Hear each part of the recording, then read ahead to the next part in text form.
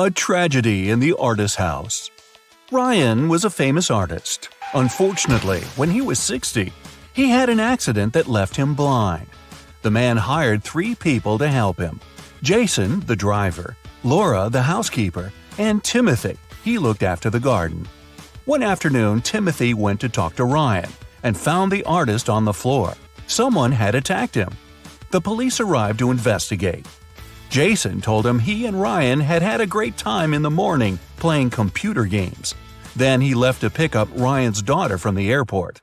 Laura said she'd spent all day in the kitchen cooking dinner. And Timothy said that before finding Ryan, he had been at the market choosing new fruit trees for the garden. Who is behind the attack?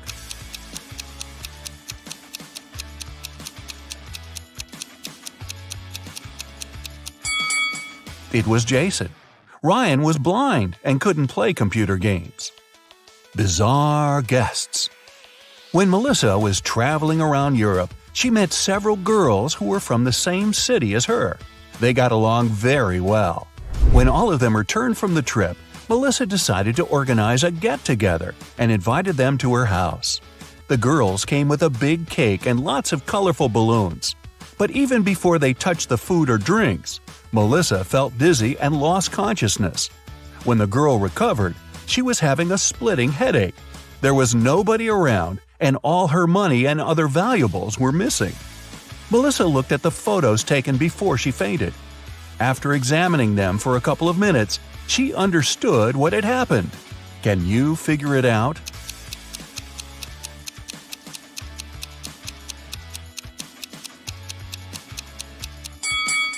There was sleeping gas in the balloons. The other girls must have put on face masks not to be affected by the gas. When Melissa lost consciousness, they took all her expensive stuff and left. Wow, time to get some better friends, huh? A mysterious disappearance. Stephen called the police and told him his wife Lisa was missing. She called her husband at 8 in the evening and told him she was about to go home, but she never arrived. The police questioned 3 suspects. Ashley, Lisa's best friend, said she had just returned from her vacation. Mark, the neighbor, was sure he'd seen Lisa in the afternoon, driving off in her car. And Paul, Lisa's colleague, told the police he'd spotted the woman in a shopping mall in the evening. Who's lying?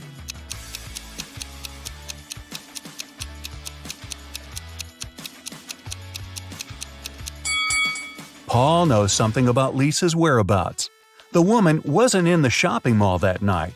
She was at a movie theater. A call to the police. Amanda was going through a deserted park when someone hit her on the head. When she recovered, her bag, along with her phone, money, and documents, were gone. There were no people around but for one elderly lady. Amanda rushed toward her, explained the situation, and asked to call the police. The lady told her not to worry and started to press 911 on her phone. After talking for a minute, she said, "They're going to be here in no time." As soon as Amanda heard these words, she sprinted off. Why?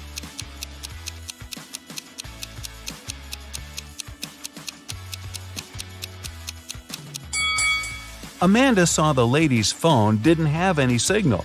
Then how could she call the police? A suspicious senior citizen. A date.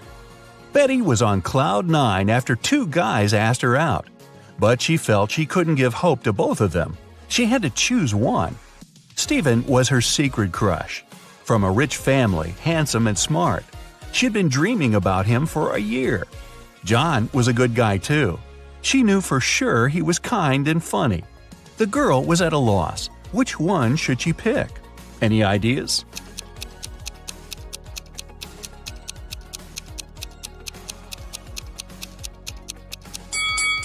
Betty should go for John. Stephen isn't serious about her. He has a lipstick mark on his neck, left there by Stanley. So yeah, better choose John. A bizarre code. Brian's friends invited him to spend the summer vacation in Europe with them. Unfortunately, the guy had serious study problems. To punish him, his dad took his passport away and locked it in a safe. The only way for Brian to get his documents and have some fun was to crack the code. Yeah, we still don't want to crack the books, huh? When he sneaked into his dad's study, he saw a piece of paper stuck to the safe. There were 3 drawings on it: a rose, a rainbow, a calico cat, and a banana. Brian thought for a while and then pressed 4 numbers. The code was correct and the safe opened. Which numbers were they?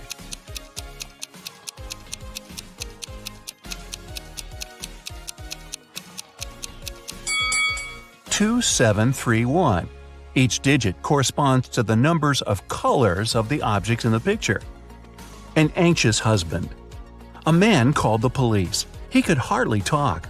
"My wife! She got into a car accident!"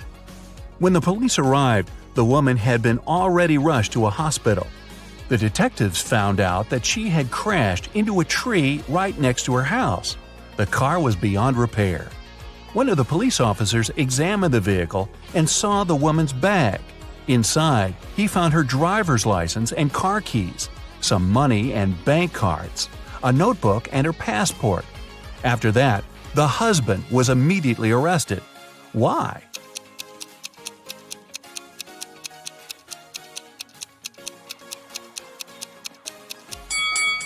How could the woman's car key be in her bag if she was driving?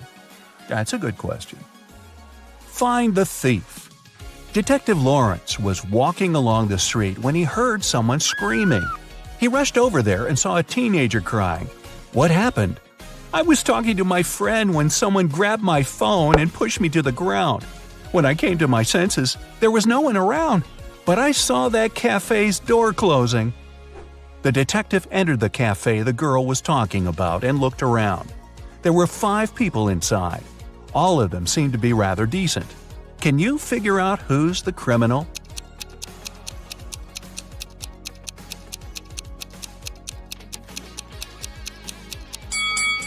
It's the man near the coffee machine.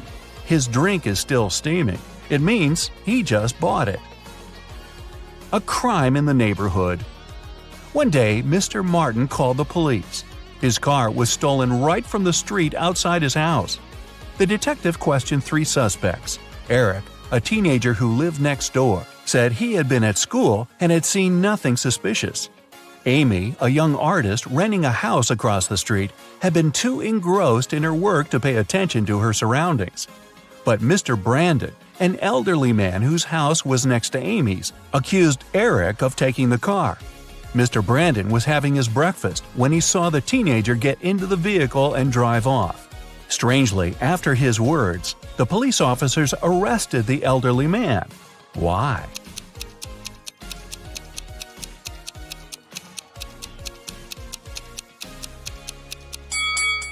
The only thing Mr. Brandon could see out of his window during breakfast was his tall brick wall. Desperate for help. Kenneth, a newbie police officer, was walking along the street, proudly wearing his uniform. Suddenly, a pretty girl rushed toward him. "Help!" she screamed. "I've been mugged!" After Kenneth made her calm down, the girl told him her story. "I was walking home from college when a man ran up to me. He hit me in the eye and took all my jewelry and money." When Kenneth heard this, he immediately realized the girl was lying. How?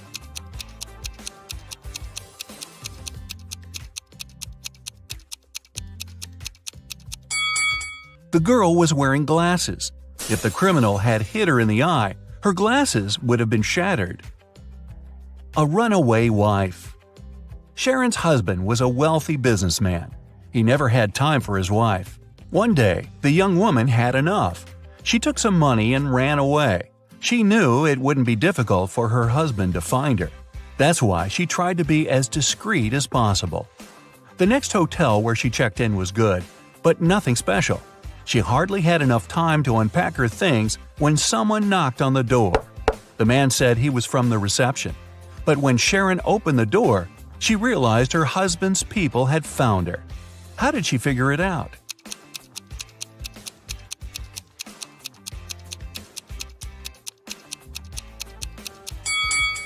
The man's uniform was different from the one the hotel receptionists were wearing. A missing collection. Mr. Bernard had an unusual hobby. He collected rare watches. One day, he came home and discovered his collection was gone. He called the police. They decided to start by questioning the man's neighbors. George said he had a busy day – meetings, video conferences, emails. Anna told police she had been feeling unwell since the very morning. She canceled all her plans and stayed in bed. Jason said his car had broken down and he'd been repairing it for the whole day. One person seemed suspicious enough for the police to arrest them. Who was it?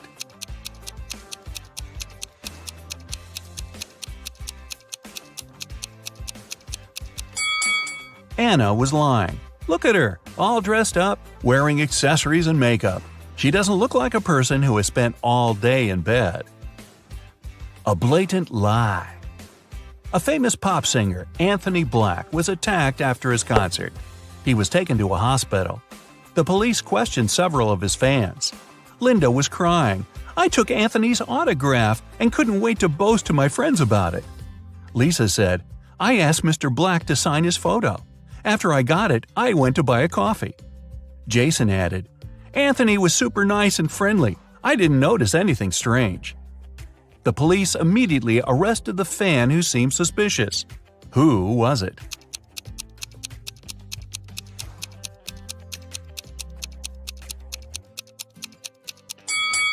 It was Lisa. The autograph in the photo looks different from the singer's real signature. Ellis had to go to the hospital the other day. When she entered, she immediately felt something off about the place. Walking along the hall, she spotted 3 doctors. There was something completely wrong about one of them. Which doctor is crazy?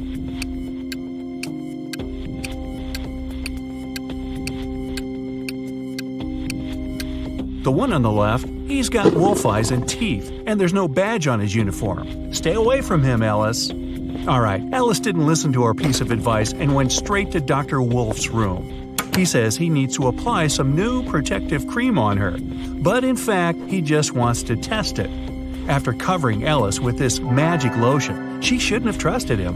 He makes Ellis choose one of 3 containers to jump into. Wow, this is a weird hospital. One of them is filled with toxic waste. In the second container, there's acid that can eat through metal. The third one is filled with lava from a volcano that almost ruined a whole town a year ago. What container should Ellis choose?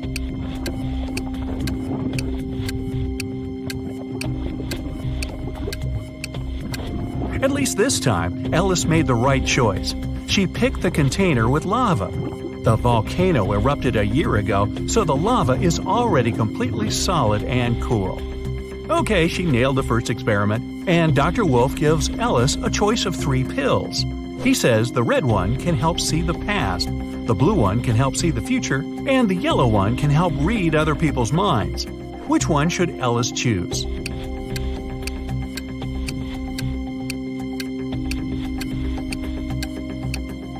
Ellis was smart enough this time. She randomly picked the yellow one, but she suspected it was another experiment. She gulped the water but never swallowed the pillow and still has it in her cheek. In fact, all 3 of them were poisoned. When the wolf went outside for a second, Ellis spat out the pill and ran away. Hey, try the urgent care clinic, Ellis. No wolves there. Ginny was cooking dinner for her friends. When everyone was at the table, she suddenly realized there was something wrong with one of her friends. Which friend didn't like the meal?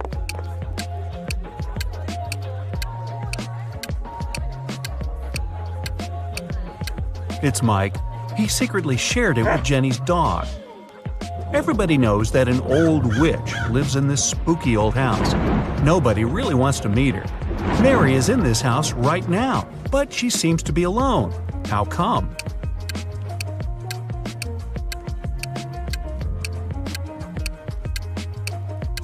Who said witches can't have a name Mary?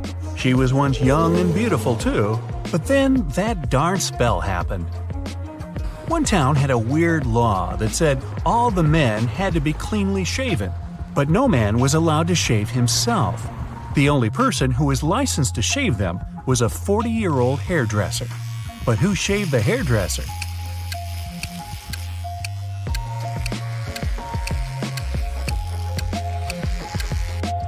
Well, there was no need.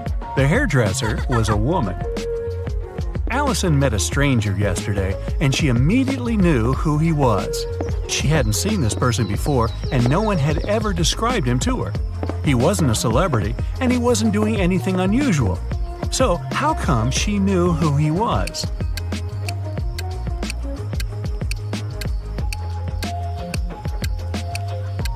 The man was the twin brother of one of Allison's friends. Bill is a shoe shiner. He offers his services to passers-by for free. Still, people who accept it end up paying him of their own will. How so?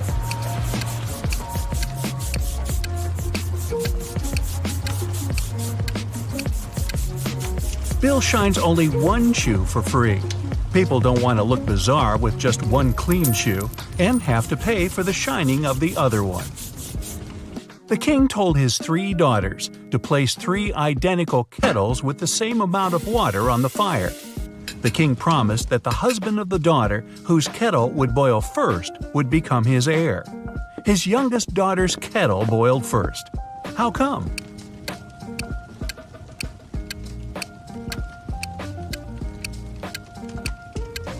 While the other daughters kept lifting their kettle's lids to check if the water was already boiling, the youngest one kept it closed.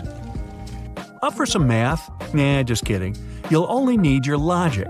Find a way to get 200 out of 188 by just using one line.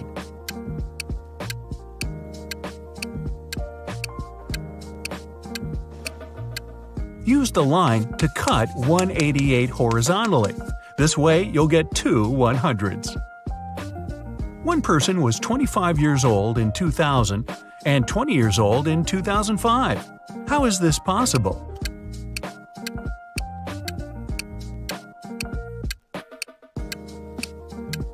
This person lived before Common Era. One man went to his friend's party and told his wife he'd be back before sunrise. He shaved and left home. He returned as promised before sunrise, but he was sporting a long, thick beard. How come?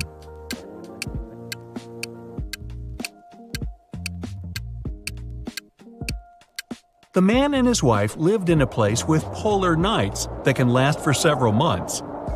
A man was driving his car all the way from New York to Boston. Only at the end of the trip did he discover that one of his car's tires had been punctured from the very beginning. Still, he managed to reach his destination successfully, and his journey wasn't affected by this problem at all. How is it possible?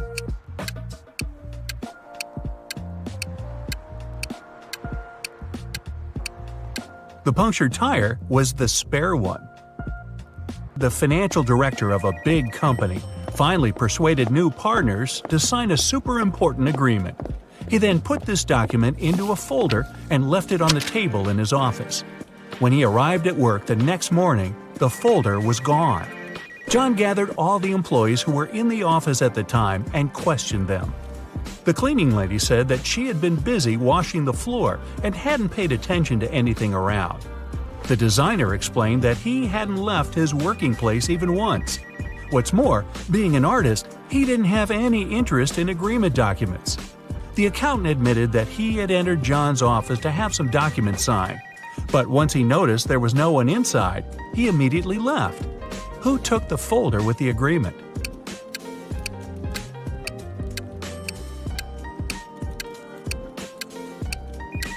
It was the designer.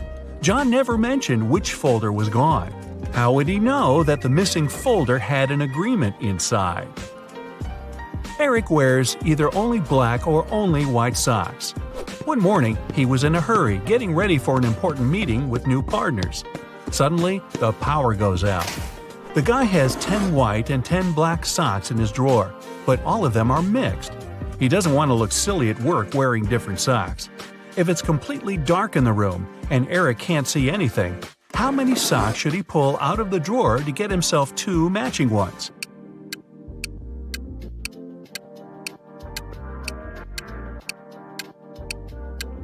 Three socks are more than enough. In a set of 3 socks, he's bound to have 2 of the same color. A hungry vampire is following you in a lonely street one dark night. Suddenly, you see a house with its door wide open and decide to hide there. The vampire can't enter your shelter since you locked the door in the nick of time, but it's waiting for you outside. However, you still have some hope. There are 3 doors leading out of the house. When you open the first door, there's molten lava. No thanks. The second door leads to the room with tarantulas as large as your head. Yikes. As for the third door, you can definitely hear a huge dog barking inside that room, and you're kind of afraid of it. What should you do?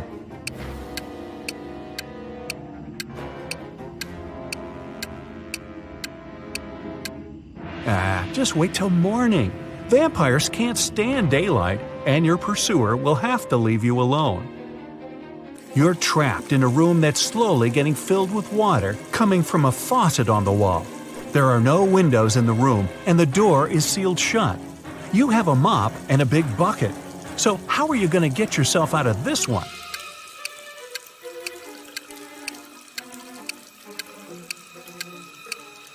Come on, just turn the faucet off. Now it's better. Jane told her boss someone had taken the document she prepared for the meeting. She added that she had noticed someone come in wearing a smart suit, gloves, and a black mask, safety first. This person also had 3 rings on their fingers. The boss didn't believe her. Why?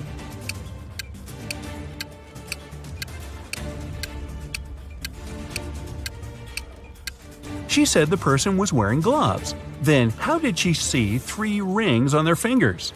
Jane must have simply forgotten to print those documents out.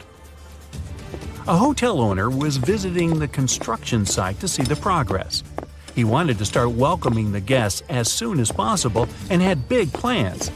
At some point, he left his briefcase with important documents on the table. Some worker grabbed it and ran away. The hotel owner didn't see who it was, but he immediately called the police. There were 3 suspects. The architect said he had been talking on the phone, trying to get electricity for the site as there was none. The designer told the police he had been trying to find the best paint for the walls. The electrician explained he had been down in the basement trying to fix a burst light bulb. The detectives figure out who was lying. Can you?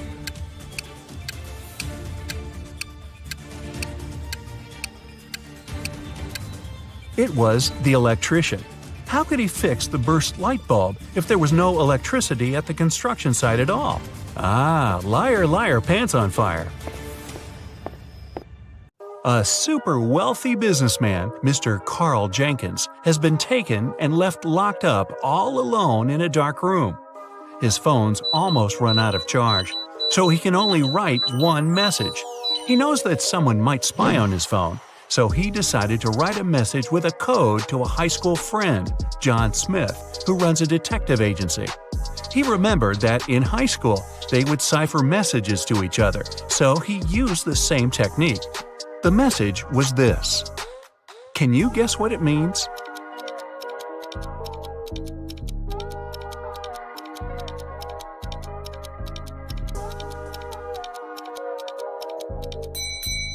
Back in high school, they would shift one letter to the right each time they needed to write a secret code. To decipher it, you need to go one letter to the left. Their alphabet looks like this. The message is, "It was Eric." Having read the message, John knew immediately who his friend was talking about. Eric is the financial director of Carl's company. He had seen him once at a party a couple of years ago, so he knew what he looked like. John decided to investigate this case himself and help his friend out. He was sure there was something secret in Carl's mansion. Somehow he thought he knew that Eric would have the key to the mansion. The receptionist, Kelly, said he would always have lunch with different business partners at 2 p.m. sharp in his favorite cafe. When the detective drove up to the cafe, he saw Eric, the man with a beard, discussing business with someone. Either of them had a briefcase next to them, and the briefcases looked similar to each other. John was waiting for Eric and the second guy to leave the cafe. They went to the car, got in, and left both briefcases on the back seat. The detective followed them. They left the car in a parking lot, and luckily, they were careless enough to leave the car open. Which briefcase should the detective grab?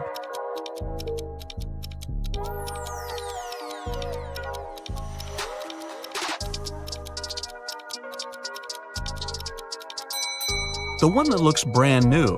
While they were walking to the car, the detective spotted a few scratches on the second man's briefcase. Both briefcases were locked with a cipher. Not to make the whole thing suspicious, the detective decided not to take it and cracked the code right in the car. Can you help him open the briefcase?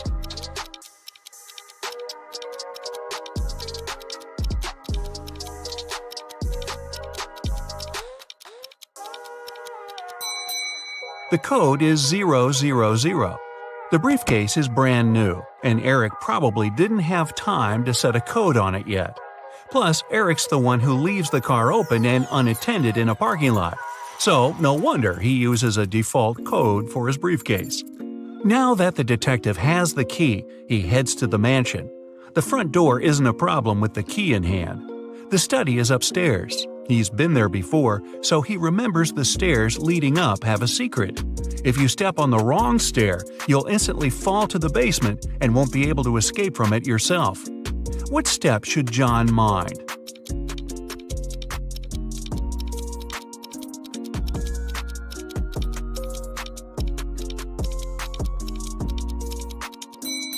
It's the one with the slit in the middle. When you step on it, it opens and you get into a dark room with bats and spiders. Yikes! Alright, John is finally at the study door, and Carl would always use buttons to open it. You've got only one try. There are 3 buttons, yellow, green, and blue. Which one should the detective choose if he knows that Carl is a big fan of painting?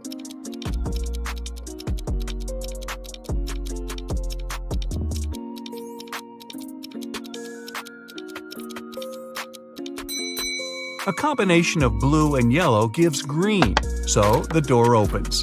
Green light for our detective. He finally reaches the safe with top-secret documents that could help him find out the truth. Obviously, just like any other safe, it's locked with a code. It also has a warning. You can enter the code only once. If you hit the wrong code, the safe locks up forever. He's looking around for a hint, and voila! John is right.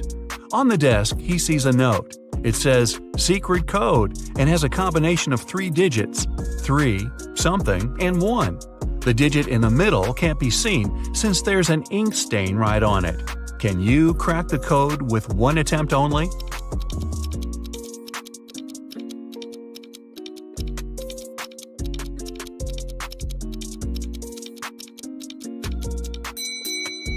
The code is 371.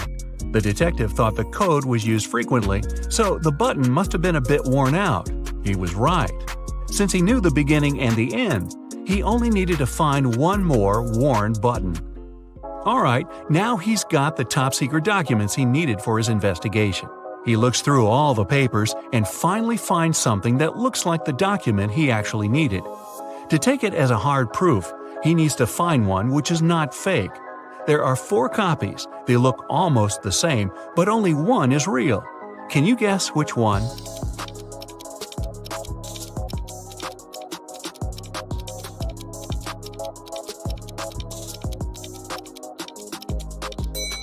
It's the one in the upper left corner. It has a stamp, a signature, and it says agreement. The one next to it looks the same, but it has a spelling mistake. It says agreement. Other copies lack either a stamp or a signature. So the detective takes a closer look at this agreement and sees something about a painting bought in an auction. He suddenly understands that his friend Carl was taken so that someone could sneak into his mansion and grab that super expensive painting. He's looking at the wall with all the paintings Carl collected and realizes that no painting is missing. There are as many nails in the wall as there are paintings. Still, there's something strange about one of them. Can you spot what's wrong here?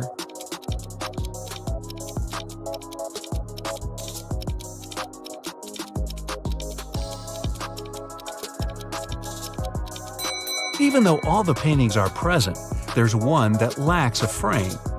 According to the agreement, the painting has been recently bought, and an art dealer helped Carl pick it. The expert was an honest man, and he helped Carl make sure all the other paintings in his collection were real. This time, the painting turned out to be nothing but a copy. Why did the expert suggest that Carl buy it?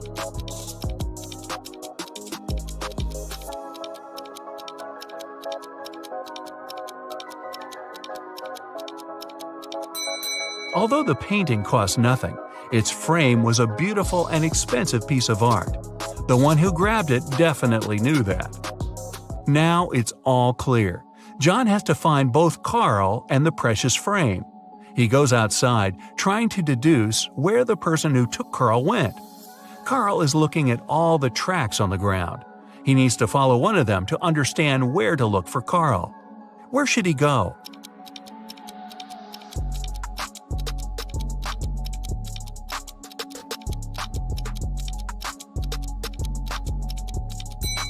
He's got to follow the tracks going to the left. There are 3 sets of tracks here. The first belonged to John's car. The second set belongs to a 2-wheel vehicle, and since the tracks are really thin, they were left by a bike. It seems impossible to take someone somewhere on a bike, so these must belong to a mail carrier who comes every day to bring the letters. The last set of tracks definitely belongs to a large car, so John should follow it. He's lucky and there are no turns, so he's just going straight. Half an hour later, he sees something like a castle. He drives up to it and he sees 3 moats in front of him. Here's the first one, a row full of metal stakes. How can John jump over it safely?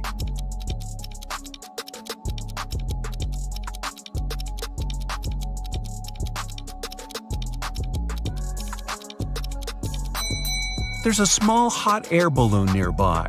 John has to untie it and light the lamp to take off. Since the next moat is on fire, John thinks it's unsafe to fly over it because the air balloon doesn't fly high enough and the lamp doesn't have enough oil to go on for long. Still, he managed to cross the moat with fire easily. How did he do it?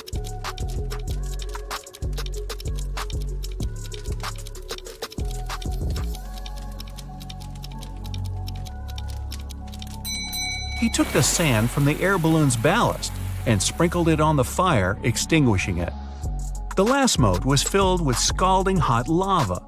It took John some time to figure out how to cross it, but he managed to do it safely. How?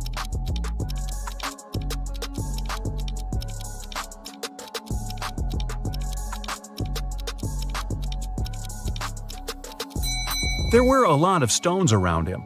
The lava torrent wasn't deep at all, so throwing stones at it, he made a tiny path to hop on. The castle was rather small inside, so the hardest thing was to actually get into it.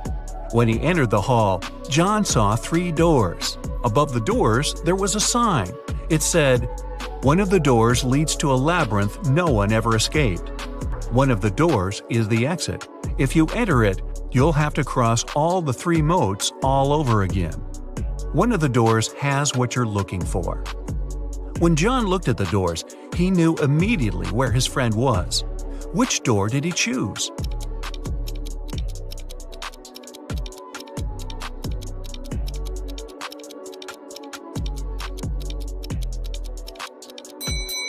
The handles were made of shiny metal, which looks cool but gathers all the fingerprints.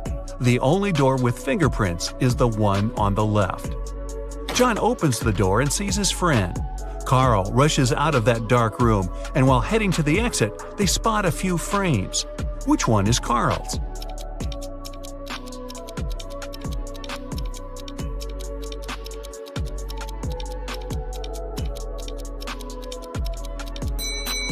The rectangular one.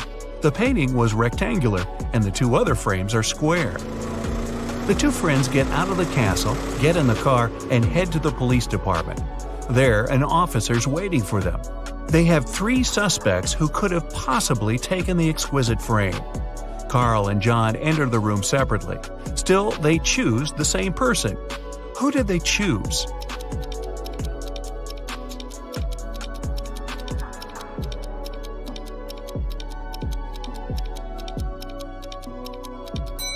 The man on the right.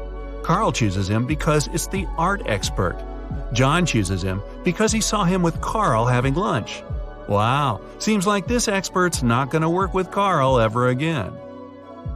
So Charles found himself locked in a small room. He didn't know what had happened. Just then, he saw a door. He approached it and tried to open it, but it was locked. There were 3 buttons. On one button, there was a circle. On the second one, a triangle. On the third, a square.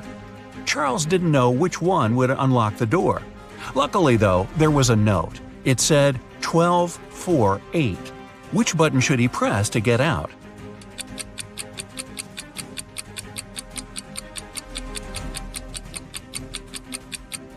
You might have noticed that there's a clock right above the door. It's there for a reason. If you draw lines connecting 12, 4, and 8, you get a triangle. So Charles should press the button with the triangle on it. Esme was having a regular walk in the forest and got lost. She wandered around all night in the dark. Just after sunrise, she came upon a witch's house. She had nowhere else to go, so she walked in and asked the witch to send her home. The witch agreed, but it wasn't going to be that easy.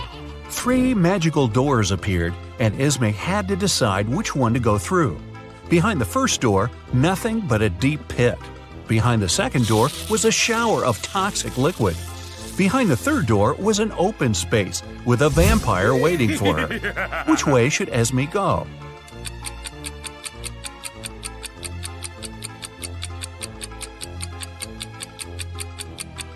Well, it's already past sunrise. The vampire would be gone already, hiding out somewhere dark. Esme should pick the third door. Maybe Esme could have just jumped over the pit. What do you think? Take a look at these pictures. Which blogger is richer?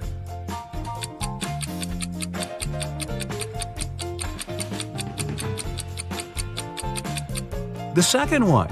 Look at the number of likes. She has 17,000, but the first one only has 7,000. One of Mr. Smith's sons, Jaden, was taken. Several hours later, Mr. Smith and his younger son David received a letter. The letter stated that if they wanted to see Jaden again, they should round up $1 million cash and take it to a little shack in the woods. Mr. Smith and David decided to do it, and David took the money into the woods alone. But it didn't go as planned. David said that halfway to the shack, someone approached him from behind, hit him, and stole the money. There was an investigation, and a detective asked David what the robber looked like. David said that he had dark hair and a red hoodie with a black logo on it. The detective immediately figured out who had taken Jaden. Can you?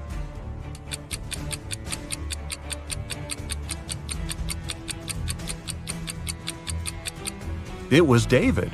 He said the robber approached him from behind, but somehow he still managed to remember some pretty specific details about the robber. Nah, he made it all up. Abigail wanted to buy her mom the best birthday present ever. The problem was she had 0 ideas. She decided to sneak into her mom's computer, go to her online shopping cart, and see what she had saved in there. When her mom left for work, Abigail sneaked into her home office and turned on the computer. Uh-oh, it required a password, and Abigail didn't know it. There was a sticky note attached to the keyboard. It was a clue. 1 apple, 2 orange, 2 kiwi, 1 lemon. Can you guess the password?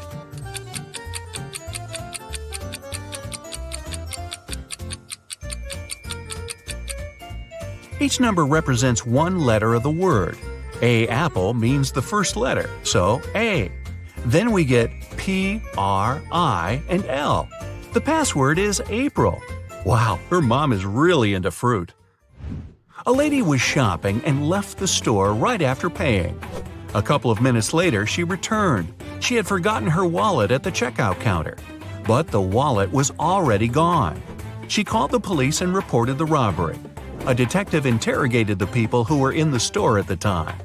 Sophia, the cashier, said she didn't see the wallet after the lady paid. Robert, a pilot who happened to be shopping there, said he didn't even see the wallet. He didn't have his glasses on. Mark, a landscaper, said he was in a different part of the store, so he didn't see anything. So, who stole the wallet?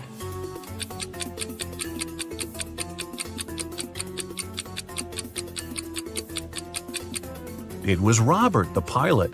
He looks pretty blind without his glasses, so he's definitely not a pilot. Why would he lie about that? Unless… Amelia's brother, Neil, was a crazy scientist. In the past year, he'd been working on a time machine. One day, he ran into Amelia's room and screamed. He'd done it! He'd invented a time machine and it totally worked. He said he had already tested it. He managed to talk to William Shakespeare, Princess Diana, and Sherlock Holmes. Amelia didn't believe him at all. Why was she so sure about it?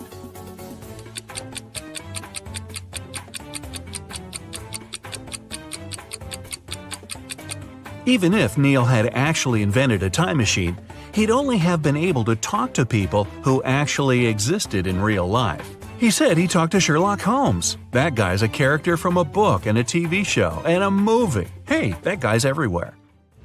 A woman called the police and reported that she had been robbed. She said she was in a restaurant bathroom fixing her makeup. Someone had come up from behind and hit her on the head, so she didn't know what the person looked like. The police sent her home and refused to fill out the report. Why?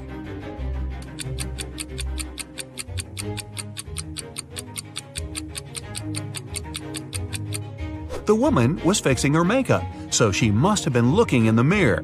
She would have definitely seen someone sneaking up behind her. She lied and made up the whole story. Grab your detective hat and head over to Europe for this next one. Bill was traveling from Paris to Berlin by train.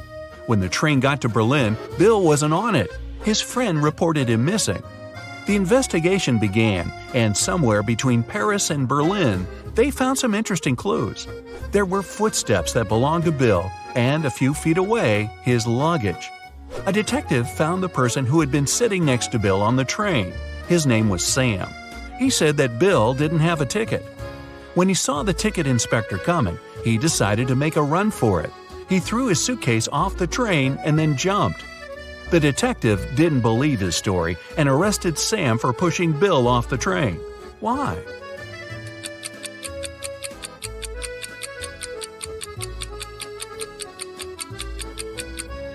Look at the direction the train was going. If Sam's story was true, the suitcase should be behind Bill's footsteps, not in front. Sam pushed Bill off the train, then threw his luggage off after.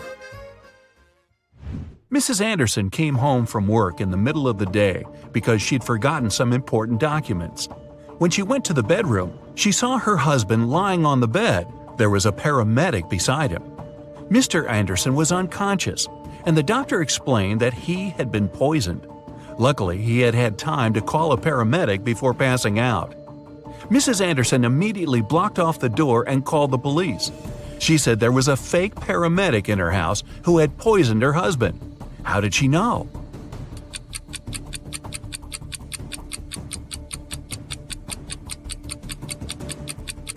You might have noticed that when Mrs. Anderson arrived, there was no ambulance in the driveway. That's super suspicious. William was hit on the head and taken away. When he woke up, he found himself locked in a small room. He tried to open the door, but obviously it was locked. There was nothing in the room except for a wooden box with 12 bottles in it. There was an extra bottle on the floor next to it. William looked everywhere for the key but found nothing. After a bit of thinking, he noticed something. He managed to find the key. Where was it?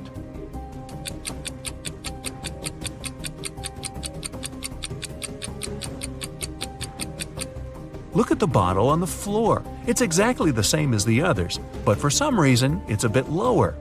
There must be a fake floor in the box. That's where the key is.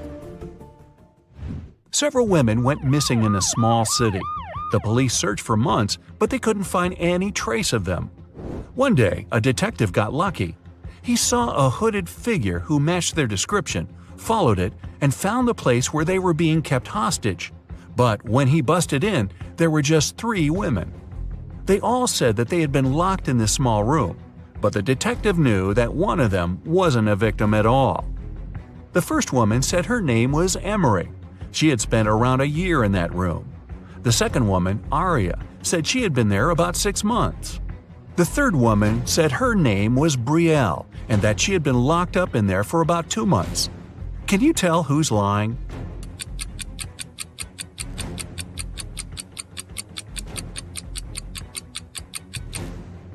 Emery's lying. Look at her hair. She just had it dyed, but she's been there a year. Aria's hair is also dyed, but you can see her natural dark roots growing out. After years in college, Stephen came back to his hometown. He met up with a couple of his old friends, Dylan and Harry. Both of them said they're successful bloggers now. To prove it, they showed him screenshots from their most popular videos. Steve took a look at them and could tell that one of his friends was lying. Who's lying, and how did Steve know?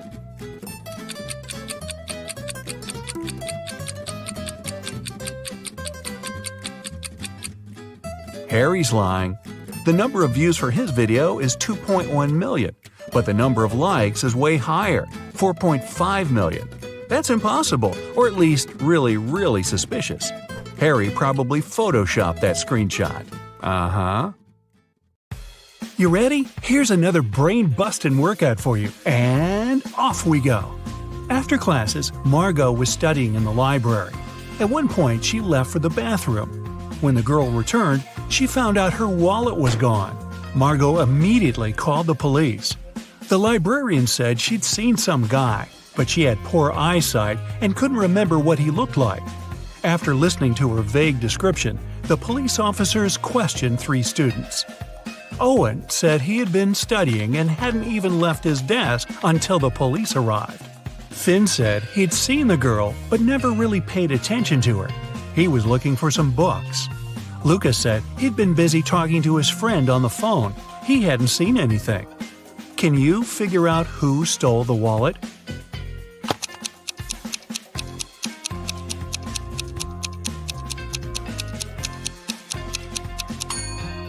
It was Luca.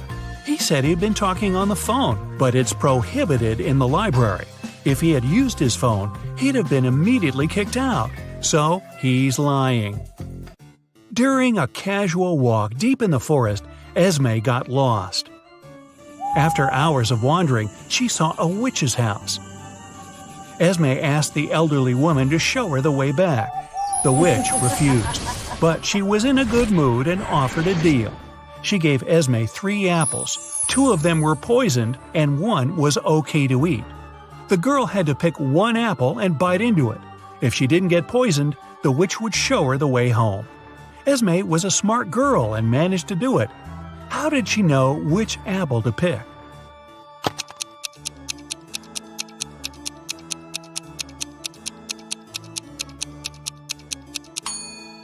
In 1 apple, there was a worm, which means it was safe to eat. A student was having an exam and he was about to fail it. The professor decided to give him one more chance and asked the last question. It was, "What's my oldest daughter's name?" The student was puzzled. The professor decided the question was too hard and gave the guy a hint. He wrote down 3 numbers, 58, 3, and 11. Can you help the student answer the question?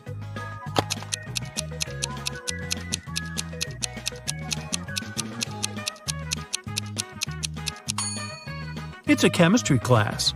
The riddle must be related to this subject. Have a look at the periodic table. The 58th element is cerium, or Ce. The 3rd element is lithium, Li. And the 11th element is sodium, or Na. If you put all of them together, you'll get the name Selena. The professor liked the game. When another student was struggling with his task, he gave him another puzzle. The man said, "I have daughters. All of them, except 2, have dark hair. All of them, except 2, have blonde hair. And all of them, except 2, have red hair. How many daughters do I have?" Can you help the student out?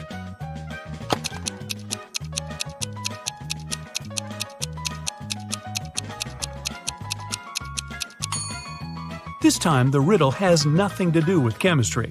Pure logic. The professor has 3 daughters. One of them has dark hair, the second is blonde, and the 3rd daughter has red hair. Ben was walking in the park at night when someone knocked him out and stole all his stuff. The guy went to the police. 3 people, Cole, Jerry, and Bernard, were in the park at that time. They got arrested. The detective gave each of them a marker and asked them to write their names on the whiteboard. As soon as they finished, He immediately arrested the right person. Who was guilty, and how did the detective find it out?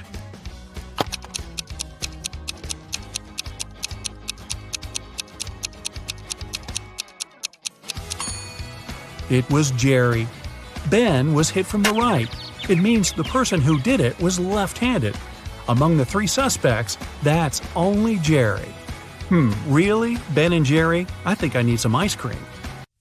A member of an expedition to the South Pole found himself in a frozen cave. He didn't remember what had happened, but he knew he had to get out. The man saw 3 doors and a note saying what was behind each of them. Behind the first door, there was a hungry polar bear. Behind the second door, there was a room filled with poisonous gas. And behind the third, there was a room with sharp icicles falling from the ceiling every second. Which door should the man choose to survive?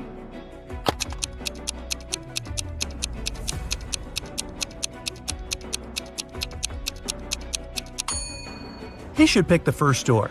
He's at the South Pole. There are no polar bears there. After classes, Nora stayed at the university. She needed to finish her project. She was sitting in the hallway. Soon she got hungry. The girl went to grab some food and left all her stuff behind. When Nora returned, she checked her things and called the police. She told them what had happened and reported her wallet stolen. There were 3 other students nearby. All of them were questioned.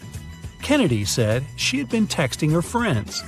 Ethan said, "I did sit close to Nora for a while, but I didn't see or touch her wallet." Gabriella said she had been in the classroom and just walked out a couple minutes before. The detective listened to them and left without arresting anyone. Why?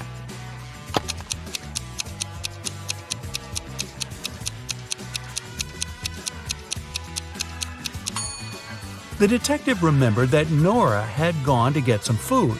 It means the wallet was with her and couldn't be stolen. The girl lied. 3 women, Sarah, Milla, and Eleanor, went shopping.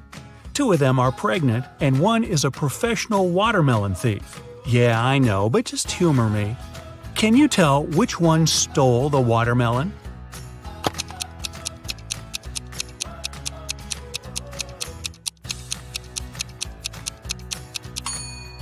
It's Milla.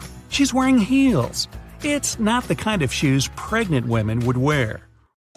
Aurora was spending her summer in the countryside. She often took long walks in the forest alone. One day, she saw a huge mansion. It was obvious no one lived there, so she entered the house. It was dusty inside, but still beautiful. Aurora took some pictures and left the place. When the girl came back home, she looked through her photos. She wanted to pick the best ones to post on her social media, but then she saw one of the photos and screamed. Take a careful look at this photo. Can you see what scared her so much?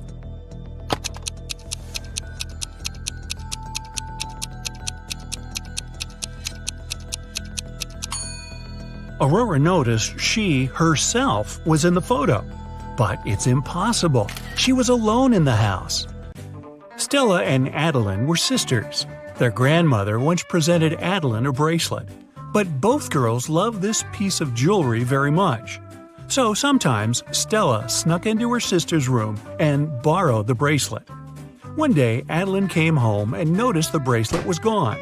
She knocked on her sister's door. Stella opened the door, realized it was her sister, and shut it again. In a couple of minutes, Adeline managed to break into the room. She started searching for the bracelet. Stella told her that this time she hadn't taken Adeline's jewelry. Adeline didn't find anything and had to leave. But on her way out, she remembered something and managed to get her bracelet back. Where was it?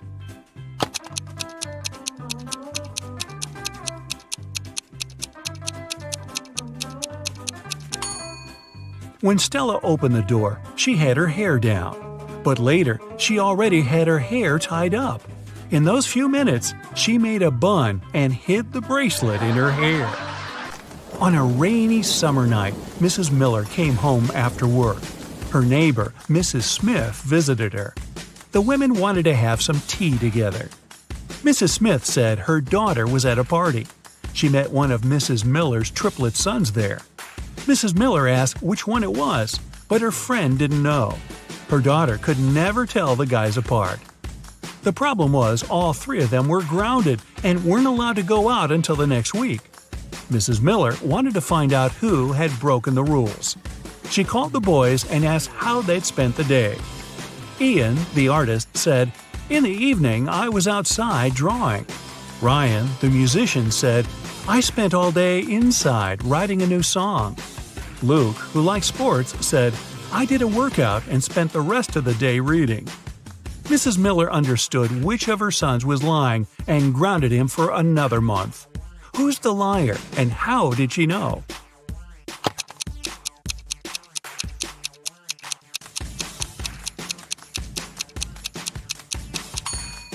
Ian lied. He said he'd been drawing outside, but it was raining.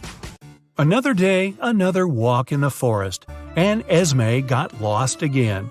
And still, she managed to find the way to the witch's house. This time, the woman had another task for Esme. The witch gave Esme a candy bar and a knife. She was going to perform 7 tricks. After each of them, Esme had to give her 1/7 of the bar. But there was a catch. The knife was magical and could only make 2 cuts. It was also impossible to break the bar or cut it without the knife. How did Esme fulfill these conditions and return home?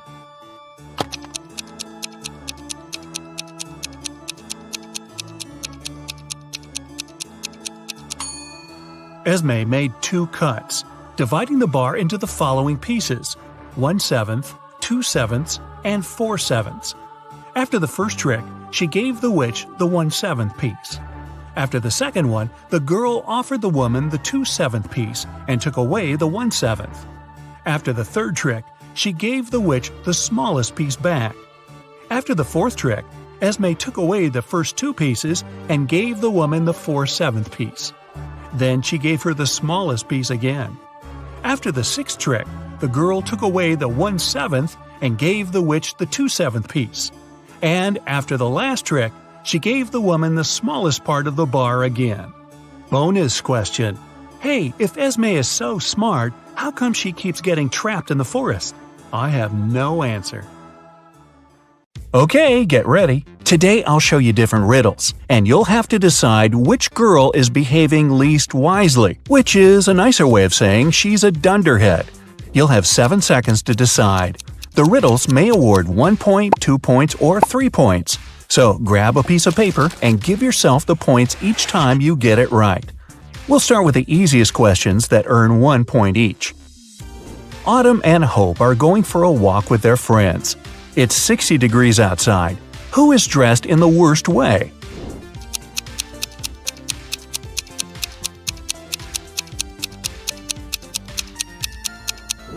Hope. Autumn can take some of her clothes off, but Hope doesn't have anything to wear in case she feels cold. Ava and Olivia are camping in a forest. Suddenly, they encounter a bear on their trail. Ava stands still, and Olivia starts to run away. Who is in danger?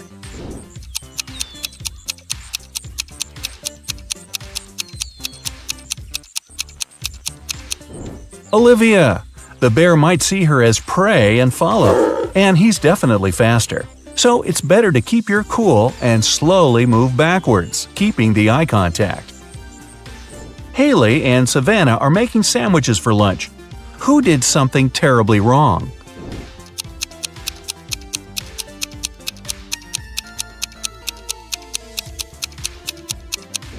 Haley. She put rat poison in the sandwich instead of jelly. Delaney is on the road trip and stopped to make a couple of pictures. Lenore is riding a bike to a nearby city. Who isn't being smart?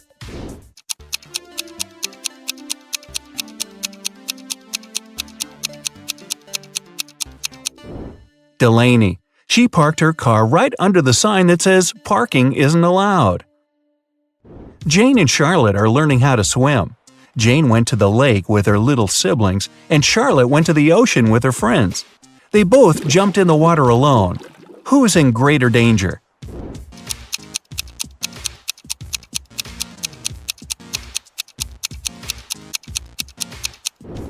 Jane. In case she struggles, her little siblings won't be able to pull her out. McKenna and Desiree are late for school, so they're taking a shortcut. McKenna takes the way through the woods, and Desiree decides to go across a frozen lake. Who's in danger?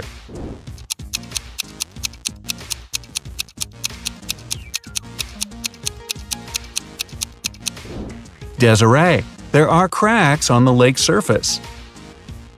Ruby and Mary were enjoying their time outside when a storm started. Ruby hid in her car in the open space, and Mary kept swimming in the ocean. Who is not safe?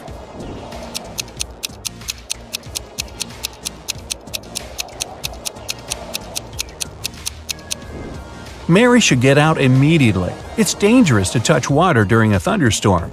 It's okay to hide in a hardtop vehicle as Ruby did.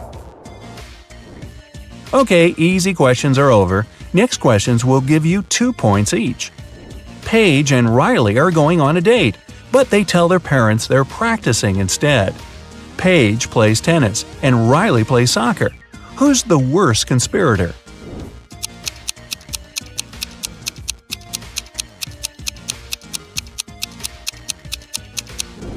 Riley. She's dressed inappropriately for a soccer game. Unlike Paige, she doesn't have any change of clothes or equipment with her. Quinn and Sandra are working in a garden.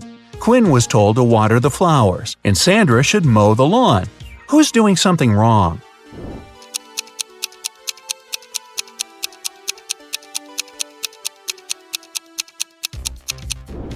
Quinn. She was told to water the flowers, but she's watering the trees.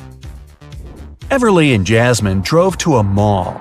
Everly left her belongings in the car, and Jasmine locked her dog there while she's shopping. Who's being more stupid?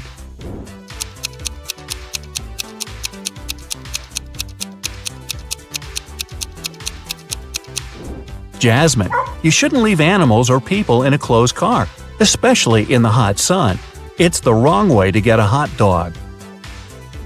Mia and Stella wanted to get a tattoo and skip their classes to get home right after school. When they get home, they immediately run into their parents. Who's going to get in trouble?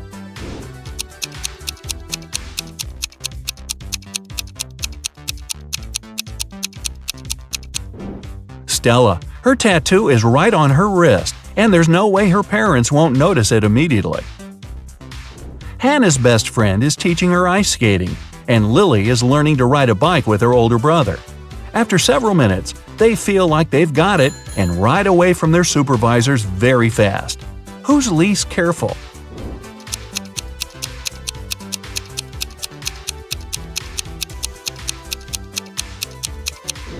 Lily. Hannah has the railing by her side that she can grab in case she falls. Lily will crash to the ground. Kylie and Abby are bloggers getting ready for a party. Who is missing something?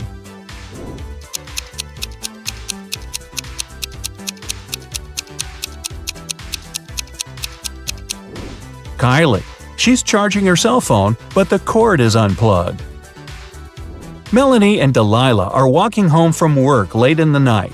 Which of the two isn't being careful?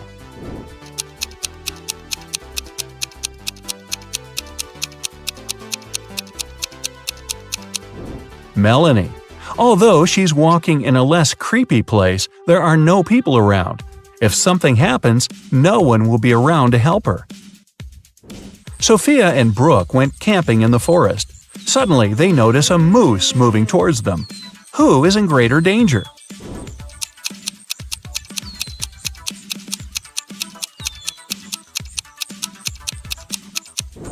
Sophia, who is wearing heels and will run slower.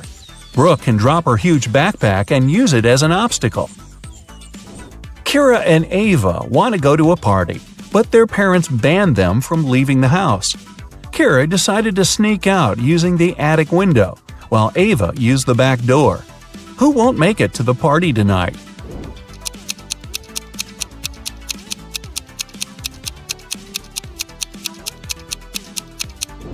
Ava. Kira is quite risky, but Ava's dad is reading a newspaper in the backyard. Maya and Chloe went for a walk. Maya went to a forest and stopped to take selfies with a friendly squirrel she met. Chloe went hiking and decided to take a selfie on the cliff. Who is in danger?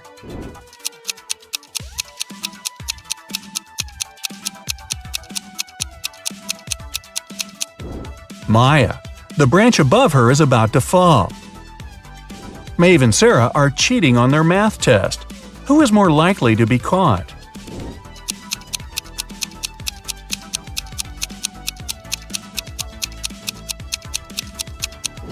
Sarah. Although she's sitting in the back, the teacher's looking right at her. Bella and Ashley came home from a party which they told their parents would be a study date. Who's going to be grounded till the end of the month?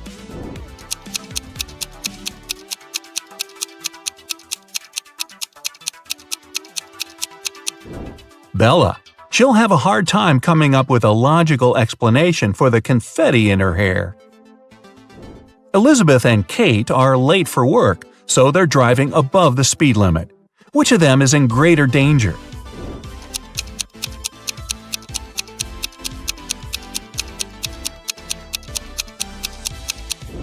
Kate.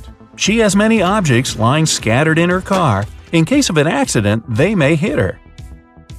Ariana and Serena have to do their house chores before they'll be allowed to go to the birthday party. Who is going to be late?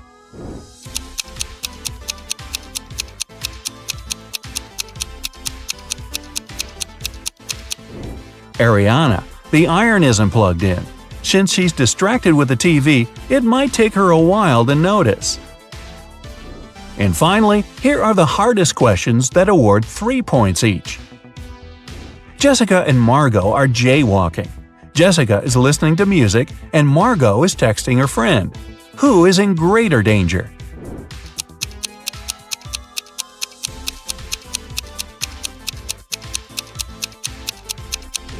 Jessica. Although they're both behaving poorly, Margot is on a straight road where she can be noticed. Jessica is jaywalking before the road takes a turn. Someone might not have enough time to react and stop. Julia and Naya are taking a vacation to the jungles. Julia got tangled up in lianas, and Naya got stuck in quicksand. Who's in danger?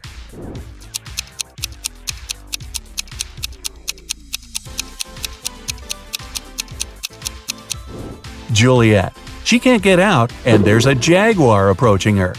Naya is relatively fine because it's actually difficult to sink in quicksand. Leah and her friend Caleb went camping. Caleb was bitten by a snake, and Leah is sucking the venom out of his leg. Amelia is on the trip as well, and there's a black widow on her neck. Who is in danger? Amelia. Black widows rarely bite, and the bites are rarely fatal. Becky and Allison are both in a bathtub doing their morning routine. Becky is using the hairdryer. Allison is charging her phone while scrolling through the internet. Who is less clever?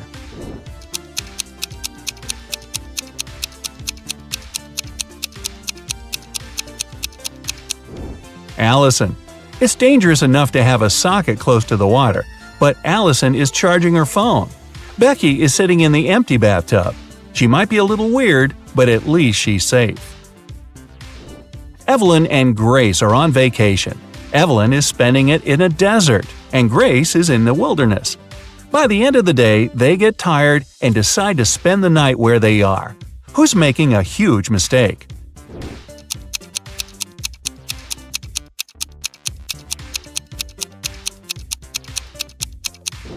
Evelyn. Night temperature in the desert can fall to 25 degrees Fahrenheit and she'll be freezing. Grace's fire will scare away wild animals. Emma and Avery are planning to go to the movies with their friends tonight. Meanwhile, they're enjoying a hot summer day. Who's not going to make it to the movies?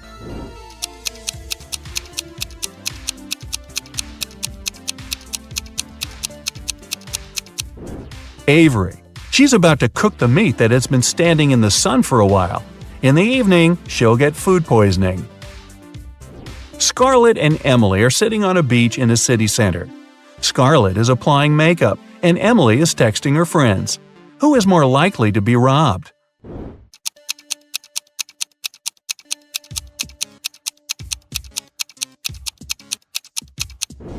Emily. Although they're both distracted, at least Scarlett has a mirror in her hands and can see if someone is approaching her. Ella and Madison are driving to their friend's birthday party. Ella is chatting on the phone with her boyfriend, while Madison is applying lipstick. Who is in greater danger?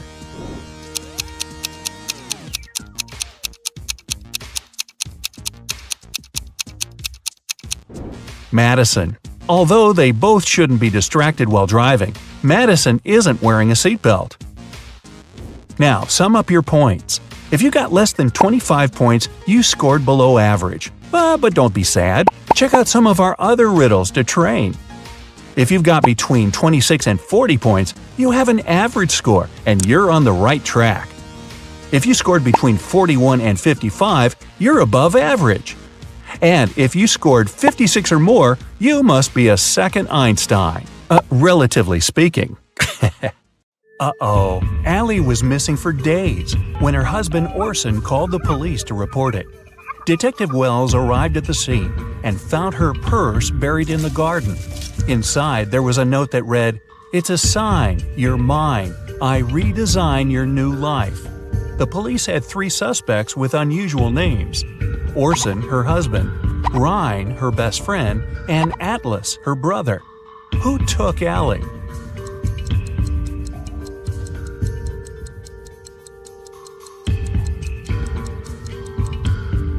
It was Ryan.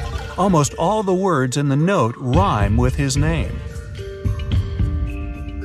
While driving in a storm, John saw 3 people standing in the rain at the bus stop. But he only had 1 seat available in his car. Who gets the ride? His childhood friend, an old lady that looks like she's freezing, or his wife?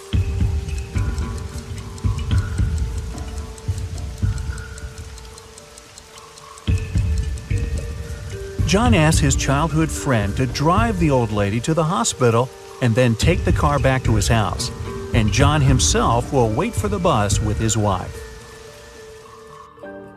Mark is locked in a 30-foot tall cell with an earthen floor and a window near the ceiling. There's nothing else in his room but a shovel and a bed. The entrance is blocked with concrete. How can he get out?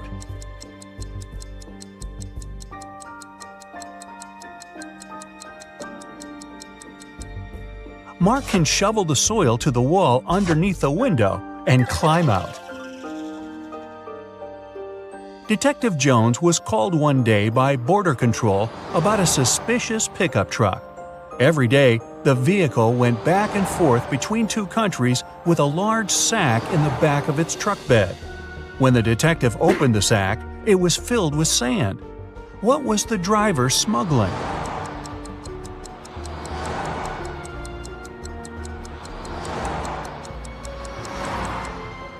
Trucks. A geography teacher vanished on the first day of school. When the police arrived, they suspected 4 people who claimed to have alibis. The landscaper was mowing the front lawn. The English teacher was giving students a surprise test. The principal was preparing for his welcoming speech. And the coach was meeting new students who wanted to join the football team. Who was lying?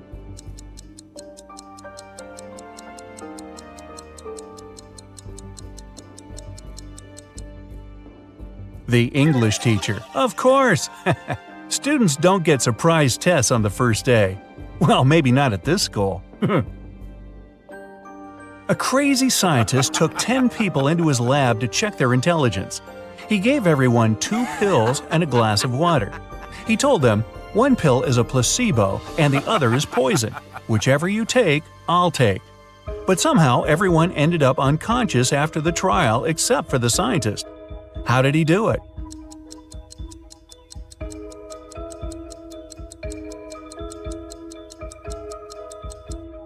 Both pills were placebo. The poison was in the water. Shane and Mia went to Japan for their honeymoon. Only Shane came back, and Mia's family called the best detective in town. What should be the detective's first move? Inspect Shane's suitcase. Inspect Shane's house.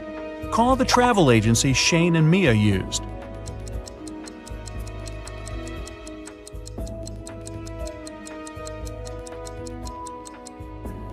called the agency to see how many return tickets Shane had booked.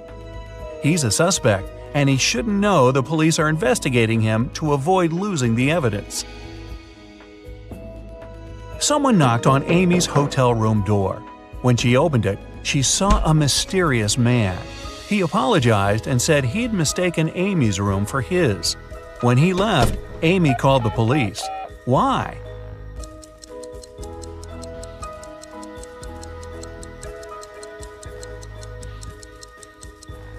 Nobody knocks on the door of their own room. This is a technique used by people who want to break into someone's home. A worker was found unconscious near the entrance of an abandoned building. He has no memory of what happened, but seems to have fallen from the building. Detective Marks is assigned to this case, and he must figure out whether the worker fell or was pushed. He goes to the first floor, opens the window, and throws out a small rock. He does the same on the second floor and all the way to the top. When the detective comes back down, he's sure the worker was pushed. How does he know?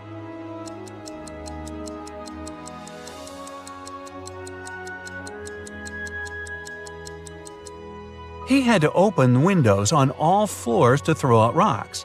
This was an abandoned building, and someone closed the window right after pushing the worker. James ordered a coffee from his local bakery, put in some sugar, but then noticed a fly in his cup. He told the staff member, and they took back the coffee and brought him a new one. But when he got a sip, he got angry. Why?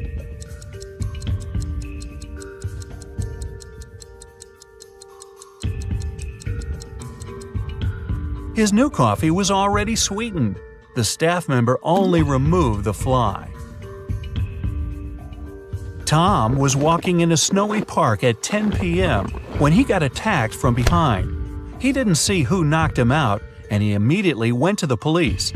The detectives questioned 4 suspects. Adam said he was at a suit fitting for his dinner later. Daniel said he was hosting a party at his place. Susan said she was working out before going to work. And Luke said he went to the park to get some cool photos of flying birds. One of them is lying. Who?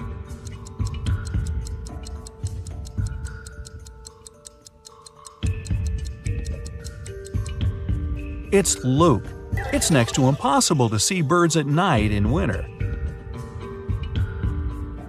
Right before the final soccer match, the team's goalkeeper went missing. The police arrived and they had 3 suspects from the rival team. Mike said he was signing autographs for his friends. Jake said he had broken his ankle and he was getting a massage. John was training at the gym before the match. The police immediately knew who did it.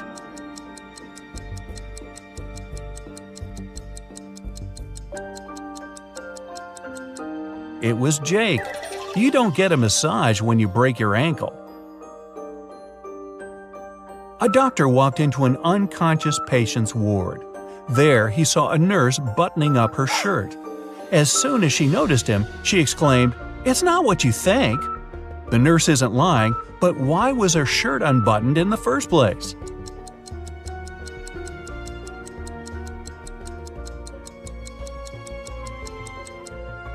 She got locked out of the changing room and knew that the patient was unconscious, so she went to his ward to change into her uniform.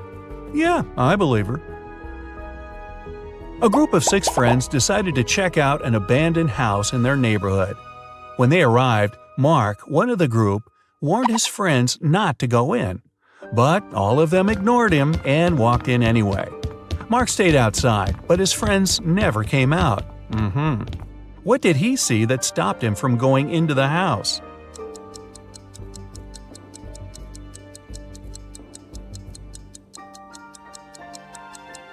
There were footprints going in, but none coming out. Detective Stevenson is taken by some of his mean supervisors who want to test his intelligence. They put him in a room with 2 doors. One leads to freedom, while the other opens onto a bottomless pit. There are 2 guards, either responsible for one door. One of them always tells the truth, while the other always lies. Stevenson doesn't know who's the honest one, and he can only ask one question to one of them. What should the question be to save his life?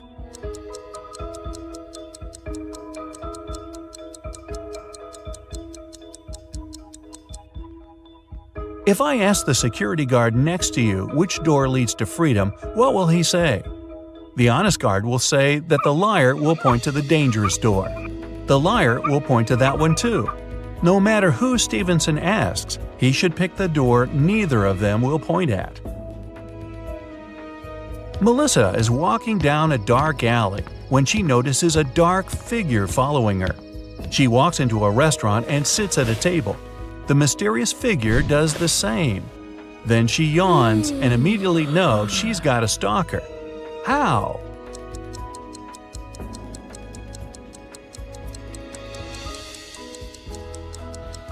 When she looked up, the mysterious figure was also yawning. It means they had been watching her. The director of a large company was found unconscious in his office. The police showed up, saw the messy office, and realized that a fight had gone down. They went to his secretary and asked to see the list of visitors that day. Immediately, they knew who did it. How?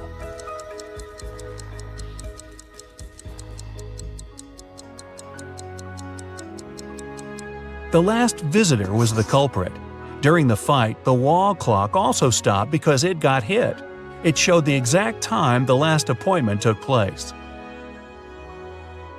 Sarah wanted to get some money from her brother for a house. She couldn't tell him the truth and asked him for an expensive gift. After a week, her brother gave her a glamorous tiara. Then she went to her second brother, asked for money, but he gave her jewelry. Still, she's got both money and jewelry. How is it possible?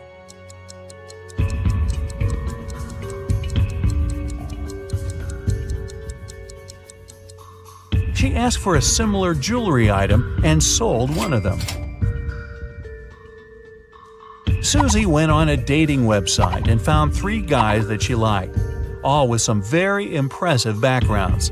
But only one of them is telling the truth. Can you guess which one? Shane said he was an astronaut. He went to Mars and enjoyed a beautiful sunset. Chris said he was a scientist and went to the North Pole. He enjoyed being on floating ice and seeing both Arctic foxes and penguins. Dylan said he was a pilot, and once he flew his helicopter so fast he broke the sound barrier.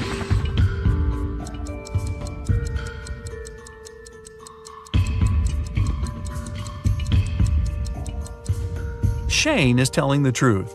The sunset on Mars is blue. There are no penguins in the North Pole, and helicopters can't travel faster than the speed of sound. Oh, and yes, we'll also ignore the fact that no one's been to Mars yet. Susie also thinks Shane has beautiful eyes, so who are we to disrupt this love connection? Phantoms and other fantastic creatures!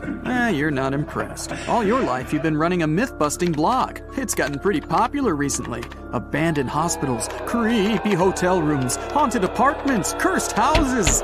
You spend a night in all of them and take a bunch of videos to prove that all those scary stories are nothing more than fairy tales. One day, one of your fans sends you a tip about a sinister, dark castle located on a rocky cliff near the coast of a raging ocean. She says this place is the scariest in the world, but you're not intimidated easily. You grab your phone and head on over. Get ready to test your courage and resourcefulness. Count how many answers you get right and find out what your score means at the end of the video. Since it's your first night, you decide to spend it in a small village. It's right by the scary castle.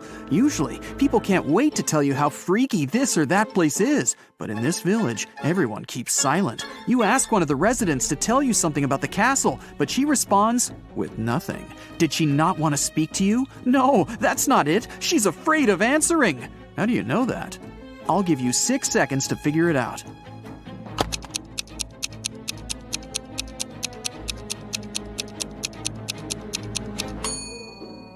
Look at her hand. It says "Runaway" on her forearm. To reach the castle, you first need to walk through a small forest. At the edge of it, you see 3 roads and 3 signs. The first sign shows a wolf, the second, a bear, and the third, a vampire. Which road should you choose? You have 5 seconds. Quick, make a decision.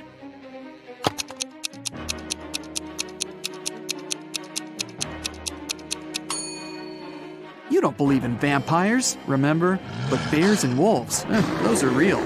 Besides, it's morning, and if vampires were real, they'd be steering clear of the sunlight. You make your way through the dense thickets of the forest and record what's happening on your phone. You notice a hut. Yeah, I bet a vampire lives here, you laugh to yourself. Ha ha! Still, you decide to check it out. Your readers love that kind of stuff. You go into the dark hut and turn on the light on your phone. Cobwebs cover everything. The curtains are drawn. Some candles are out on the table. Ooh, a key. You grab it and put it inside your pocket. Before leaving, you notice a large wooden box in the corner and hear snoring coming from inside. You're scared out of your mind right now. And just then, the snoring stops. A vampire climbs out of the box. Oh, this is bad. Maybe you can get away before it realizes what's going on. You try to get outside, but the door's locked. Oh, the key! Yes! No! It doesn't work! What should you do? Quick, you don't have much time.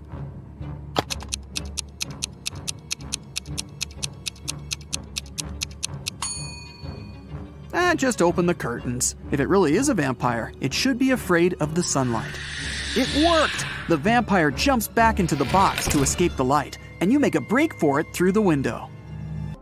Finally, you reach the edge of the forest and get your first glimpse of the castle. In front of you is a large gate. You push on it. It swings open. As soon as you're in the courtyard, you realize you are not alone. 5 other people are there. They're just standing around. No one's talking to each other.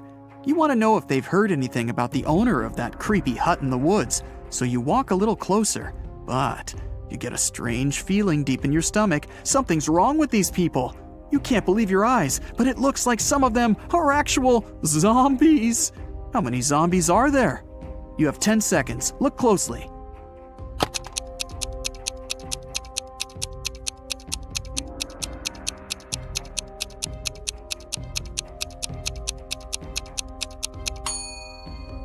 There are 2 of them. That guy over there doesn't have an ordinary arm. It's all bones, like a skeleton. And that woman in sunglasses, she's holding someone's eyes in her hand. Are those her eyes? You approach a guy who seems almost normal, but he doesn't look at you. He just keeps staring at the sky. It's a little scary. Okay, time to venture into the castle. As soon as you open the door, you hear music. It's a waltz, and it's coming from the main hall. Several couples are dancing around in 18th century costumes. Yikes. You decide to try and blend in by hitting the dance floor yourself. Well, after a few seconds, you look around and your face turns pale. These people are phantoms. How'd you figure it out? Look carefully at the details. You have 5 seconds.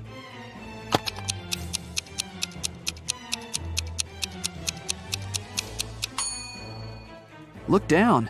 None of the dancers are touching the floor. They're just floating along. You run out of the hall, climb the wide stairs, and run into a random room. You lock the door and breathe heavily. Oh, you're starting to have serious doubts about all this mystical stuff. Maybe it does exist. But how is that even possible? A ray of sunlight suddenly shines on a luxurious bed with beautiful linen. Then it hits you. You're tired. Oh, you'll just lie down on the edge of the bed, and a 10-minute nap will really help get your head on straight. As soon as you close your eyes, though, you hear a rustling in the sheets right next to you. Then you feel a cold hand on your neck. You keep your eyes sealed shut. You're way too afraid to open them, but you pinch yourself to make sure you're not dreaming. The fingers on your neck start squeezing ever so slightly. Oh, that's it. You bolt out of bed. As fast as you can, you whip out your phone and try to record the whatever it was. But there's nothing. Only an empty bed. Were you sleeping, or was it real? You noticed something. Phew. Oh, it's just a bad dream after all. What did you notice? I'll give you 6 seconds.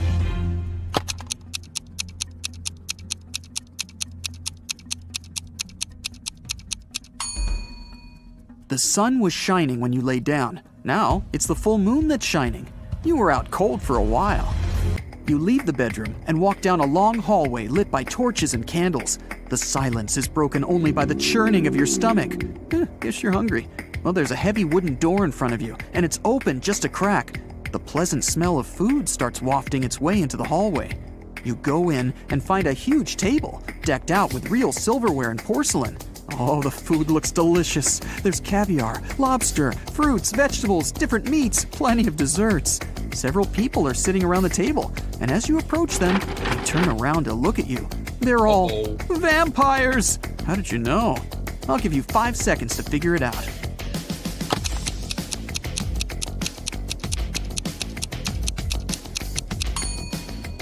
The food on the table is untouched. The vampires have been waiting for their most important dish. You run. You make it back out into the hallway, then dart down a dark corridor. The vampires are chasing you. They're screaming. You find 3 doors at the end of the corridor. The first one has a fire symbol on it. The second has a snake symbol. And the third just says, exit. You try to open it, but it's locked. The vampires are closing in. What are you gonna do? You have 4 seconds before you become vampire food.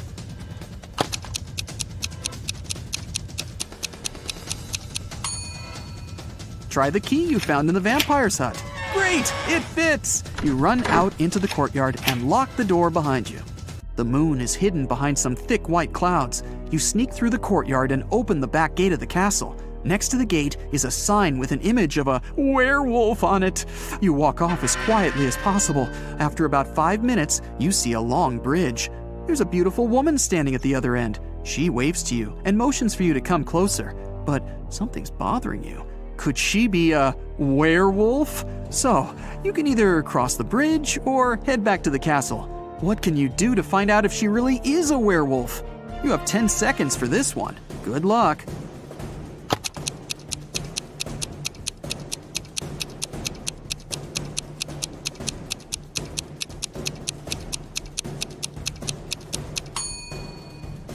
Wait until the moon appears from behind the clouds.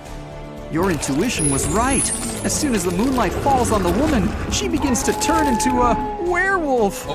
Still kind of cute though. You run back into the castle grounds and close the gate behind you. Okay, reality check. You're in the courtyard. Vampires are inside the castle, a werewolf is waiting outside, and zombies are approaching. You're trapped. Why did you even come to such a scary castle? You pull out your phone and start recording a farewell video. You thank your followers for their views and comments. Thanks for subscribing. You admit that mystical creatures do exist and promise that you'll never set foot in a place like this ever again if you survive. The zombies are closing in and the werewolf is breaking down the gate. Oh, awesome. Your fear is gone and you realize that this whole thing is staged. It's all a show. How'd you figure it out? Watch the farewell video again and find the proof that everything is fake. I'll give you 10 seconds to spot the clues.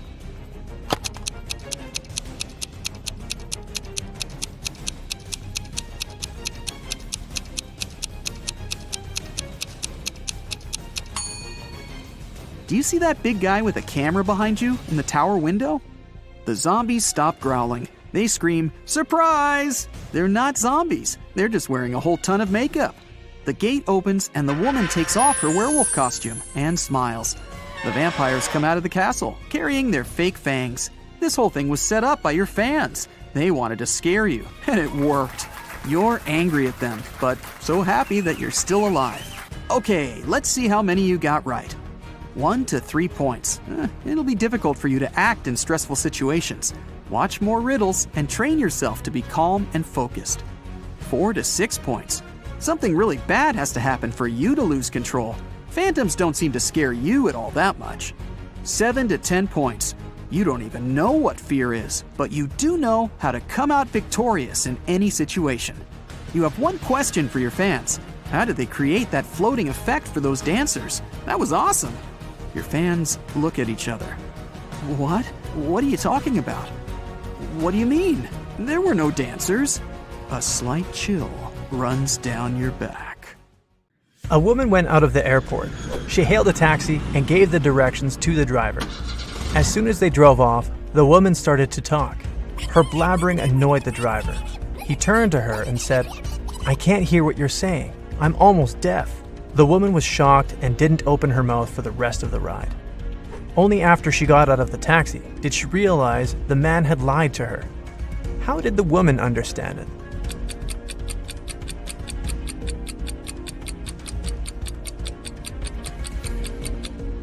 If the driver had hearing problems, he wouldn't have been able to follow her directions. Detective James was invited to Long Hill College, where more and more students had their things stolen. The detective was asked to investigate these cases. In a week's time, the man had 3 suspects. "What were you doing when the last theft happened?" he asked them. Thomas said, "That day I was away. I had to take my younger sister to her rehearsals." Amanda replied, "I spent that day at the library, getting ready for my presentation." And Ryan said, "This summer, I'm going to Denmark with my parents. That's why I spend all my free time learning Dutch." Detective James immediately understood who was lying. Can you figure it out?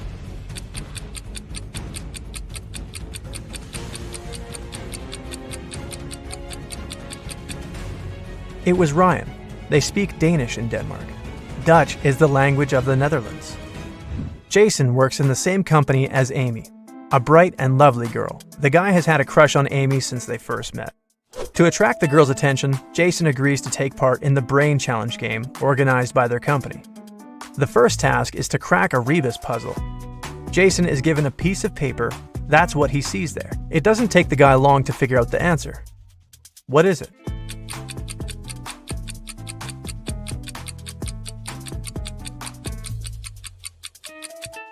It's broken promises. Jason is one of the few who gave the correct answer. He moves to the next level. He finds himself in a room full of random stuff. There, he needs to find an object that would be the answer to the following question. What goes up when the rain goes down? Look around and help Jason find the needed object.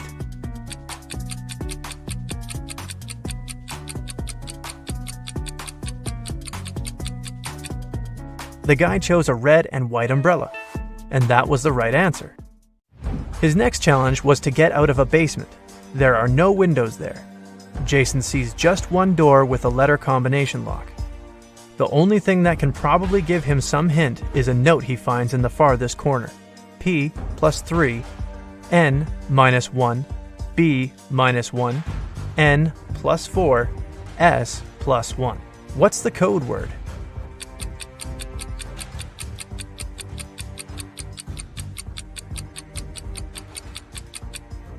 Jason needed more time to crack this riddle, but he managed to get out of the basement. The code word was SMART. The key to this riddle was hidden in the alphabet. P plus 3 following letters is S. N minus 1 letter is M, and so on. Jason is amazed to find out he's one of the 2 contestants to make it to the finals. Now, he has to do his best to win. The guy comes up to the table with 3 cups on it, but only one of these drinks is safe to try. The other 2 are poisoned. And even though a mistake won't cost Jason his life, the consequences will be unpleasant. The drinks are tea with sugar, cappuccino, and hot chocolate. Which one should Jason choose?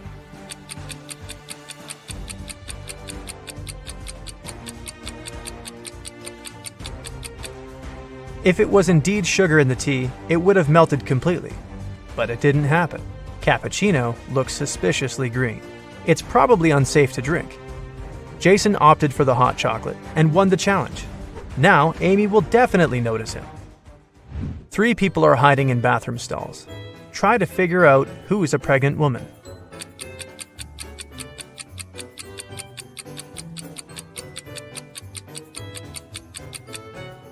It's the one wearing the untied sneakers.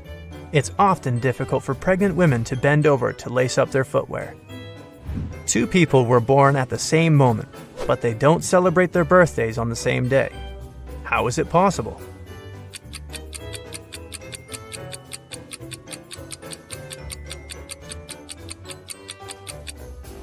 They were born in different time zones. In one of these zones, it was already the next day. Detective Brown was having dinner in his kitchen. Suddenly, he heard screams coming from his neighbor's house. He rushed there. The door was open. When he ran inside, he saw a paramedic bending over a lying man. Once the doctor saw the detective, he exclaimed, "He fell down the stairs. Luckily, he's just unconscious. I need to take him to the hospital." Detective Brown didn't need to think twice. He called the ambulance and arrested the man on the spot. Why?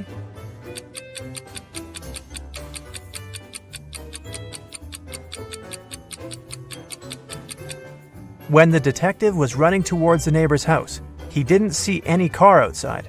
Then how did the paramedic get there? And how did he know his help was needed?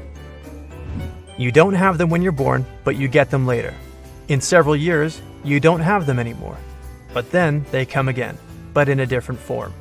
Many years later, they might leave you again. What are they?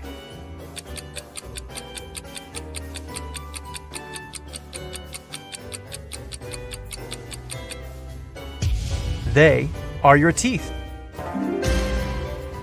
A criminal appeared in a small town, and 2 young women went missing.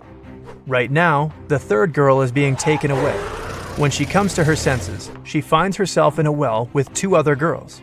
The well isn't particularly deep, so they decide to try to get out of it. The shortest and slimmest of them climbs on top of the other 2, but she can't reach the edge of the well. What can the girls do to get out of there?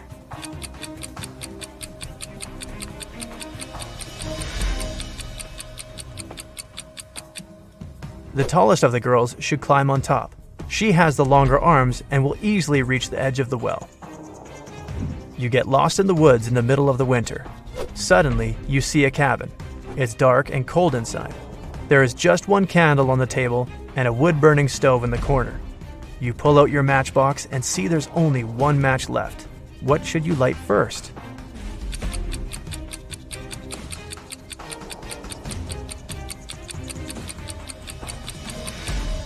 The match, of course. It was winter when an elderly couple finished building a pretty new house. The husband was responsible for the construction, while his wife was a self-appointed decorator. The house looked beautiful. Very proud, they invited their teenage grandchildren to have a look at their work. But within an hour, 1 guy and 2 girls managed to break several windows. They also knocked down the fence, removed the decorations, and ruined the roof. But the most bizarre thing, the retired couple didn't seem to mind. They just smiled looking at the teenagers. Can you figure out what was going on?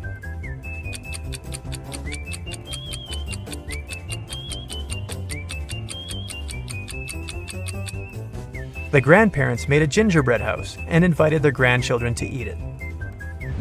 5 costs $25 and 25 $50. If you buy 2 $55, you'll pay $75. What is it that you buy and how much does one item cost?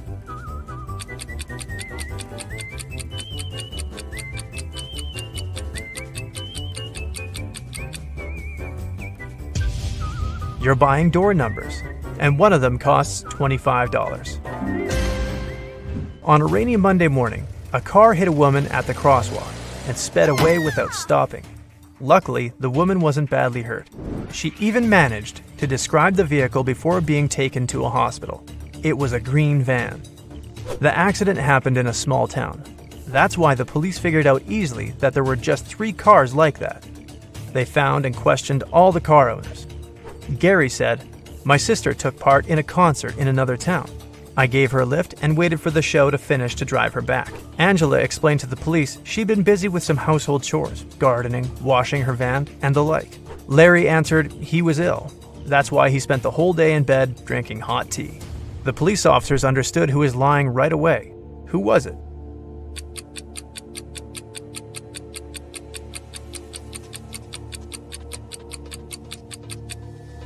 It was a rainy day. Washing a car and gardening when it's raining? Not the best idea. Angela must be lying. A man was in an 8-story building when a fire started. He jumped out the window but didn't even bruise himself. How is it possible?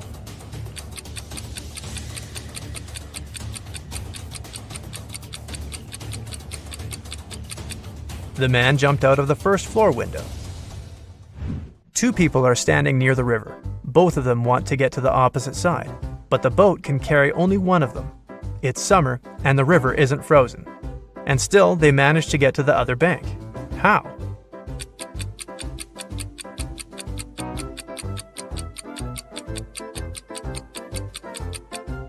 They are on opposite sides of the river. One town had a weird law. All the men leaving there had to be clean-shaven, but no man was allowed to shave himself.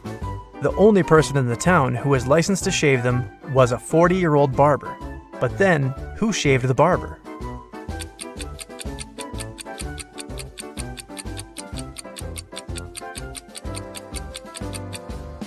There was no need. The barber was a woman. A mother promised her son to pay him $60 per hour if he washed his hands for 6 seconds before eating a meal. The son did that, and his mom gave him his well-earned money. But the boy got upset. Why?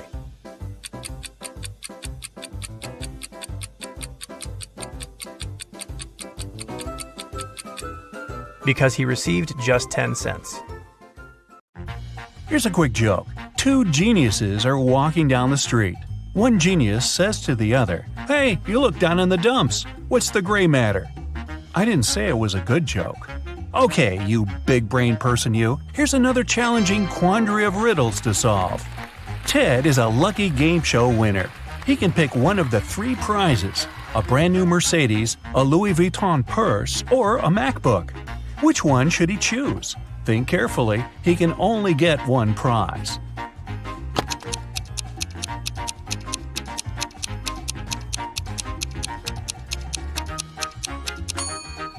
Look at the Mercedes. Its logo is wrong, so it must be fake. The same goes for the purse. That's what Louis Vuitton's real logo looks like. But the MacBook seems to be okay, at least at first sight. So let's go for it. A car thief appeared in a little town. Every night, a car went missing. First, it was Mr. Smith's red vehicle. The next day, it was Mr. Holmes' pink car. And last night, it was Mrs. Tanner's white Ford. The town's detective is going to stop the criminal. Take a look at the 4 cars that are still out there and help the man understand which car is going to be stolen next.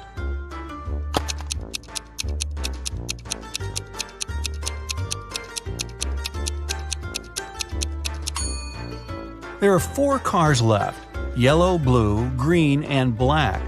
The first car that was stolen was red. The word red has 3 letters. The next one was pink. There are 4 letters in pink. The third vehicle was white, and the word white has 5 letters. It means the next car to be stolen is going to be yellow, because there are 6 letters in this word, as best I can count. Mr. Jones was going on vacation. In the evening of his last day at work, he cleaned up his office and left, taking the key with him. When the man came back 2 weeks later, he immediately realized someone had broken into his office while he had been gone. How did he figure it out?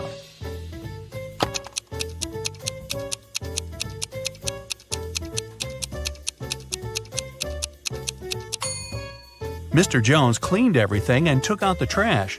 But have a look at the garbage can now. There's some paper inside. Esme got lost in the forest. She was wandering around all day long and couldn't find a way out. Finally, at dusk, she saw a spooky house where a witch lived. Esme had nowhere else to go, so she entered the house and asked the witch to help her. The witch offered Esme to play a game. "I'll tell you a riddle. If you get the answer right, I'll take you out of the forest. But if you make a mistake, I'll keep you here as my maid forever." Esme had no choice but to agree. Here's what the witch said. "It has cities, but doesn't have a single house. It has mountains, but not a single tree. It has water, but no fish. What is it?" Can you help Esme?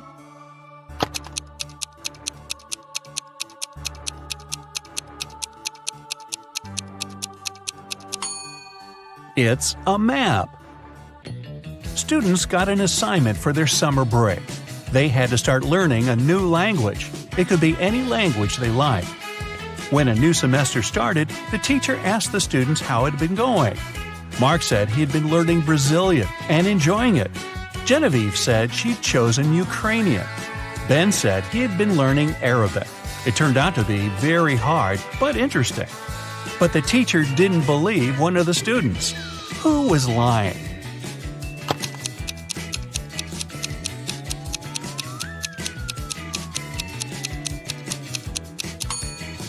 She didn't believe Mark, who had said he had been studying Brazilian. There's no Brazilian language. People speak Portuguese in Brazil. Oliver came back home and found a love letter in his mailbox. It was a very sweet one, but the sender didn't write their name. However, there was a little note at the end. J+1, B-1, R+2, H-3. Oliver has 4 suspects: Jane, Alex, Leah, and Kate. Can you tell which one of them wrote the love letter to Oliver?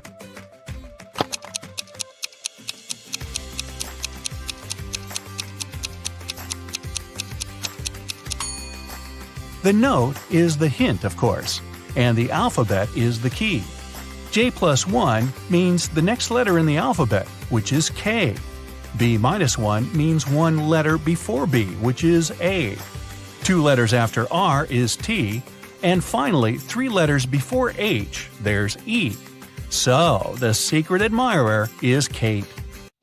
Well, a very rich gentleman was having his 3-month vacation. 3 months? His mansion was burgled.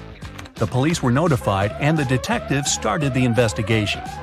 There were 3 people caught on the security camera. They were interrogated. Max, the owner's old friend, said he had come several times to collect the mail. Gwen, the housemaid, said she had visited 3 days before to clean the house. Ronnie, the gardener, said he had been coming every week to take care of the garden. All of them denied stealing anything, but the detective didn't believe one of them. Who was lying?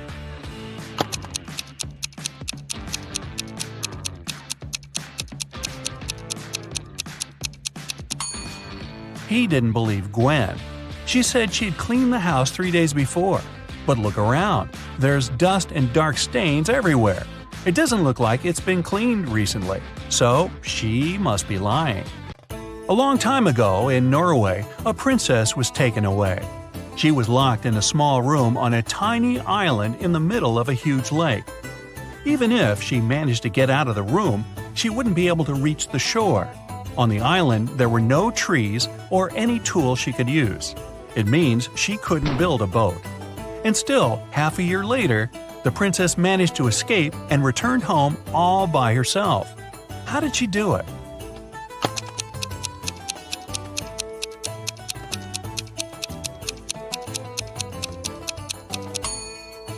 It happened in Norway. It's cold there in the winter. As soon as the lake froze over, the princess walked on the ice and escaped. Mrs. Brown called the hospital and said her husband had been hurt. When the doctor arrived, she led him to the bathroom. The man was lying on the floor inside. She said the bathroom door had been opened, and she saw everything when it happened. Her husband was washing his hands but slipped and hit his head on the sink. The doctor didn't believe her and called the police. Why?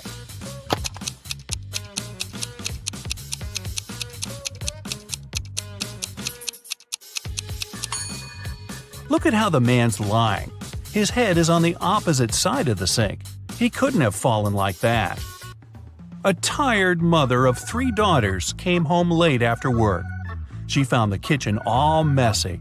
It seemed one of her daughters made a sandwich but didn't clean after herself.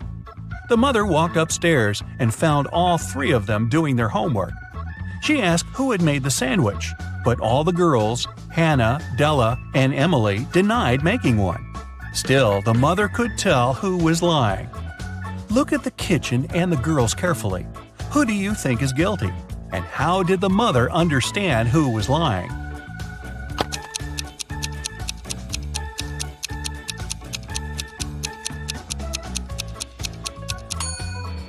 There's some butter on the right side of the knife. It means the person who made the sandwich is left-handed. There's only one left-handed girl in the family, and that's Emily. So, it must have been her. All the money from the city's bank was stolen right in the middle of the day, but no one noticed that. Several days later, the room where the money used to be stored was found completely empty. There was just one note saying 7718. The police arrested the 3 most known criminals in the city, Bill, Mark, and Cole. But the officers didn't know which of them was guilty. They invited a famous detective to crack the mysterious note, and he managed to do it immediately. Can you do it too?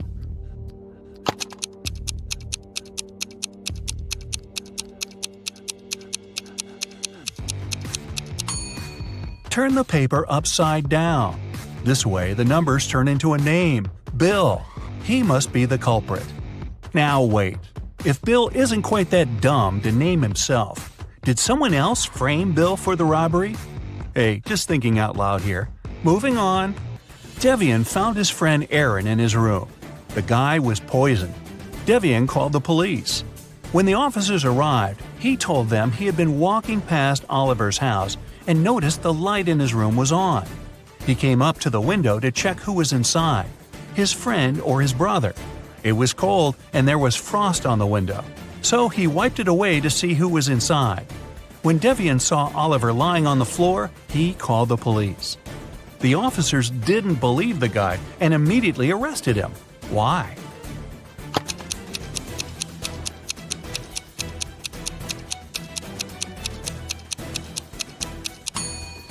Devian said he'd wiped the frost off the window to see better, but he couldn't possibly do it.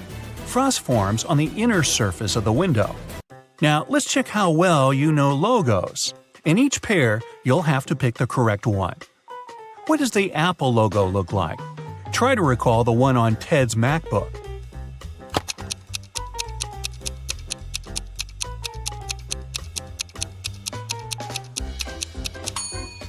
The second logo is correct. Okay, here's Instagram. Do you remember what its icon looks like?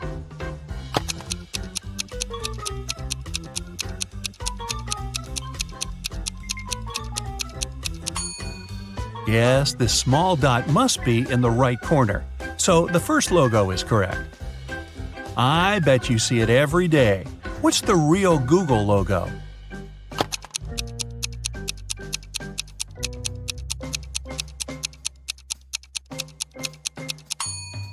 It's the second one. First the red O, then the yellow one. Which one is the correct Burger King logo?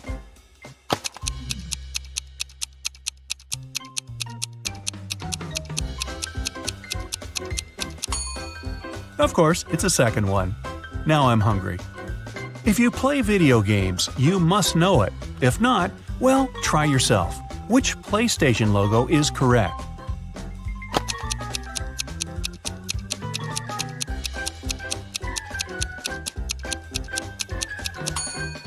The second one. Okay, now, a tough one. Which TikTok logo is correct?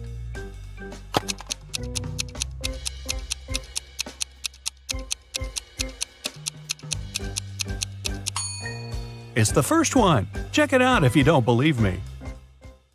A super wealthy businessman, Mr. Carl Jenkins, has been taken and left locked up all alone in a dark room. His phone's almost run out of charge, so he can only write one message. He knows that someone might spy on his phone, so he decided to write a message with a code to a high school friend, John Smith, who runs a detective agency. He remembered that in high school, they would cipher messages to each other, so he used the same technique. The message was this. Can you guess what it means?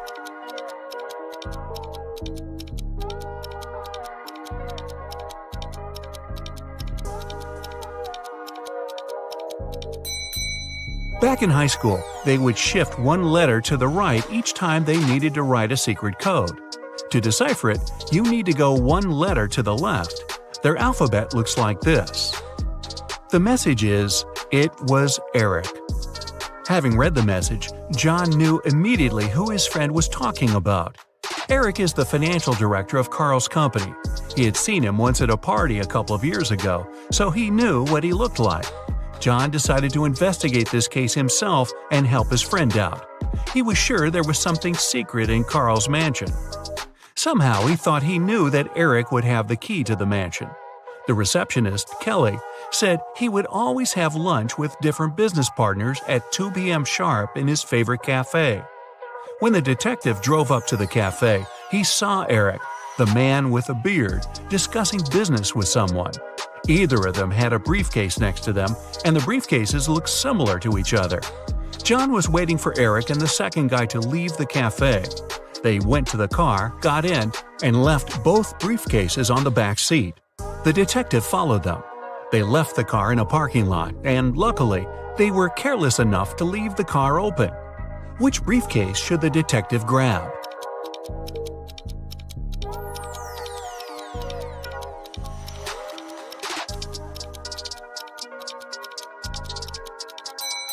The one that looks brand new. While they were walking to the car, the detective spotted a few scratches on the second man's briefcase. Both briefcases were locked with a cipher. Not to make the whole thing suspicious, the detective decided not to take it and cracked the code right in the car. Can you help him open the briefcase?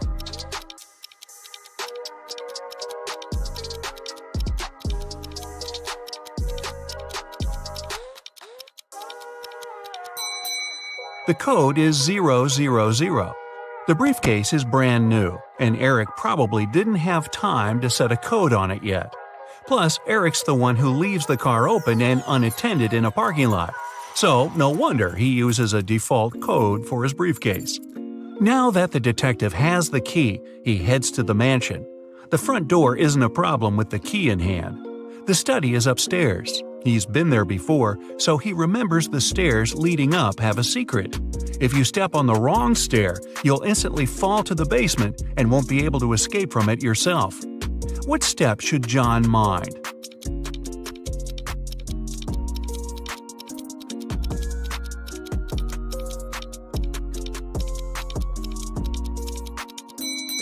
It's the one with the slit in the middle.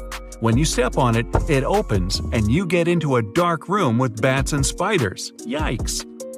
Alright, John is finally at the study door, and Carl would always use buttons to open it. You've got only one try. There are 3 buttons, yellow, green, and blue.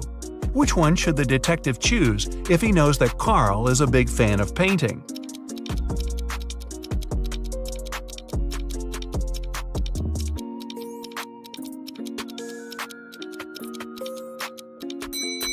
A combination of blue and yellow gives green, so the door opens. Green light for our detective. He finally reaches the safe with top-secret documents that could help him find out the truth. Obviously, just like any other safe, it's locked with a code. It also has a warning. You can enter the code only once. If you hit the wrong code, the safe locks up forever. He's looking around for a hint, and voila! John is right. On the desk, he sees a note. It says, "Secret code," and has a combination of 3 digits, 3, something, and 1. The digit in the middle can't be seen since there's an ink stain right on it. Can you crack the code with one attempt only?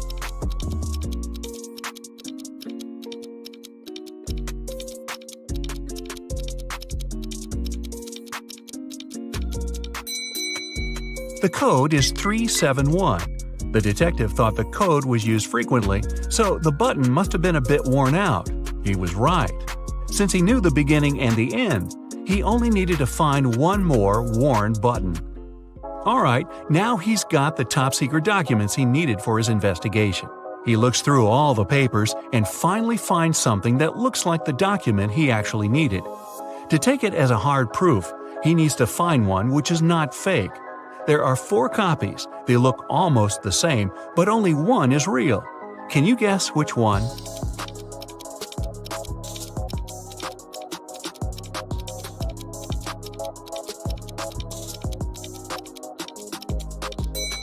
It's the one in the upper left corner.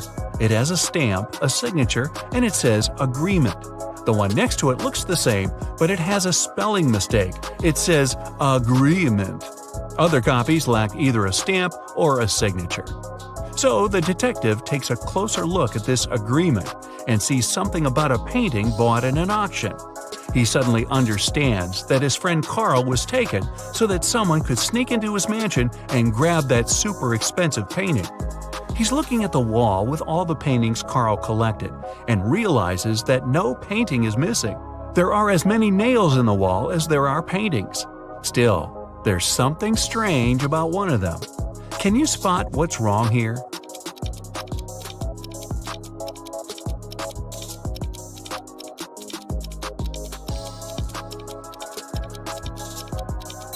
Even though all the paintings are present, there's one that lacks a frame.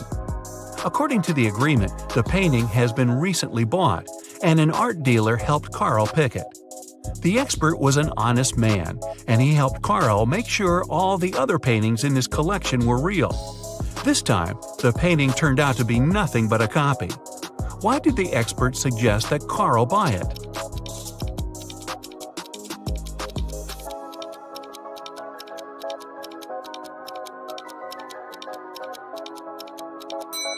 Although the painting cost nothing, its frame was a beautiful and expensive piece of art. The one who grabbed it definitely knew that. Now it's all clear. John has to find both Carl and the precious frame. He goes outside, trying to deduce where the person who took Carl went. Carl is looking at all the tracks on the ground. He needs to follow one of them to understand where to look for Carl. Where should he go?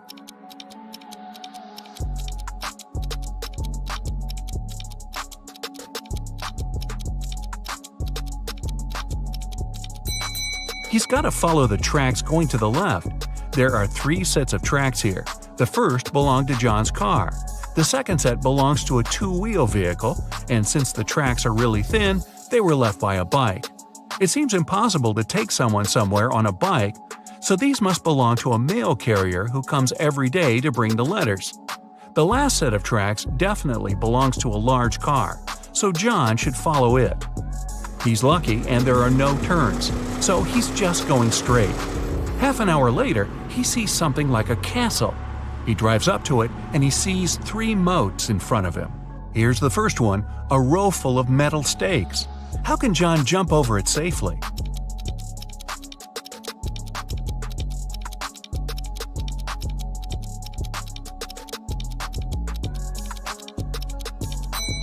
There's a small hot air balloon nearby.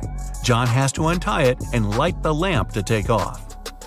Since the next moat is on fire, John thinks it's unsafe to fly over it because the air balloon doesn't fly high enough and the lamp doesn't have enough oil to go on for long.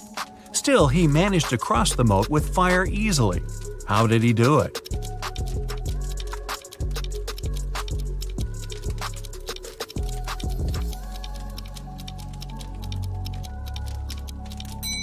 He took the sand from the air balloon's ballast and sprinkled it on the fire, extinguishing it.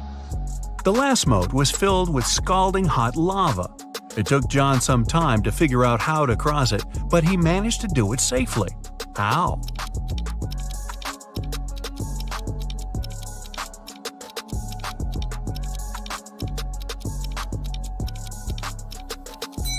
There were a lot of stones around him.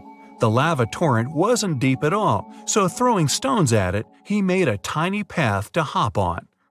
The castle was rather small inside, so the hardest thing was to actually get into it.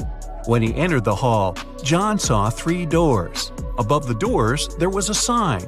It said, "One of the doors leads to a labyrinth no one ever escaped. One of the doors is the exit. If you enter it, you'll have to cross all the 3 moats all over again. One of the doors has what you're looking for." When John looked at the doors, he knew immediately where his friend was. Which door did he choose?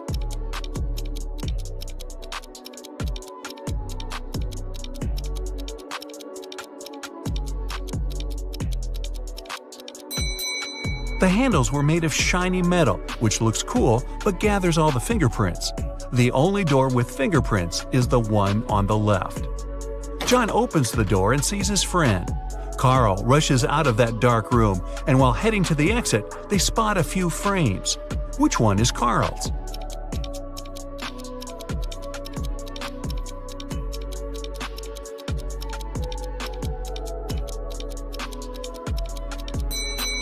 The rectangular one. The painting was rectangular, and the 2 other frames are square. The 2 friends get out of the castle, get in the car, and head to the police department. There, an officer's waiting for them. They have 3 suspects who could have possibly taken the exquisite frame. Carl and John enter the room separately. Still, they choose the same person. Who did they choose?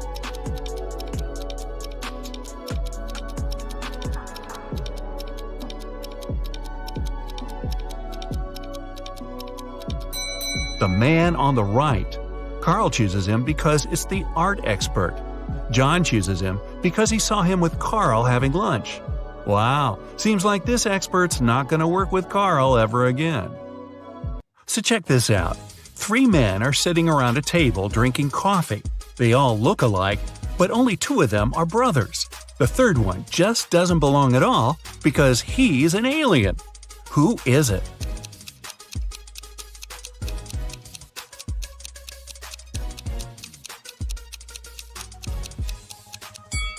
It's the man sitting on the right. He's got 12 fingers. Yeah, the one sitting in the center has some weird ears, but look at the family portrait on the wall. His dad has the very same ears. Gabrielle is a shop assistant in a department store. Right now, there are 3 people in the fitting rooms. There's Jessica, the woman wearing a green dress, Sean, a man wearing a leather jacket and skinny jeans, and Alex, the man who's trying on a larger-sized pair of jeans that Gabrielle just brought him. One of the clients is an alien. Help Gabrielle figure it out. Who's the alien?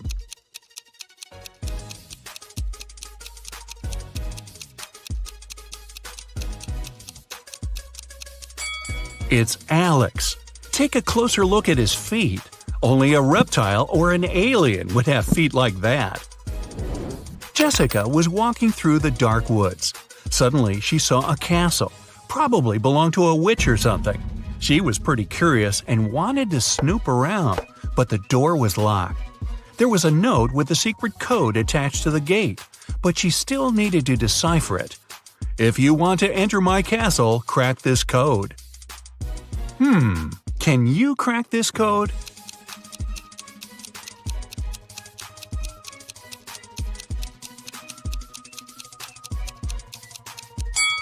The answer is witch.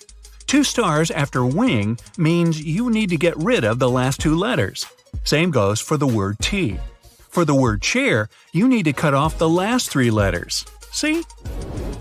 Eric went to the supermarket and grabbed 2 oranges and a watermelon. It cost him $6. Helen went to the same supermarket. She grabbed a lemon, an orange, and a watermelon. She paid $8. The oranges, lemons, and watermelons all have different prices. What's more expensive, an orange or a lemon?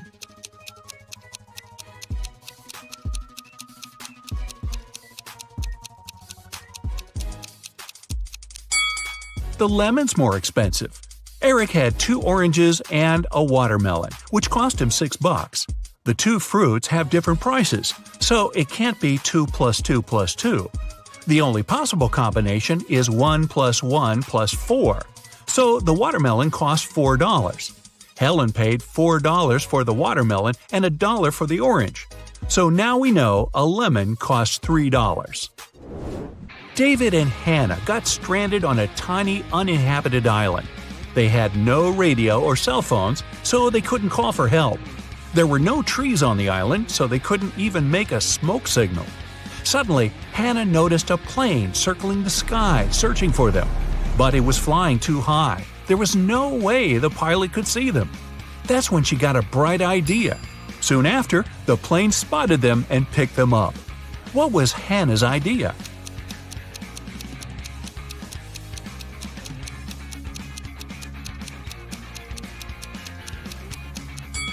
She used rocks to spell out SOS on the sand.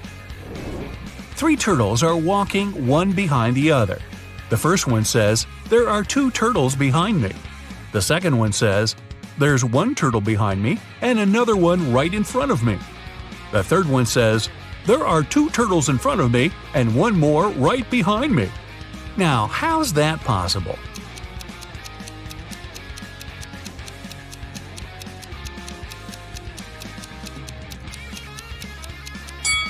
Well, they're walking in a circle, very slowly. On a farm, there's a cow, 2 horses, and a cat. Farmer Jack drives up to his farm accompanied by his dog, Fluffy. How many feet are there on the farm?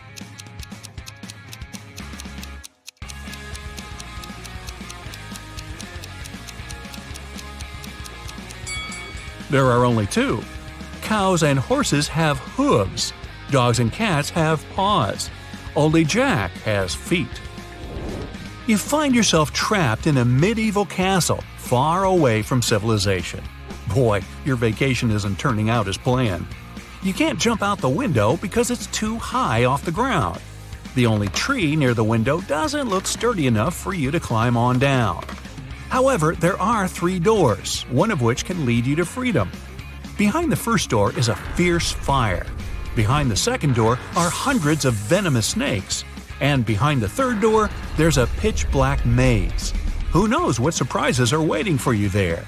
So, which door should you choose?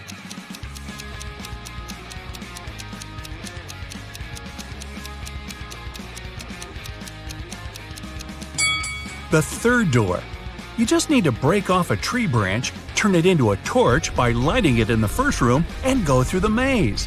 At least you'll be able to see where you're going. Maria lives in Paris, and once every 2 weeks she goes to Saint-Tropez to see her grandmother. She bought a ticket from the machine, finished her coffee, and headed to the train. But this weekend, something went wrong. She didn't make it to Saint-Tropez. Why not?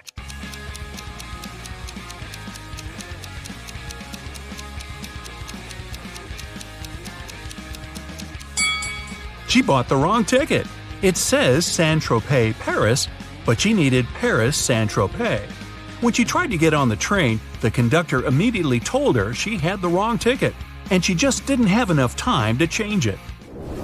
Emma's a big fan of all things pink. She lives in a 1-story pink house. She has a pink cat, a pink dog, a pink hamster, pink walls, pink doors, and even a pink fridge. What color are her stairs?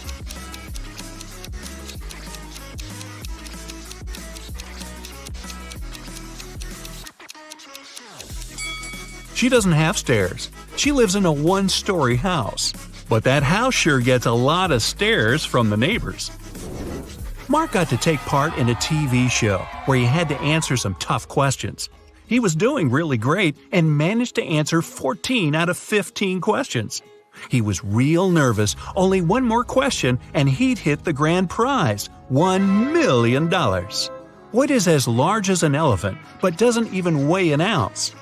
Mark shouted out an answer, and now he's a millionaire. What was his guess?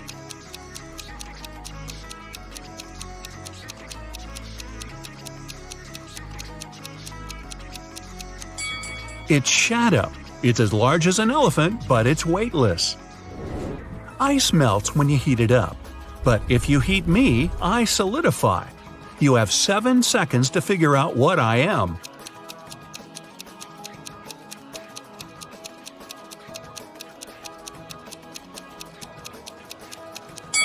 I'm an egg. Hey, don't crack me up. Paolo was on a mission to take some nature pics for his blog. As he was walking through the forest, he fell into a deep pit. He tried to climb out, but when he grabbed onto a rock, it broke off and water started to pour in. The pit was filling up fast. Paolo saw a deflated ball, an empty barrel, and a piece of wooden board. What should he use to get out of the pit?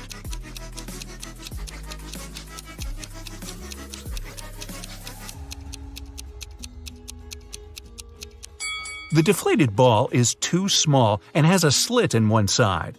The wooden board wouldn't support his weight. The best option is the empty barrel. It might just keep Paolo afloat.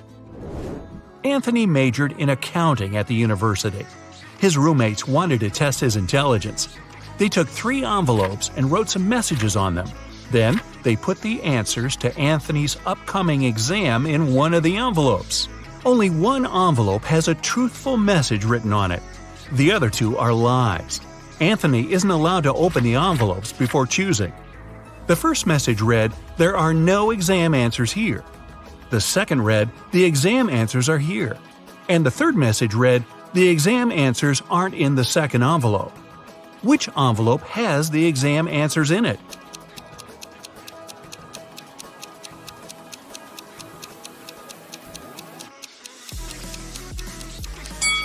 The first envelope has the answers in it. The first and second envelopes are lies. The third one's telling the truth. A man was driving along a country road when one of his tires burst. While changing it, he accidentally lost all 4 wheel nuts. The road was deserted and the driver was afraid he'd be stuck out there all night. But an old lady walking by said something to him that changed his luck for the better. What advice did she give him?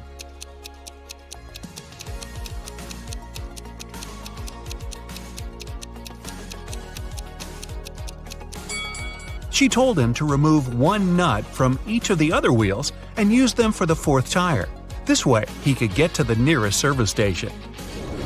King Archibald had no one who could inherit his throne. That's why he decided to hold a contest to find a worthy successor. He gave a seed to every participant and announced that the person who grew the healthiest and most beautiful plant would become the next king or queen. On the final day of the competition, the king saw hundreds of people with plants of all sizes and shapes, but he ignored them all. He ended up choosing a lady holding a pot with nothing in it but moist dirt. How come she won?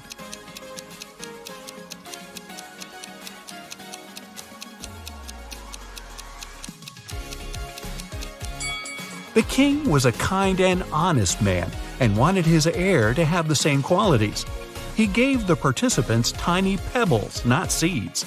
That's how he figured out the lady was the only honest one there.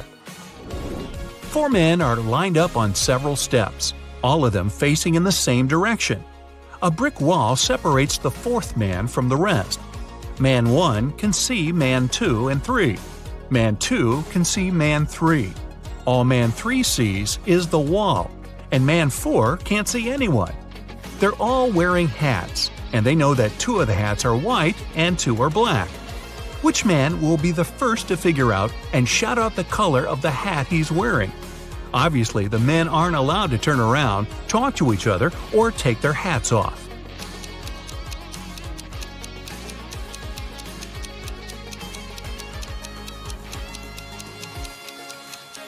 It'll be man 2. Man 3 and man 4 can't see any other hats. Man 1 sees 1 black hat and 1 white hat, so his hat can be either white or black. Man 2 only sees 1 black hat, but he realizes that if he were also wearing a black hat, Man 1 would know his hat was white. And since Man 1 hasn't said anything, Man 2 must be wearing a white hat. And if you figured all that out, well, my hat's off to you. So Mia wanted to go to the party her classmate was throwing, but her father didn't let her. Mia thought for a while and remembered her grandparents had just moved to their new 1-story country house. She asked her dad if she could visit them at the weekend, and the man agreed. But Mia went to the party instead. When she got back home after the weekend, her father asked her if she had had a good time. Mia replied she helped in the garden a little and spent the rest of the day upstairs. Her father immediately knew she was lying. How?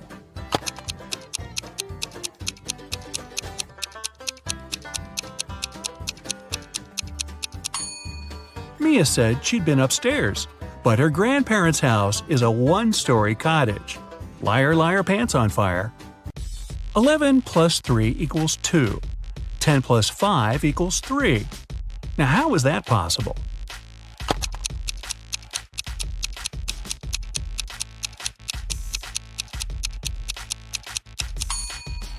It makes sense when we talk about time. 11 o'clock plus 3 hours is 2 o'clock. 10 o'clock plus 5 hours is 3 o'clock. One king wants to find out which of his 3 sons is the smartest. He takes 3 chests and puts his crown in one of them. On each chest there's a statement, but only one of these statements is true. The crown is in this chest. The crown isn't in this chest.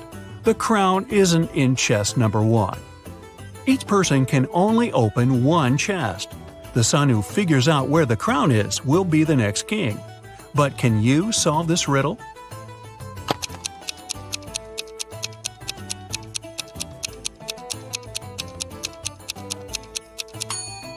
If the first statement is true, the other 2 must be false. It's not so because the second statement turns out to be correct. So this assumption's wrong. If the second statement is true, the crown isn't in the first chest. It's not in the second chest either. Then it must be in the third one. But this makes the third statement correct, although it shouldn't be. If the third statement is true, the first one's wrong and there's no crown in the first chest. The second statement's also wrong. Now, there are no contradictions. The crown's in the second chest. Here's a sequence of letters. Which letter should you add?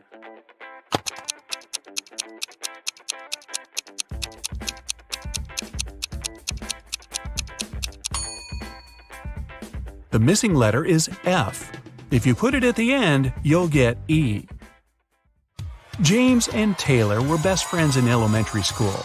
Unfortunately, when the children were 10, James and his parents moved to another state. The friends lost contact. 15 years later, James and Taylor accidentally bumped into each other in a cafe. It was their first meeting since school.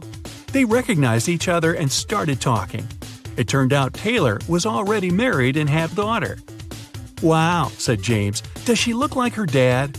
"Oh no," Taylor said, "the girl's a mini version of her mother." "Ah, so she must be a blonde with blue eyes." This time, James was right. How did he understand that?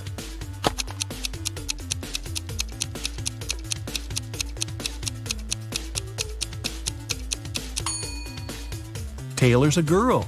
She's the mother, and James only needed to describe her. You're outside a room with 3 switches in the off position. Your task is to find out which one turns on the light in the room. You can flip as many switches as you want, but you can walk into the room and check if the light's on only once. How can you understand which switch controls the light bulb?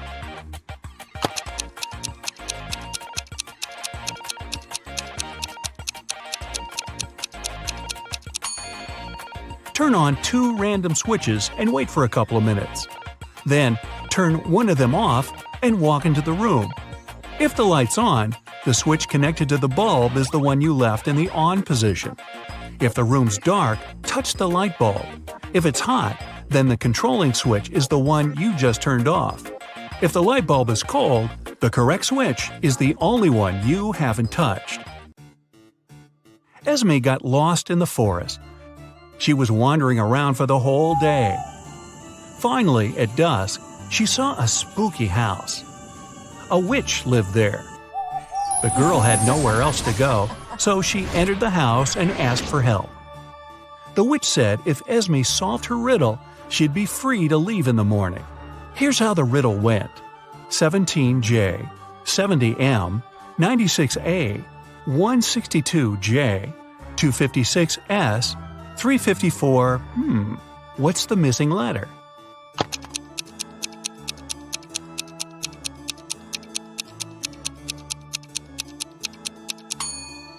The 17th day of the year is in January. The 70th day of the year is in March. The 96th is in April. The 162nd in June. And the day 256 is in September. Day 354 is in December. The missing letter is D. A young girl got her first job as a maid in a rich lady's house. Once, when she was tidying up, she noticed a very expensive collection of books. She made a break to look through one of them and then returned it to the shelf. The girl kept working until the very evening. No one else was at home. After finishing her work, the maid returned to the shelf and discovered that the 6th book was missing. But she clearly remembered that the book had been there before. It was the one she had been looking through. When the lady returned, the girl confessed she'd lost the book. But the woman only laughed and said everything was fine. Nothing was missing. How come?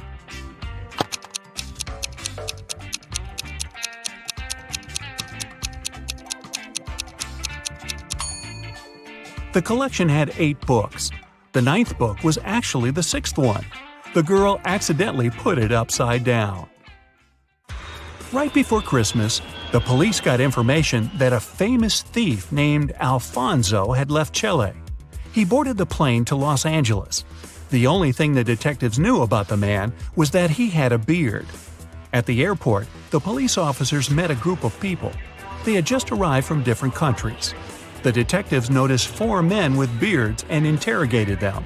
The first one said he'd come from London. The second told the police he arrived from Chile, but his name was Cristiano. The third man answered he'd come from Sweden, and the fourth one was also from London. The police didn't even need to check their plane tickets to spot the criminal. How did they know?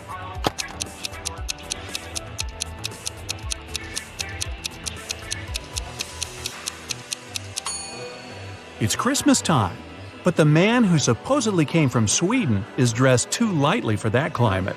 He must have arrived from Chile, where it's summer. A road accident happened on a foggy day. 2 drivers were taken to a hospital. Each of them had a concussion. Interestingly, their cars didn't even have a scratch. What happened?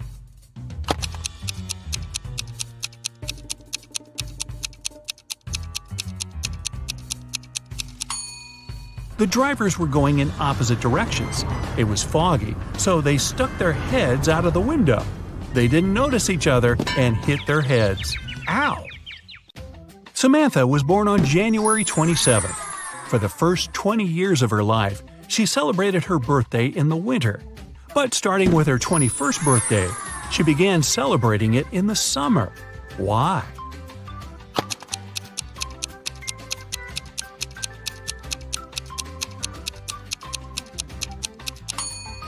She moved to the southern hemisphere, where it's summer in January.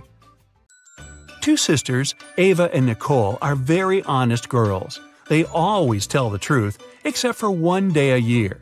On their birthdays, they always lie. Today is September 17th, and you ask them when their birthdays are. Ava says hers was yesterday, and Nicole says her birthday is tomorrow. The next day, you ask them again, and they say the exact same thing. Can you guess when their birthdays are?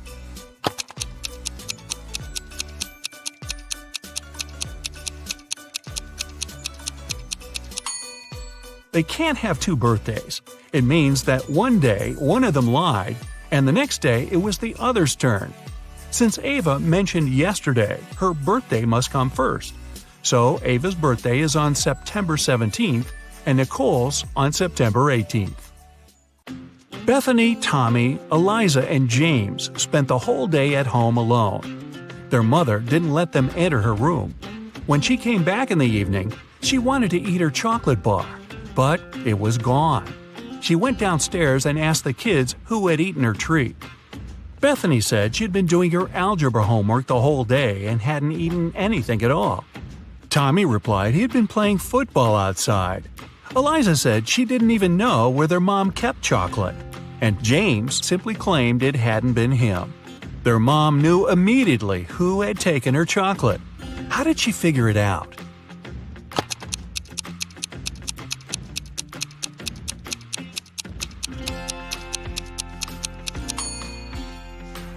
It was Eliza. The mother never mentioned what kind of treat was missing, but Eliza somehow knew it was chocolate. The father of identical quadruplets, Aurora, Belle, Chloe, and Dana, called the teacher and asked her to let Dana leave earlier. She had a doctor's appointment. The teacher couldn't tell the girls apart. To have some fun, the quadruplets refused to confess who was who, but gave their teacher a hint. Chloe is somewhere in the middle. Dana is to the left of Belle and to the right of Aurora. Aurora is right next to Dana. How can the teacher identify the girls?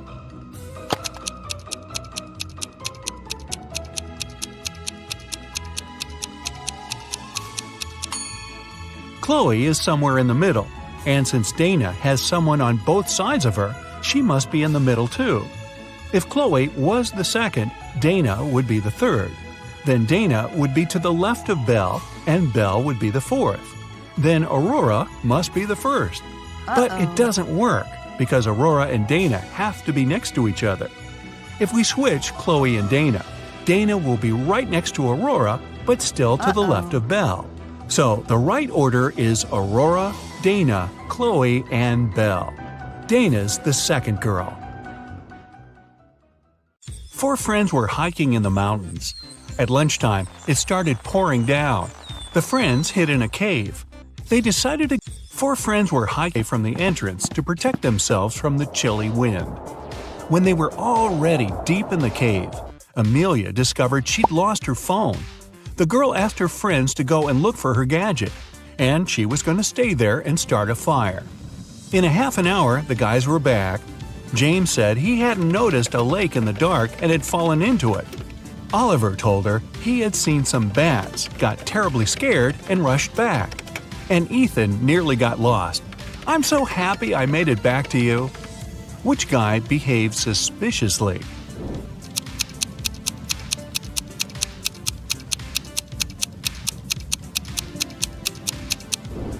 Ethan lied. James was soaked through after falling into the water. But why was Ethan's hair wet? It looks as if he was outside in the rain, but decided not to tell his friends about it. Mr. Lawrence called the police. He said someone had taken his car for a joyride, crashed it into a streetlight, and run away. The man was sure it had been one of his neighbors. The police questioned 3 of them. Ivy answered she had been at work and arrived home only in the evening. Cameron told the police he had been helping his dad remove old stuff from the attic. And Aaron claimed he had been hanging out with his friends, eating pizza, and binge-watching the latest series. After listening to all the suspects, the police officers arrested one of them. Who was it?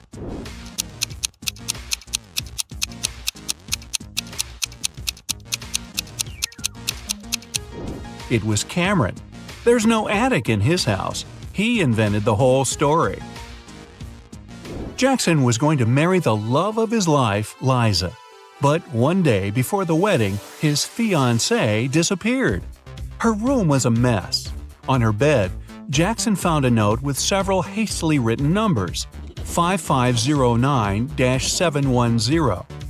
Jackson knew 3 other guys were in love with his wife-to-be. Jaden was a landscape designer and often sent Liza beautiful flowers. Luke owned a gas station and usually tanked up the girl's car for free. And Asher was a hairstylist and helped Liza with her hair. All of these guys wouldn't be above taking the girl away to prevent her from marrying Jackson. But just one of them was actually guilty. Who?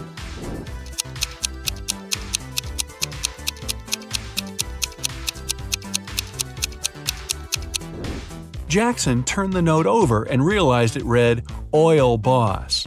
It was Luke who had taken Liza away. Kevin had been dreaming of getting a motorbike for ages. He'd taken several training courses and read tons of specialized literature. And finally, the guy saved enough to buy the motorcycle of his dreams. Kevin was so excited, he immediately went for a ride. The guy was enjoying the trip when suddenly some force pushed him to the side of the road. He lost control of his bike and crashed into a tree. Luckily, Kevin was wearing a helmet and was unharmed, unlike his precious motorbike. The guy looked around and saw a gray Ford disappearing into the distance. It was a hit and run. Kevin was devastated. He checked his motorcycle. Despite being damaged, it was okay to ride. The guy continued on his way. Just several minutes later, he saw the very same gray Ford parked near a coffee shop. Kevin rushed inside and saw 4 people. He didn't need much time to understand who the driver that had hit him was.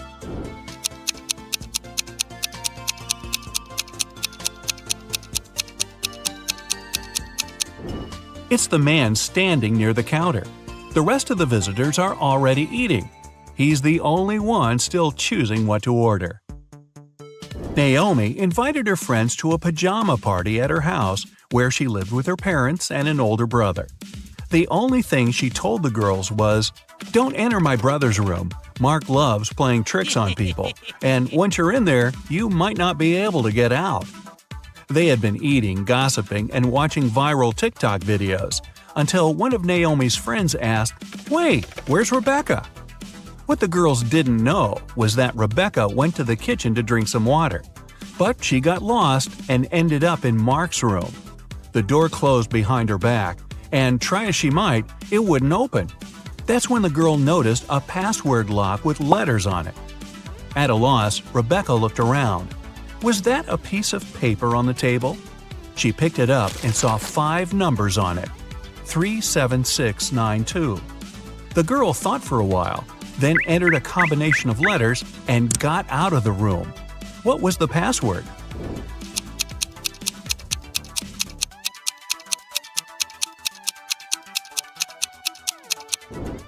The code was the first letters of the 5 numbers, TSSNT. Claire's the best student in her class. She's also friendly and kind. Her classmates love her nice character and how she always finds a way to help them at the tests. This time, though, it's going to be tough. There will be new rules during their upcoming math exam. There won't be anyone at school except for the students and several teachers. The library, cafeteria, and gym will be closed. Students will have to leave their phones in a special locker. It won't be allowed to talk whatsoever. If students need to go to the bathroom, they'll have to do it one by one. And the teacher will check the bathroom after each student, even the toilet paper. Claire's classmates are devastated. They know they're going to fail the test. "Don't worry," the girl says, "I've got an idea." When the kids get their exam results, they see the highest marks. Their teacher knows the students cheated, but how?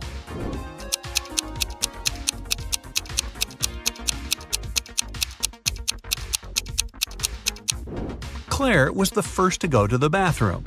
She wrote the correct answers on the steamy mirror with her finger, and her classmates could read the answers by breathing on the mirror.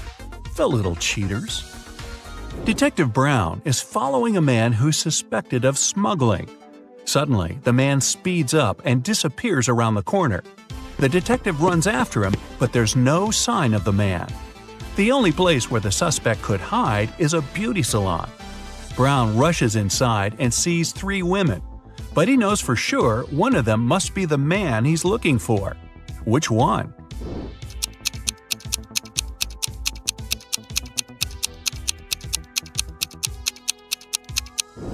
All of the women look stylish and ladylike. But look at the arms of the one sitting on the right. They're too hairy to belong to a woman. That's our criminal. An expensive ring went missing from a jewelry store on the first floor of a large shopping mall. The manager called the police. After watching the CCTV camera footage, they had 3 suspects: a student, a woman with a 10-year-old daughter, and an elderly man. The student said he had agreed to meet with his friend next to the jewelry store. "I didn't even set foot inside." The woman was furious. "I was at the movies with my daughter here in the mall when everything happened." The elderly man said, "Yes, I did enter the store. I felt unwell and asked for a glass of water, but I didn't take the ring." Who's lying?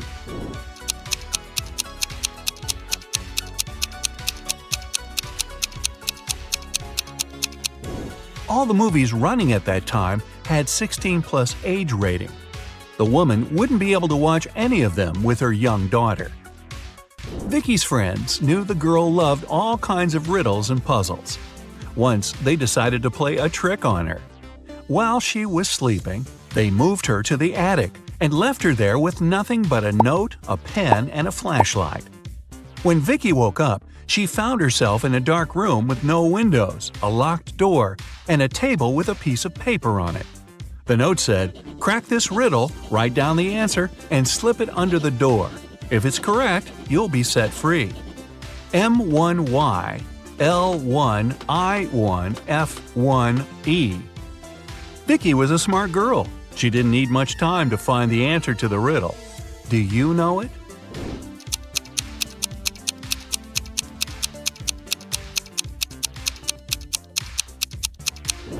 The expression hidden in the note is "for once in my life." After Vicky slipped the paper under the door, her cheering friends let her out. Justin was an archaeologist who explored ancient pyramids. One day, something went wrong, and he ended up locked in a tiny room deep underground. The guy got into the room through a narrow passage. It was blocked by a rock slide several minutes after he entered. There was only one other door in the room, but it was locked. To open it, the guy had to solve a riddle. It looked like this. After mulling it over for some time, Justin guessed what it meant. Can you?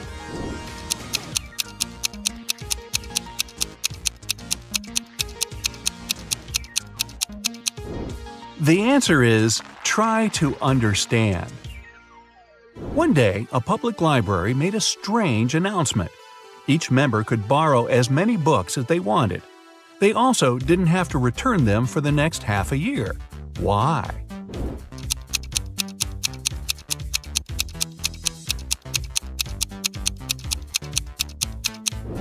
The library was moving to a new building, but they didn't have enough money. And this way, the patrons would move most of the books by themselves. Smart. You suddenly wake up trapped in a dark room. Your only source of light is a candle. There are 2 doors in front of you. Behind one of them, there's a tunnel that will lead you outside to freedom. Behind the other, just a cold brick wall. You have a key that will open only one of the doors, and you can try it just once. So, how do you know which door to try?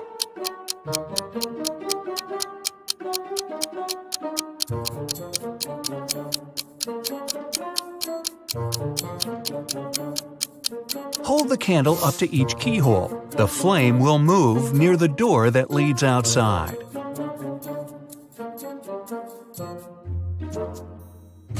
You escape to freedom, but you need to send some important documents to your friend Beth. You can't mail them in a regular package because the precious papers will get stolen. So you put them in a box and lock it.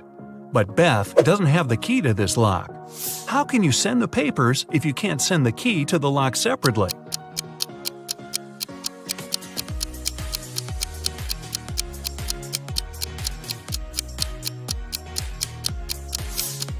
First, send the locked box to Beth. She'll attach her own lock and send the box back to you. Then, remove your own lock and send the package again. Beth can then remove her lock and finally open the package. Bad news. You get a call one morning from Beth. She says the crucial documents were stolen from her office. They'd been on the desk the evening before, but are nowhere to be found this morning. You immediately go there to question the employees. In no time, you gather 3 suspects. Sean said he had been at the movies last night. Michael had taken his girlfriend to an amusement park. And Christina was at a prestigious art gallery. Who's lying?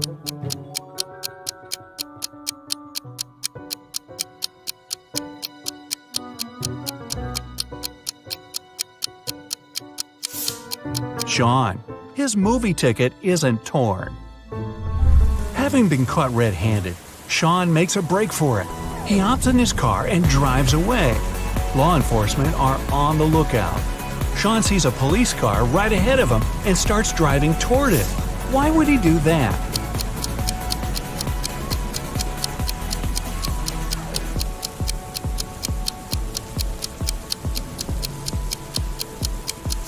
He was on a bridge. He needed to go toward the patrol car to get to the other side and make his escape. No such luck for poor Sean. He gets caught and locked up. But he starts hearing rumors of an inmate planning to break out. The guards have 2 suspects. First, a quiet bookworm who spends most of his days with his nose buried in sci-fi novels. The second, a big burly tattooed guy who's always working out. Who should Sean become friends with if he wants to get out of here?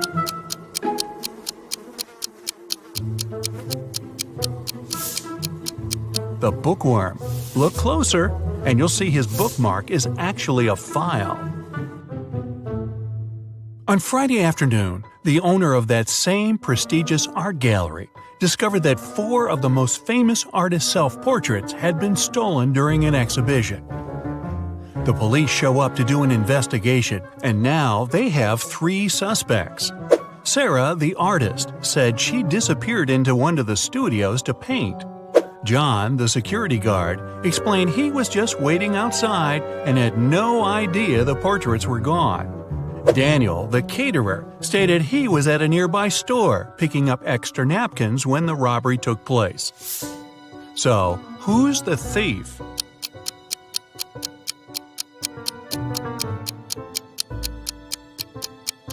It's the security guard. He couldn't have known the stolen paintings were portraits if he was standing outside. As fate would have it, there was another incident that night. Michael, who never really liked what passed for art in modern times, rushed into the gallery and caused millions of dollars worth of damage to several paintings. Yet the gallery's owner thanked him for his actions. How come?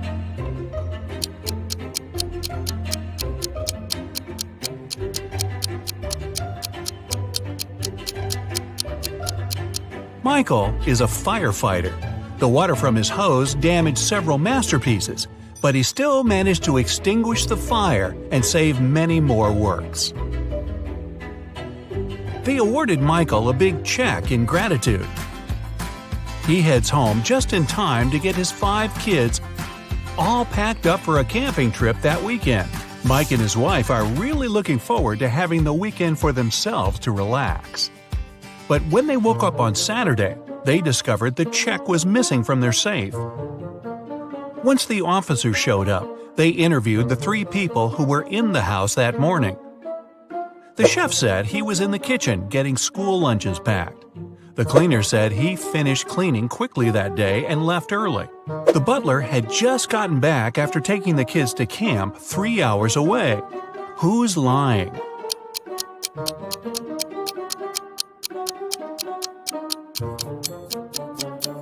It's the chef. It's Saturday, so there's no school, and the kids have gone camping. Meanwhile, on the other side of town, a scientist is working on something bizarre. He invites Kevin and Claire as blind test subjects for his new serum invention. He gives them each a glass of ice-cold lemonade. Kevin drinks his fast, but Claire apprehensively waits to see the side effects on him first. After 2 hours, nothing happens, so she drinks her glass. 2 minutes later, her skin turns green. If both the drinks had the serum, why was only Claire affected?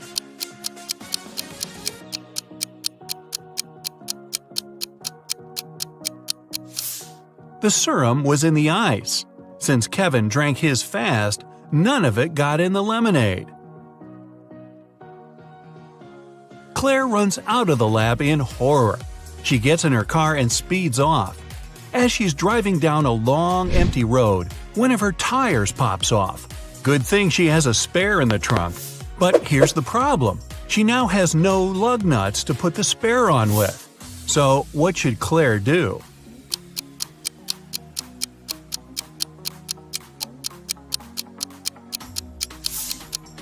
Unscrew one lug nut from each of the other 3 wheels and use them to attach the spare tire. It'll be enough to get to the nearest garage safely. As Claire is putting on her spare tire, the scientist catches up to her. He hands her 4 pills and tells her it's a complex cure to the green face serum. 2 of the pills are an antidote, and the other 2 are a catalyst that activates it. Claire must take 1 of each type together. If she takes 2 of the same, her face will stay green forever. Just as the scientist is handing her the pills, he trips and they get all mixed up. They look identical. What should Claire do?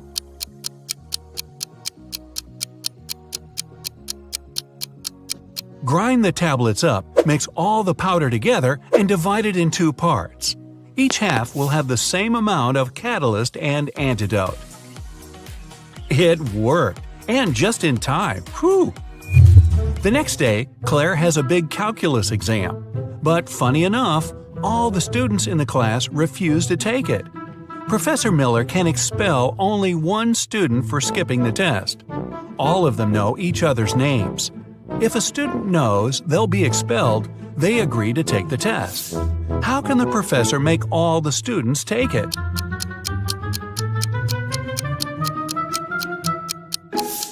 She should tell them she'll expel the student whose name comes first alphabetically. Then this person won't skip the test. The next person on the list won't skip either, and so on until the end of the list. The next day, class isn't any easier. Professor Miller grabs her cup of coffee, takes a sip, goes to set it down, and what's this? It's stuck to her hand. Somebody put glue on the cup, and she's got 3 suspects. Look carefully to find out which student is playing tricks on the professor.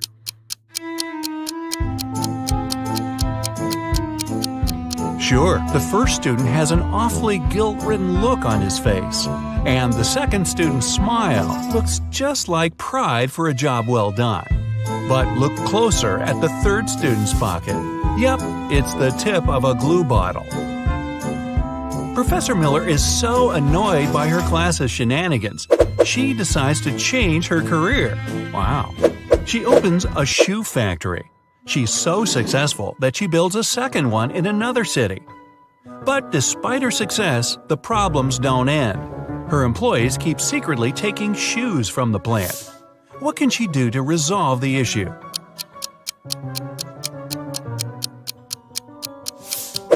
Have one of her factories start making only left shoes and the other only right ones. One of those shoe swipers is driving a semi-truck full of shoes to sell for a profit. He comes to a tunnel, and there's a major problem. His truck is just an inch too tall. But he can still drive through the tunnel. How?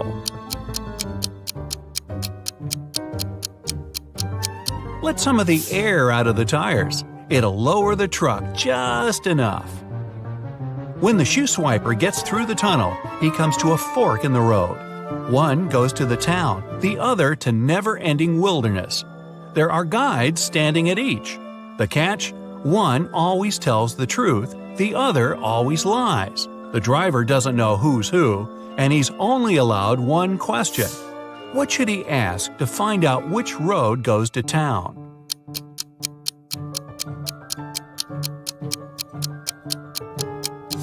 Ask either one of the guides which road the other would say is the right way.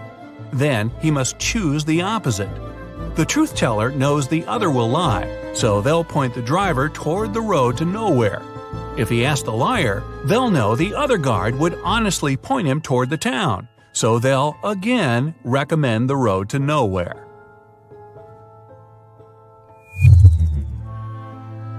The shoe thief takes the road to town, but he has another puzzle to answer before he's allowed to enter. The guard at the gate asks him one simple question. What's the logic in the order of the following words? Fun, blue, bee, more, and dive.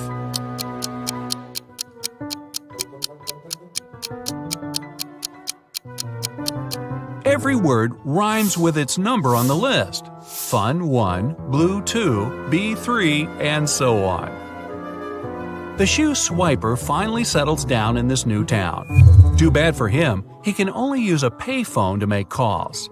One day, the phone breaks. He informs the phone company, but they do nothing. He tries again the next day. Same result. The third time, he finally gets them to come out and fix the phone. So, what did he say?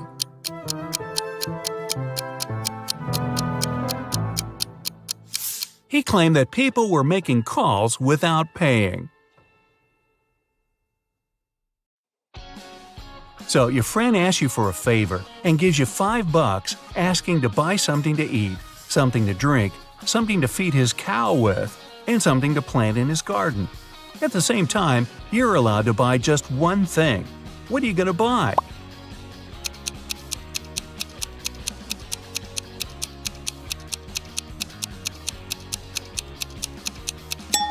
You can go and buy a watermelon. You can eat it, you can drink it, you can feed the cow with the rinds, and as for the watermelon seeds, you can easily plant them in the garden. An egg has to fall 100 feet, but you can't let it break. You can't slow down its fall or cushion its landing. How can you do it?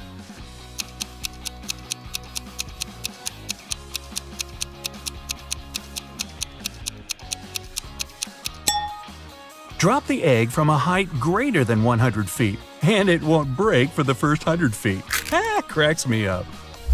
Let's imagine you don't know what an elephant looks like. One day, you're going on a safari to watch animals with your friends. One of them points at a rhino and tells you it's an elephant. The other shows you a hippo and claims that it's an elephant. Who will you believe and why?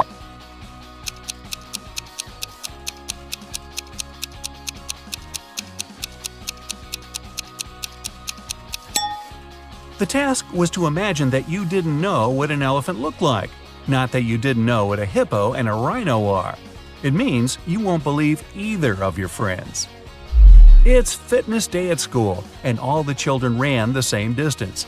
Each kid was ranked according to his or her own unique result. Billy turned out to be both the 50th fastest and the 50th slowest runner. How many kids are there at Billy's school?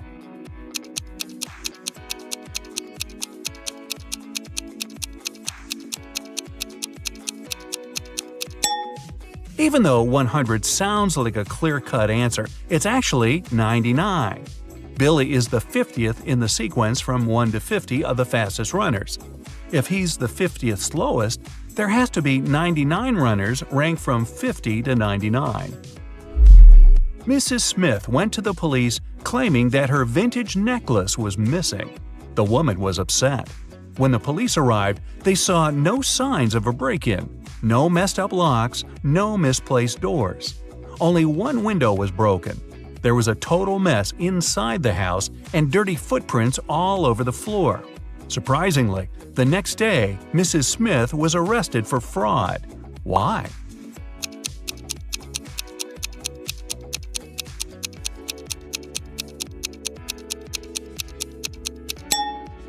The police were sure that Mrs. Smith lied to them because the window was broken from the inside. If it had been broken from the outside, little pieces of glass would have been on the room's floor. You've been captured and kept in jail for several months. One day, you manage to open your cell and get out into the hall. There are 3 exits. A huge, vicious-looking man guards one of them. The second has angry dogs. And in front of the 3rd exit, there's a timer ticking down to an explosion in 5 minutes. Which exit will you choose?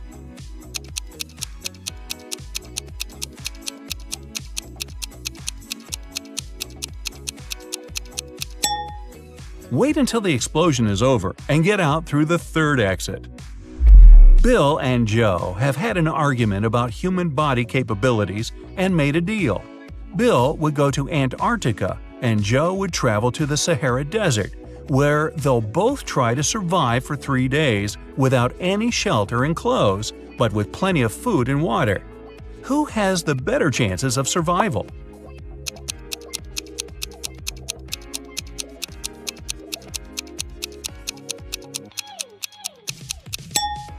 It's Joe.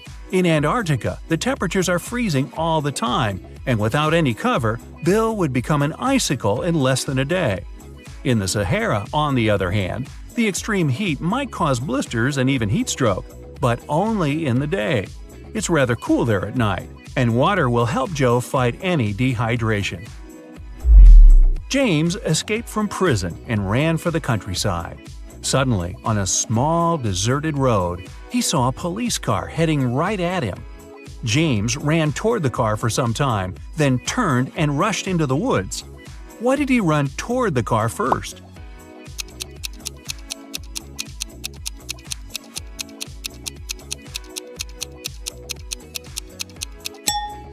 James was in the middle of a bridge when he saw the car. He had to run toward the vehicle to get off the bridge. Newlyweds left for their honeymoon and asked their neighbor to look after their house. When they returned, the woman found out that she'd lost all her expensive jewelry because of a power outage. The woman had hidden her jewelry in a supposedly safe place. The house wasn't robbed. The neighbor was an honest person. The jewelry got lost on accident. What happened?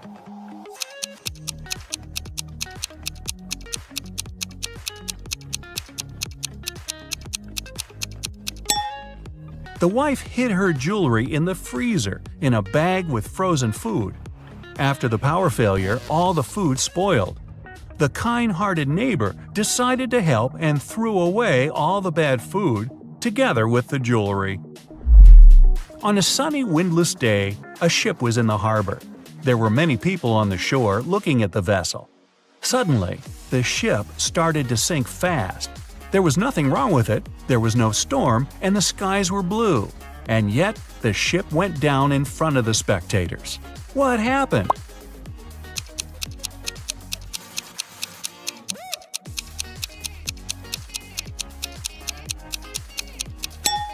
Nothing unexpected. The submarine's captain just ordered the crew to dive.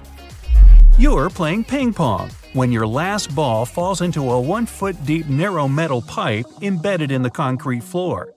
How can you get the ball out of the pipe if all you have is your paddle, a bottle of water, and your shoelaces?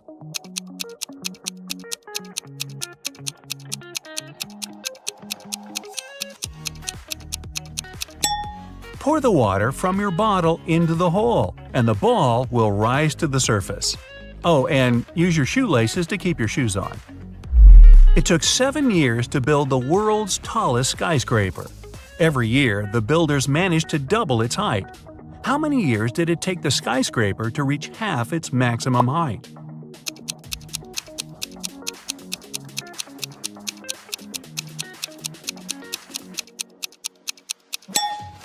Six years. If the constructors doubled the building's height every year, the skyscraper had to be half its final height a year before it was completed.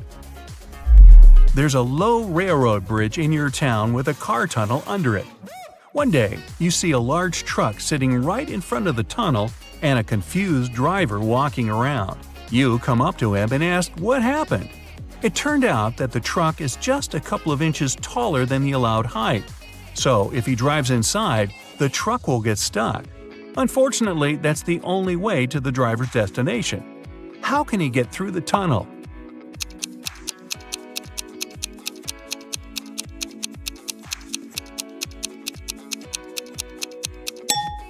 He has to let the air out of the tires. It'll make the truck lower. Lucy could only use a public telephone to make calls. One day, the phone broke. She informed the phone company, but they did nothing. The next day, she came there again and said something. The day after that, the phone was fixed. What did Lucy say?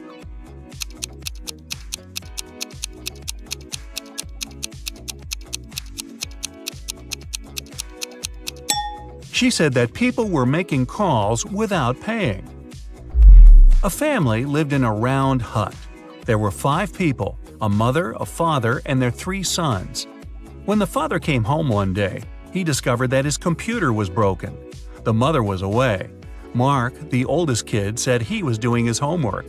Jack, the middle kid, swore he was drawing. And Tom, the youngest, told father that mom had punished him and so he was standing in a corner. Who broke the computer?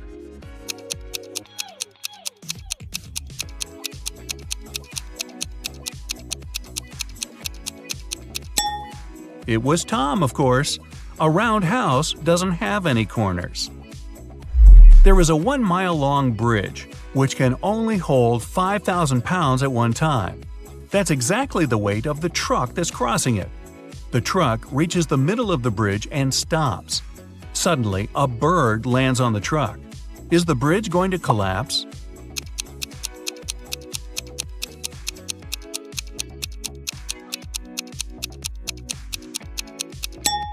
The bridge isn't going to break down because the truck has already used some gas to get to the middle and therefore weighs less than 5,000 pounds. You agreed to take part in a reality show, but it turned out to be a trap from a crazed lunatic. He tells you to dive into one of 4 tanks. The first one is swarming with venomous snakes. The second is filled with corrosive acid. Electric eels are swimming in the third one. And the 4th tank is filled with bacteria-infested water. In which tank will you have more chances of survival?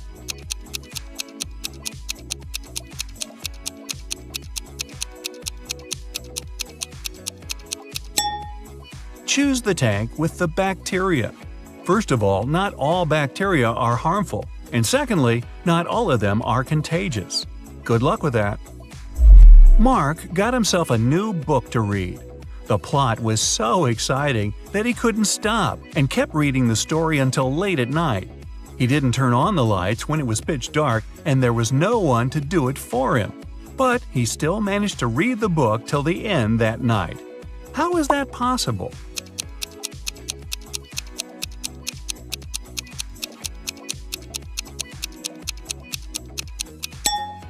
Mark was blind and was reading a book written in Braille. Or he could have just had an ebook. Hey, why not? Lost inheritance. Larry's granddad was a wealthy man who loved playing pranks on his relatives. That's why, when he passed away, no one could find his will. But one day, 5 years later, Larry was looking through some old papers. Suddenly, his breath caught in his throat. The document he was holding was his granddad's will. It read, "I hid all my money and other valuables at 2 p.m. sharp under my favorite cherry tree, right where its shadow ends. The one who digs it out will be my heir." Larry was ecstatic. He was going to be rich. He drove to his granddad's villa and found the cherry tree. He waited for an hour or so until 2 p.m. and started to dig. But try as he might, his efforts didn't pay off. Confused and upset, he had to return home. Why didn't he find anything?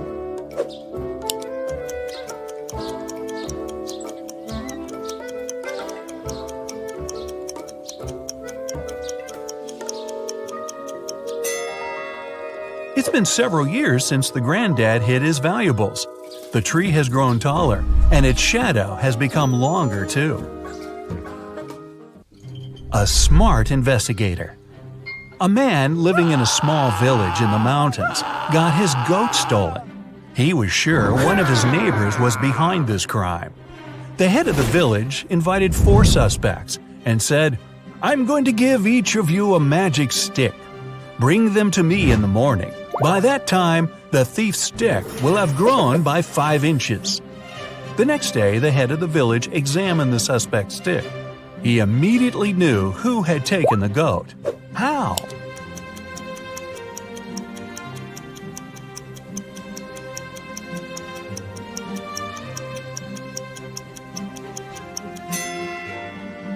The thief's stick was 5 inches shorter than those of the rest. He had broken it, expecting it to grow longer during the night. A realization. 3 friends fell asleep under a tree in the countryside. While they were resting, a boy painted mustaches on their faces. Once the men woke up, they started to laugh. But then, all of a sudden, they stopped. Why?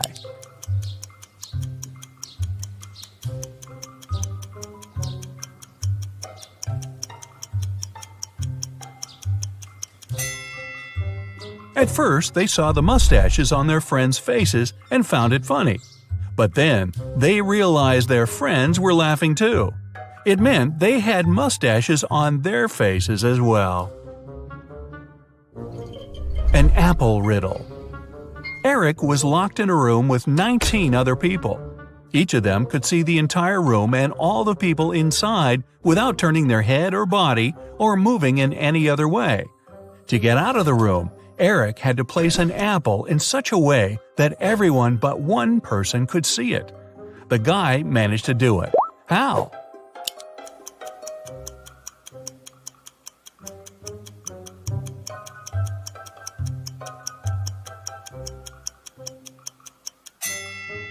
He put the apple on one person's head.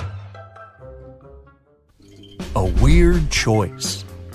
Every day, Mark rides his bike to the railway station to get to the college. There are 2 stops near his home. One 1 mile away from his house, and the other 2 miles away in the opposite direction. In the morning, he always gets on the train at the first stop. And in the afternoon, he gets off at the second. Why?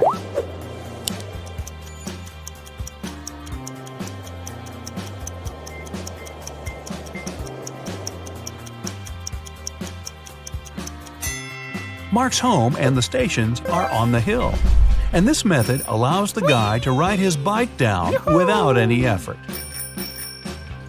A draw. 2 teams were playing soccer against each other. Each of them scored 2 goals in total, and still it wasn't a tie since one team won and the other lost. How come?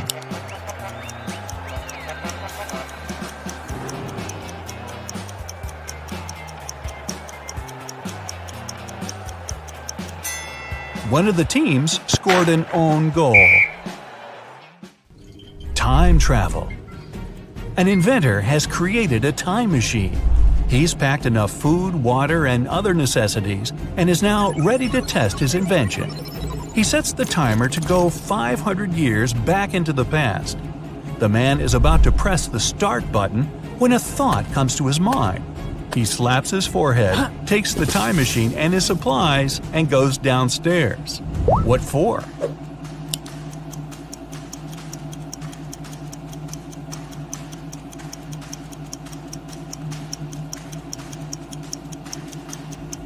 This way, he'll avoid a nasty fall.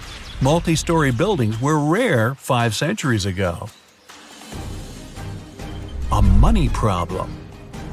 A notorious criminal caught rich businessman Brian and locked him in a room. "I won't let you go until you double the money I leave for you." And the criminal put $5,000 on the table. By the time he returned, Brian had already doubled the money. He hadn't left the room or communicated with anyone. Then, how did he do it?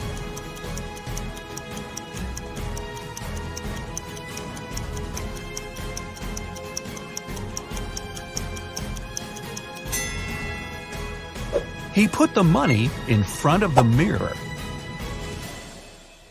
Granted wishes. Amanda was walking along the beach one day and found a glass bottle. The thing looked ancient, and the girl had to put a lot of effort into opening it. To her shock, guess what? A genie appeared from the bottle. "I'll grant you 3 wishes, but there's one condition. You can't wish for more wishes." Amanda agreed and still managed to get more wishes. How did she do it?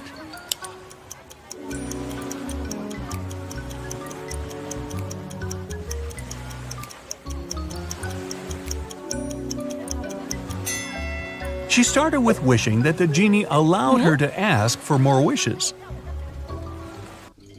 Strange reaction. 2 British women wanted to lose weight.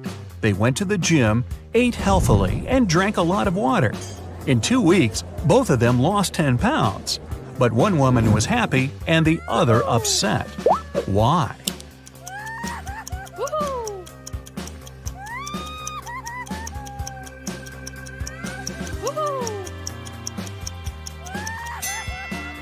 The first woman lost weight, and the second, 10 pounds in UK money. 11. How did she survive? Melissa stayed late at work one evening. When she was walking home, it was already dark. Suddenly, she noticed a group of people. They were moving in a strange, jerky way, closer and closer.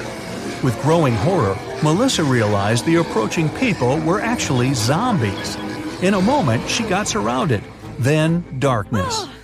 And still, the next day, the girl was in the kitchen making herself a vegetable salad. How is it possible?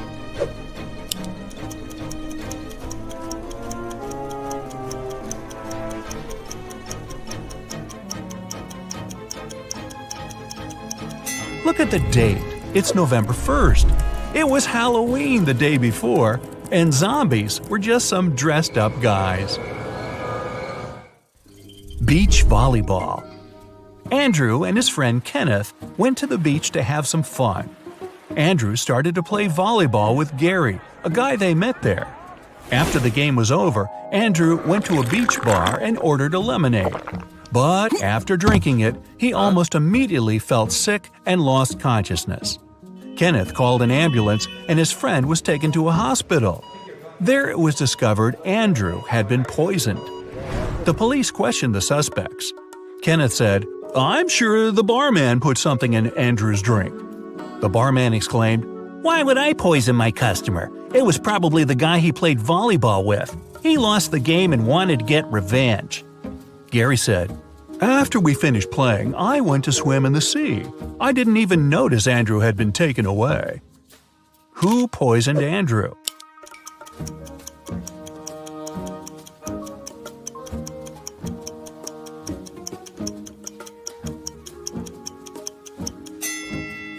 It was the barman. He lied about Gary losing the game to frame the guy. A teacher's riddle. A student had failed his test and came to his teacher asking how he could improve his marks. The teacher replied, "If you manage to solve my riddle, I'll give you a better mark. You have a cardboard box. It's easier to lift from a wooden floor than from a steel table. What's in the box?" The student thought for a while and answered correctly. What did he say?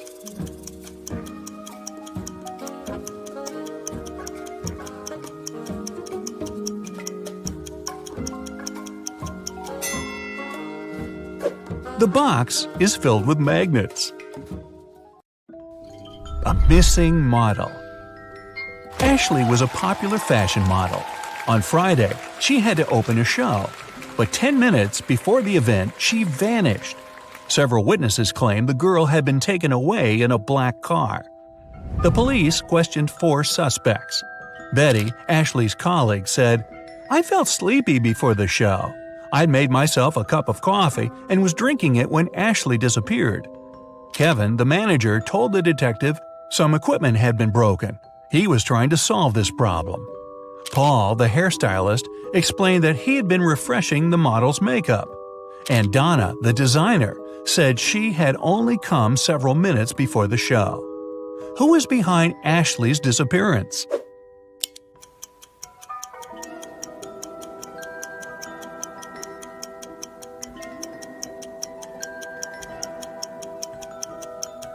It's Paul. He's a hairstylist, and they don't deal with makeup.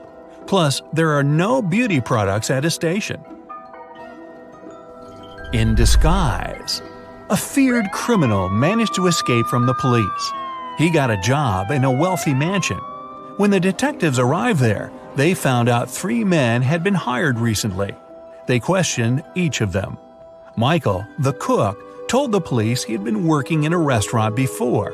But then the restaurant went out of business and he found a new job.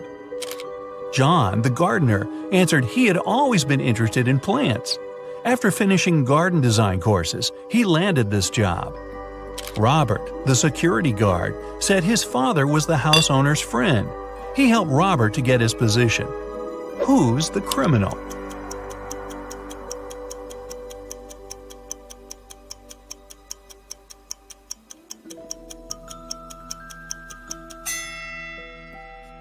It's the cook. Before the police came, he'd been trying to make an omelet. But look, it's full of eggshells. A real cook would never make such a mistake.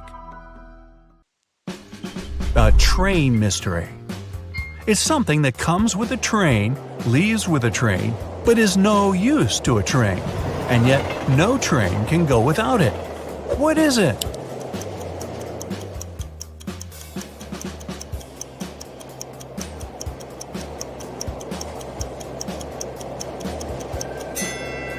It's noise. Yeah, really. Riddle number 1. Who is guilty? Sherlock Holmes was working on a tricky case. One day he vanished. The only thing John Watson found on his desk was an encrypted note. It looked like this: D+1, L+1, H+1, K+1, X+1. He knew Sherlock had 3 suspects: David, Susan, and Emily. Who was behind the disappearance of the famous detective?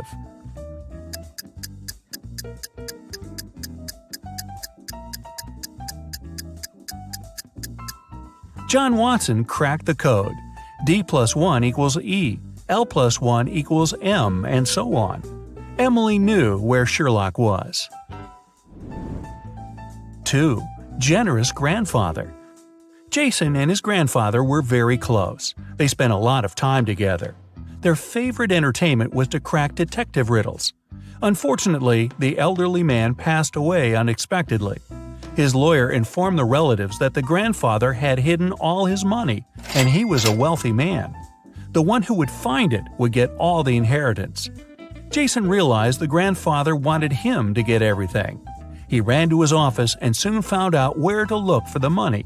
Can you figure it out?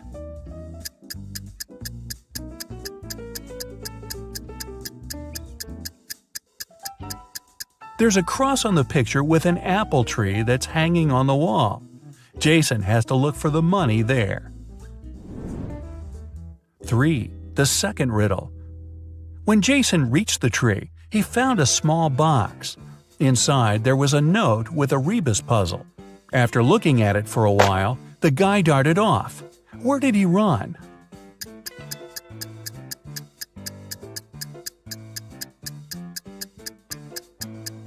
The rebus says back door. That's where Jason headed. There, under the stairs, he found another box with a key to a bank safe deposit box inside. 4. East and West.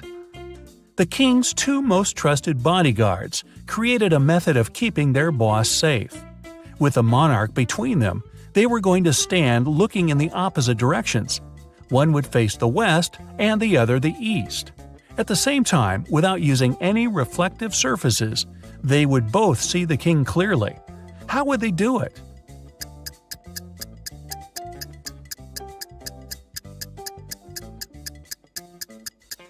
They would be facing each other.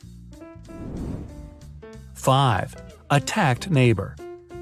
Detective Oliver Norton was leaving for work in the morning when he saw a man running out of his neighbor's house. He stopped the guy, who said his name was Paul. He came to visit his colleague about 30 minutes ago and saw him fighting with a man. The door was locked and Paul couldn't get inside to help.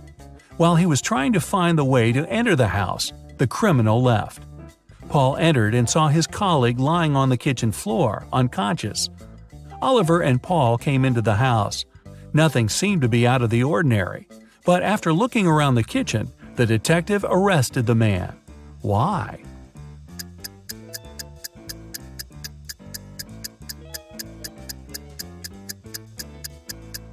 Paul was the one to attack Oliver's neighbor.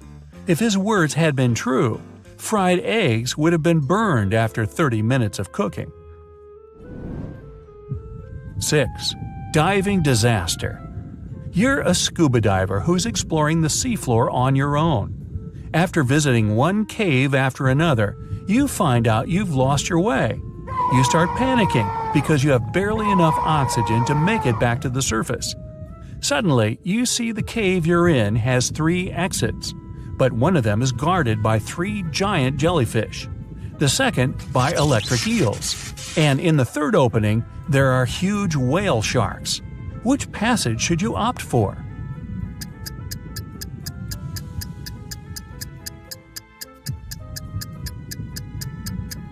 Choose the exit guarded by whale sharks. They get their food by filtering water and are totally harmless to people. 7. Stolen documents. At 11 a.m., Liam got a call from his friend, the owner of a law firm. The man was in distress. A very important document had disappeared from his office. It had been on the desk the evening before, but nowhere to be found in the morning. Liam immediately went there to question the employees. In no time, he had 3 suspects. Elijah said he had spent the previous evening at the movies. Mason had taken his girlfriend to dinner, and Evelyn had visited an art gallery. It didn't take Liam long to understand who was lying.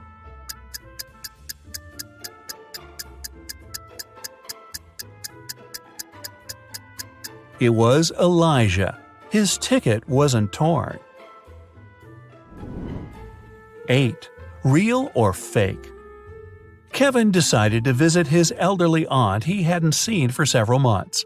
But when he got to her house, he saw 2 men wearing construction worker uniforms. They were moving out some furniture. What are you doing here?" Kevin asked. "Miss Saunders hired us to help her get rid of old furniture. We're from Pick and Carry Transport Company," one of the men answered. He sounded sincere, but Kevin felt there was something wrong about the whole situation. Suddenly, he realized the men were thieves. How did he understand it?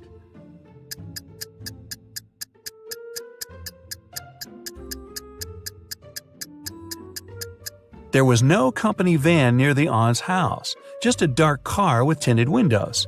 Plus, why were the men wearing construction worker uniforms if they were movers?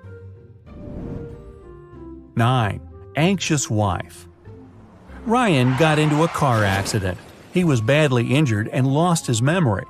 The man was rushed to a hospital.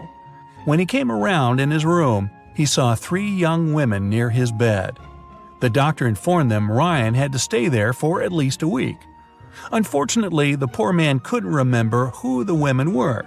Each of them claimed to be his wife. "Sweetheart, but what if you never remember me?" the woman on the left was crying. "Honey, I'm so worried. Let's go home and I'll take care of you," the one in the middle exclaimed. The girl on the right was furious. "They're trying to steal you from me. Let's leave this place right away." Which lady is the man's wife?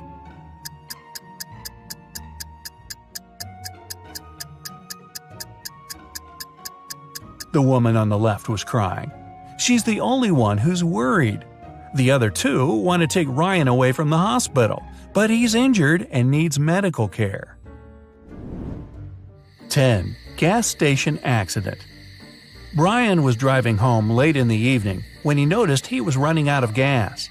He stopped by at a gas station to fill the gas tank and buy some snacks. When he came up to the employee to pay, she told him $5.05. Brian paid, went outside, and called the police to report an emergency. Why?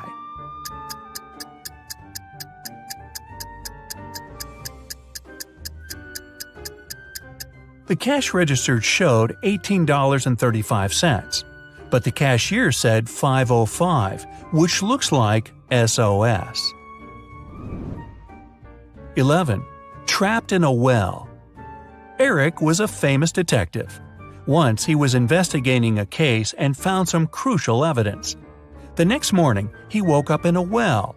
It was old, deep, but luckily not filled with water. On the flip side, there was no way he could get out to the surface. Suddenly, Eric saw his main suspect's face at the top of the well. "You won't live long enough to rat me out," the man shouted. And then the detective felt soil falling on his head. The criminal was going to bury him alive. But in an hour, Eric was already out of the well and running away. How did he manage to get out?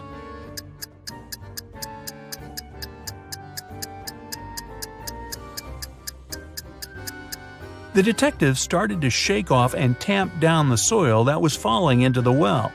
He was getting closer and closer to the surface until he managed to jump out and run away.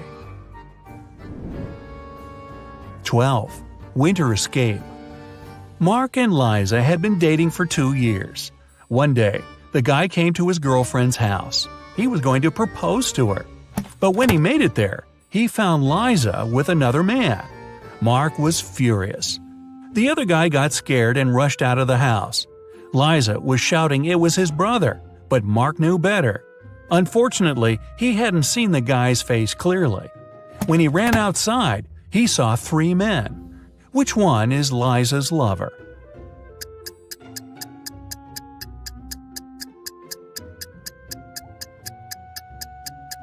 It's the guy on the left. It's freezing outside, and the other 2 guys have red cheeks and noses.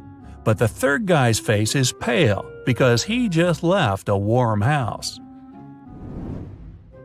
13. A bus driver. A bus driver is heading down the road from Los Angeles to Las Vegas.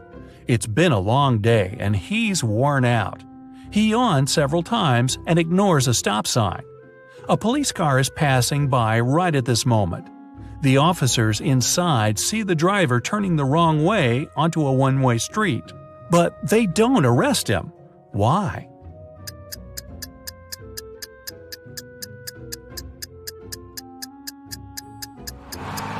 The man's walking, not driving a bus. 14. A mysterious man. A man and a woman are driving along a road at breakneck speed. Suddenly, the man pulls the car over.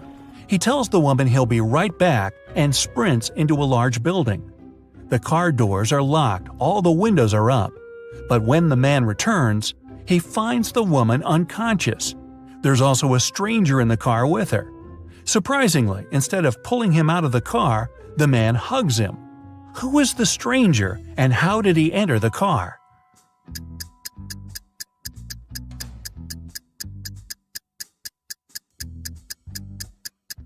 The woman was in labor and the man was driving her to a hospital. By the time he returned with a doctor, the woman had already given birth and passed out from exhaustion. The stranger in the car was the man's son. Well, that's a happy ending. Richard had a collection of beautiful paintings. One day, while he was away, his favorite one got stolen. The police suspected one of Richard's neighbors. Nicole said she had been out of town. She returned home just an hour ago and was so tired after a long drive that she immediately went to bed.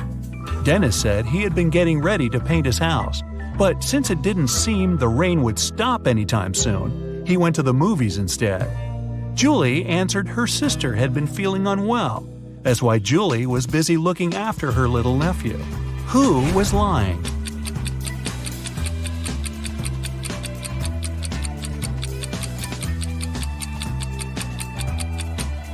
It was Nicole. It had been raining for the whole day. If the woman had returned home just an hour ago, the road under her car would be wet. A wealthy businessman had two sons, Gary and Jeffrey. The loving father doted on his boys, but unfortunately, he had a lot of enemies who often threatened to harm his sons. One day, Gary was rushed to a hospital. He had been poisoned. Jeffrey, scared out of his mind but feeling okay, went with his brother. When the businessman arrived, he asked Jeffrey what had happened. "We were playing soccer and got awfully thirsty. Some man gave each of us a bottle of water and we drank it all. But then, how come Gary is in a hospital bed, poisoned, while Jeffrey is fine?"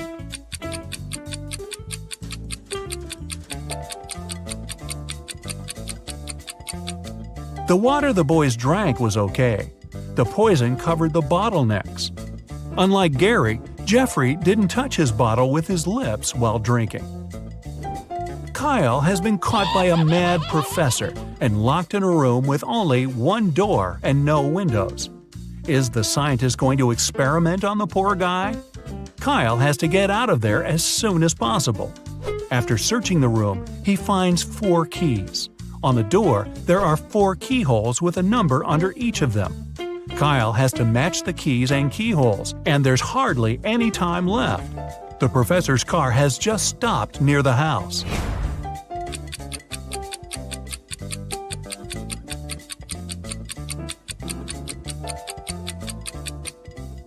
The digits on the door match the number of the angles the geometric shapes on the keys have.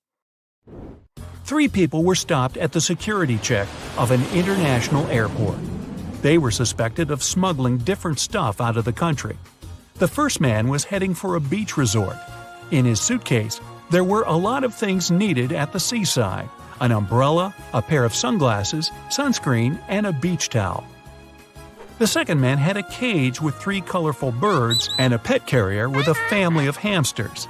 He had all the necessary papers. The third man was traveling for business. In his bag, he had a suit, some documents, a toothbrush and toothpaste, and a bottle of expensive shampoo. Who's the smuggler?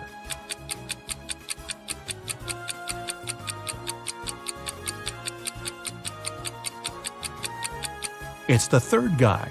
He's bald. Why would he need shampoo? Young fashion designer Robert was preparing for his first show. He was excited and a bit anxious, so he took a break to steady his nerves in a quiet corner. But when it was time for him to present his collection, he was nowhere to be found. In an hour or so, a security guard saw him in the bathroom, lying on the floor. Someone had hit him on the head. The police had 3 suspects. Maya, one of the models, said she had had problems with her dress. "I didn't even have time to leave the dressing room." Catherine, one of the guests, answered she was Robert's huge fan. "I've been wearing his clothes for years. Why would I hit him?" Sam, the designer's assistant, said he had rushed to the nearest coffee shop to get Robert an Americano to calm him down. Can you figure out the culprit?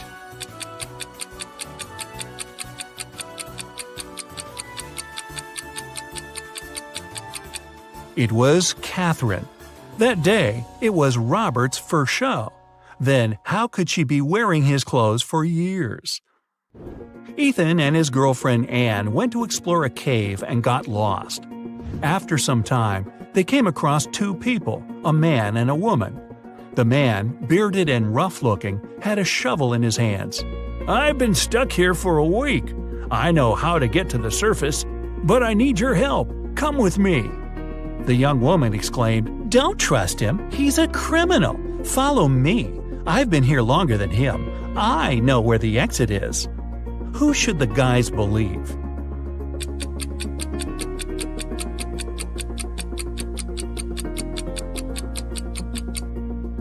Ethan and Anne decided to follow the man. If the girl had been in the cave for more than a week, why does she look so tidy and has fresh flowers in her hair? Mickey wakes up locked in a basement. The guy has no idea how he got there, probably through a hatch in the ceiling. There are also 3 doors leading out of the room. Behind the first one, there's a deep pit with metal spikes at the bottom.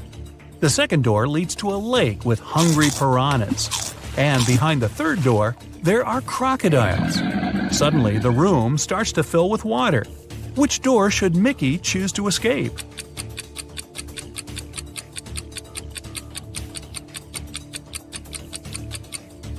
He should pick the first door. Once the pit is filled with water, the guy will be able to swim over the spikes.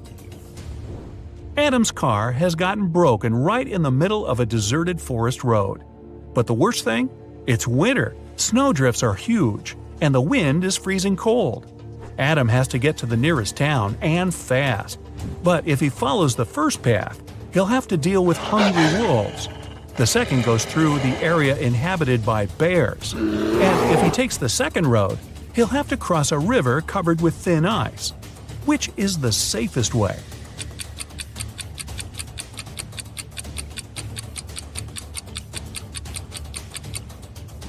Adam should sneak through the bears' territory. These animals sleep in the winter. Lauren has cooked 10 buckets of chicken wings for a family gathering, one for each guest. But later, it turns out little Jimmy has been left without his portion. Someone has taken 2 buckets. Is it Uncle Patrick? He looks suspicious. Or maybe Lauren's son Justin. He's wearing this creepy, knowing smile. Or could little Jimmy himself hide his chicken wings in his bag with toys to get another portion?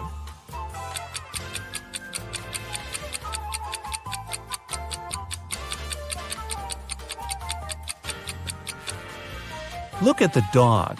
It wouldn't leave Uncle Patrick's side. It can smell the meat the man has hidden. Look at these 2 girls and their fridges. One of them has never had enough money until recently, when she won the lottery. Which girl is that?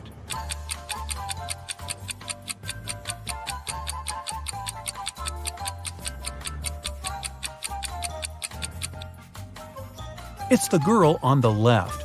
High heels, a flashy dress, and a fridge filled to the brim. She looks like a person who has finally managed to get their hands on some big money. Lisa was a millionaire's daughter. She was fed up with her dad trying to control her life. After he told her one day he'd found a fiancé for her, she decided to run away from home. She took enough money and the most discreet car she could find in the garage and left. The girl knew her father would send his people to bring her back. That's why she never stayed in one hotel for more than one night. One day, she found herself in a small town. It was getting dark, and she had no choice but to stop at the first hotel she saw. The receptionist said her room number was 710 and offered to show her where it was. Lisa immediately grabbed her bag, ran out of the hotel, jumped in the car, and sped away. Why?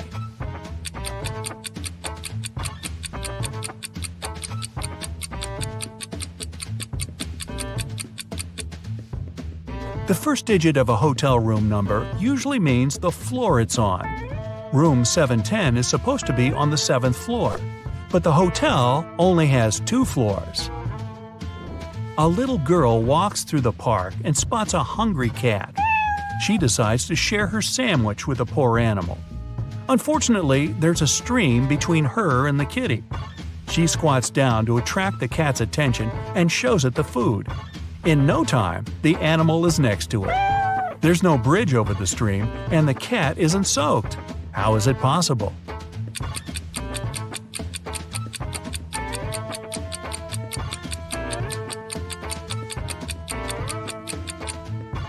It's winter, and the stream's frozen. You're taken into a dark cave. Your mission is to escape without getting caught. 4 different colored doors appear in front of you. A red one leads to an outer galaxy without a trace of oxygen. A yellow door leads you to a great white shark-infested water tank. A blue one leads to 66 million years ago, the time when a massive asteroid hit the Earth and made dinosaurs go extinct.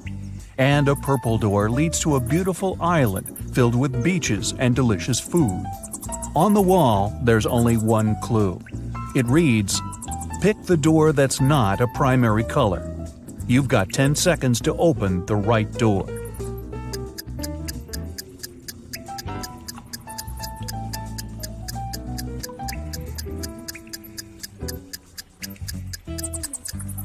It's the purple door. Red, yellow, and blue are all primary colors, while purple is secondary.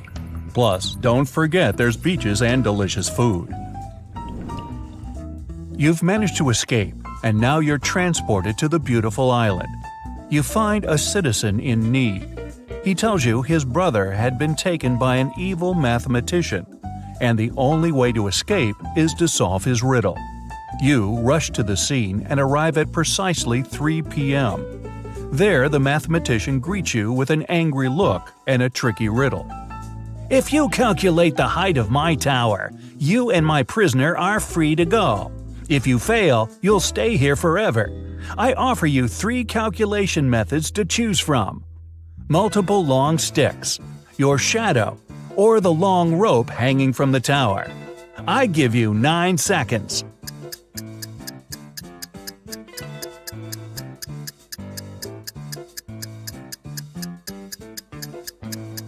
Without even knowing the measurements of the sticks or the length of the rope, even if they're the same height as the tower, you'd still not know the actual size of the building.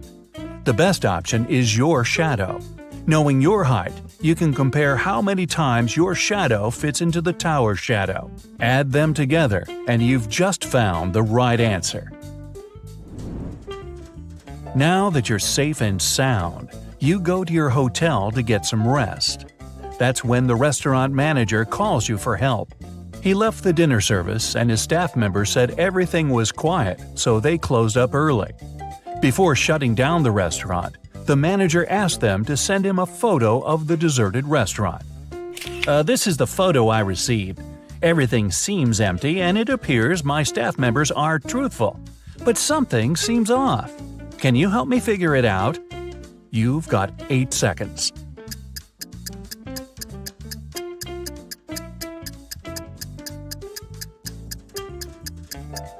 It appears the image was photoshopped. The employees removed the people from the picture, but they forgot to erase someone's hand from the table. Right before walking upstairs to your room, the HR manager calls you into her office. She needs help with a job application she received for the receptionist position. She's looking for someone who is multilingual and narrowed it down to 3 applicants. But only one person is telling the truth. Sarah is from Belgium, and she speaks Dutch. Louise is from Switzerland, and she speaks Swedish. Marie is from Monte Carlo and speaks Italian. You've got 7 seconds to figure out who is truthful.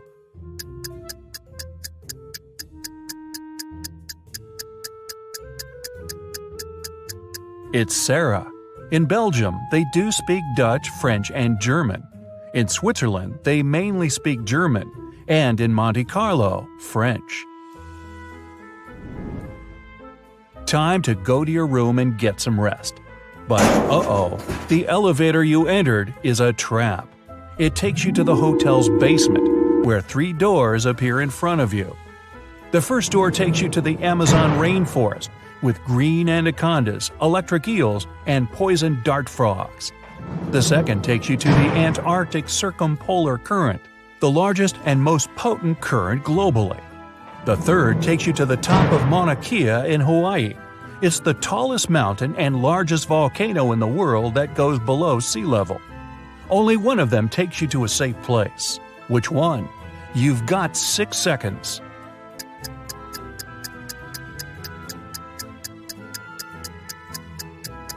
Pick the third door.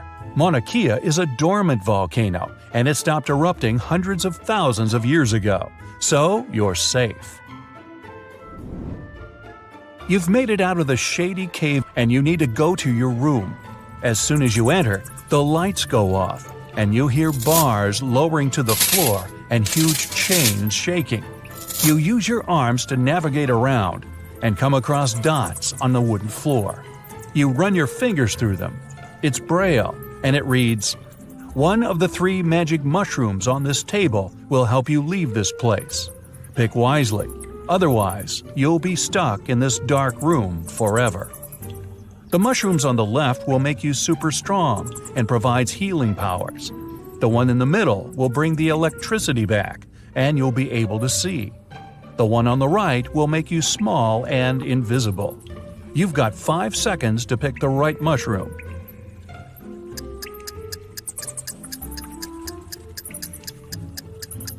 Turning the lights on won't free you, and becoming invisible doesn't mean you won't bump into walls. The best option is the strength and healing mushroom. You can bang on the walls and bars until you break them. The next day rolls around. You head into the parking lot to pick up your car, but the car seems to be locked. There's a 3-digit PIN code lock on the passenger side door. On the side of the device, you read a clue. ABC equals 123. On the ground, there's a piece of paper that reads BAD. Use the clue to find PIN code numbers. Here are your 4 seconds. The code is 214. B is the second letter, A is the first, and D is the fourth. Now that you've got your car, time to do some shopping at the mall. You visit a jewelry shop.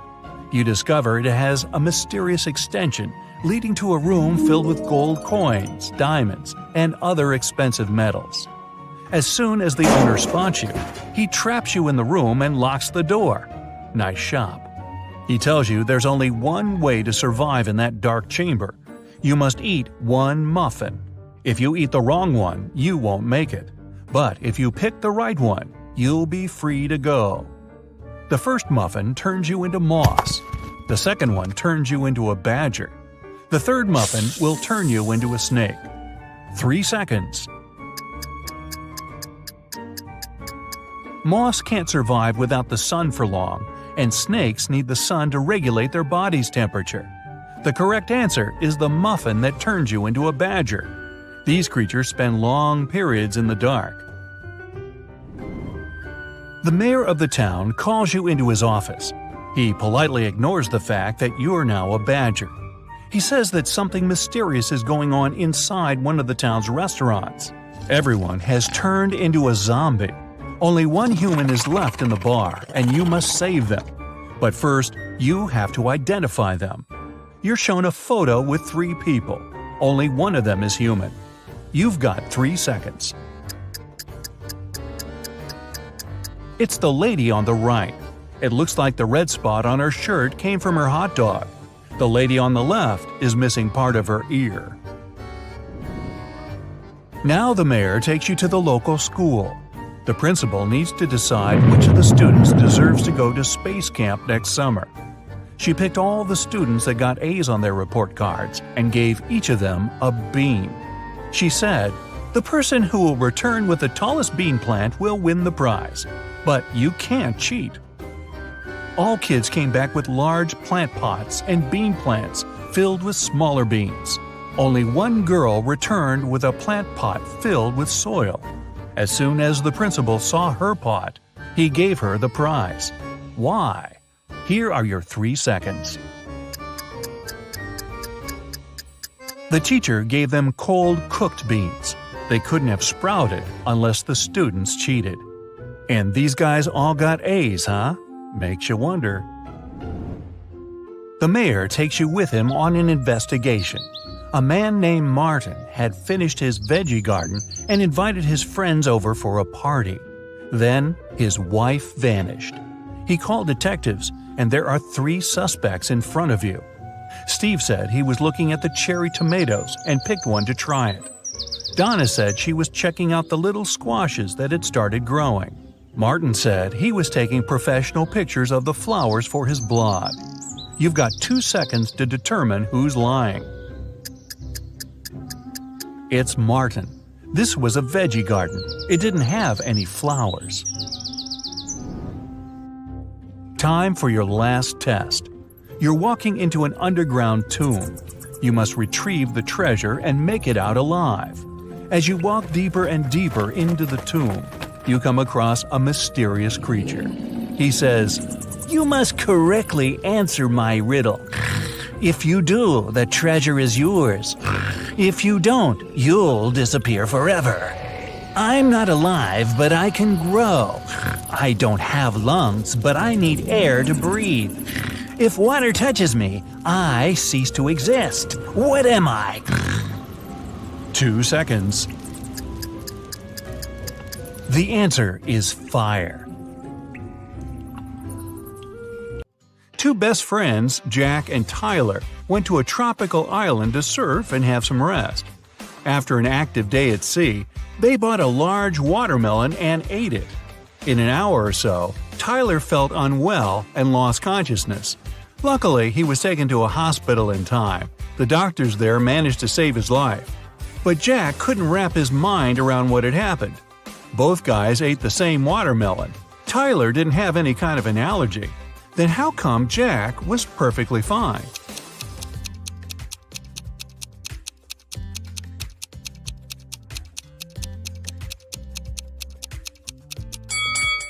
Jack didn't eat watermelon seeds, and Tyler did. Whatever substance poisoned him was in the seeds. Jerry got a job as a security guard at a supermarket. On his first day, he heard an alarm go off when a young woman was leaving the store. He stopped her and asked whether she had a receipt. She did, so Jerry checked it and the girl's bag. Everything looked okay, but the man still called the police. Why?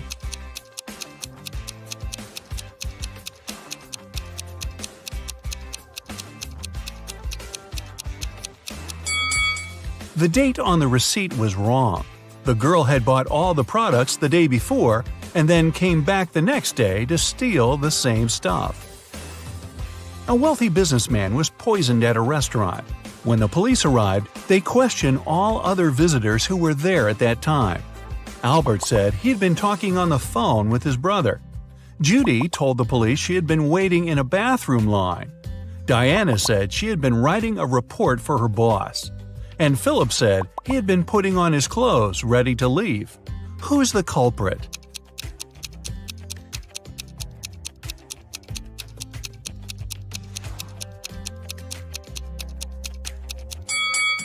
It's Judy. Besides her, there were only 3 other visitors in the restaurant, and all of them were busy. There couldn't be any bathroom line. Catherine was a maid at the Smith's house. One day, she called the police and asked them to come as soon as possible. When they arrived, the woman told the officers the house owners were away on vacation. She was the only one to look after the house. In the morning, she went grocery shopping. On her way back, a man in a mask ran up to her and made her open the door and let him in. He tied Catherine to a chair, took all the valuables he could find, and sneaked out of the house. The woman started to shout for help. After some time, a passerby heard her shouting, entered the house, and untied her. Then he went away without leaving his name or phone number. After the detective heard this story, he arrested Catherine. Why?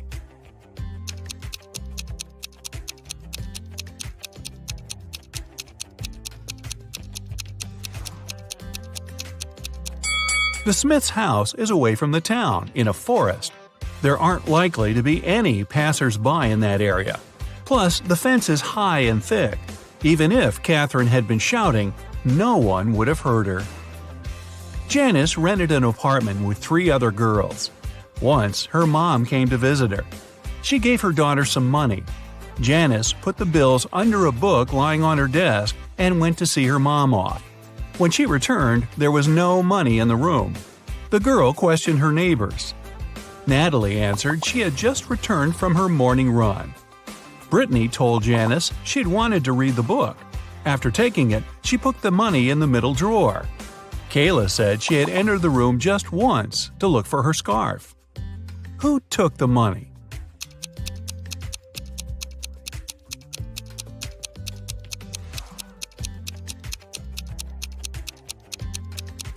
It was Brittany.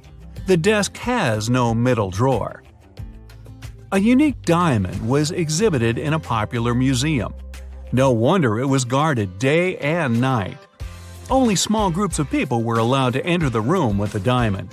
One of such groups had just left when the security guards heard a shrill alarm go off. They dashed inside and found a man who seemed to be as shocked as they were.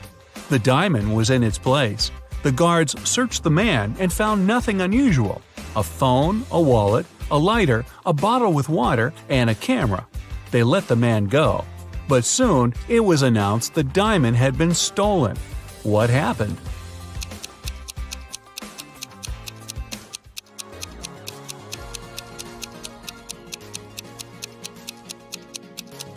The man replaced the real thing with a fake gem. After that, he hid the famous diamond in his bottle with water. 2 girls, Tina and Betty, got lost in the forest. After some time, each of them found a clearing with lots of berries growing there. By that moment, the girls had been starving. They decided to snack on the berries. But for one of them, it's going to be a grave mistake. Which girl is that?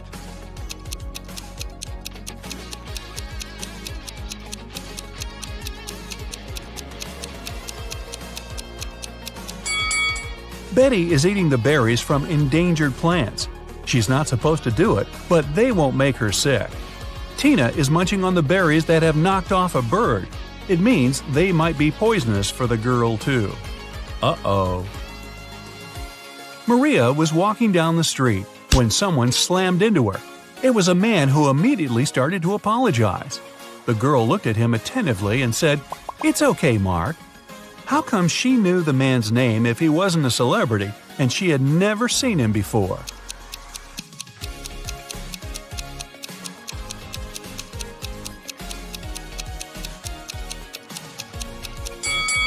Maria knew the man's name because he was her friend's twin brother. Eric needs to get some documents from his colleague's safe. If he doesn't, he'll get fired the next day. But it turns out to be a tricky task. The safe has a password, and Eric has no idea how to crack it. It's a combination of letters OTTFFSS, with the last 3 letters missing. What are they?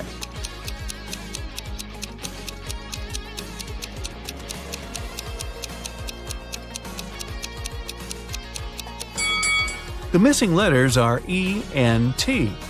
All of them are the first letters of the numbers from 1 to 10. One evening, Christian went to the backyard to enjoy some peanut cookies. He didn't want to leave any crumbs inside the house because his wife was allergic to nuts. But when the man opened the bag, he found just 1 cookie. Christian questioned his 3 kids. Alice, the eldest, puffed, "Don't you remember I'm on a diet?" Kelly, the middle child, said, "I was studying upstairs. I didn't have time for cookies." And Joe, the youngest, answered he had been too busy helping his mom to make a peanut butter cake. So, who gobbled down Christian's sweets?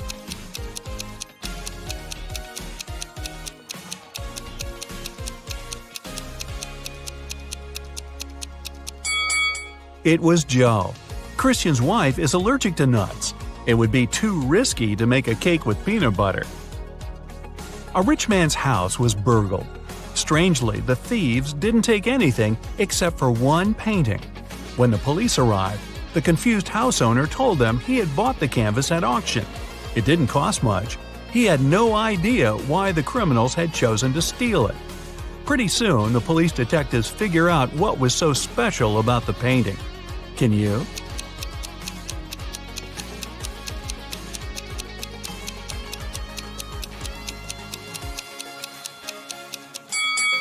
It wasn't about the painting itself, but about its expensive and unique frame. Mr. Johnson disliked modern art. One day, he ran into the City Art Museum and caused damage to several paintings, which cost millions of dollars. Instead of being arrested, though, he was invited to the manager of the gallery. The man started to thank Mr. Johnson and promised he would be rewarded. How come?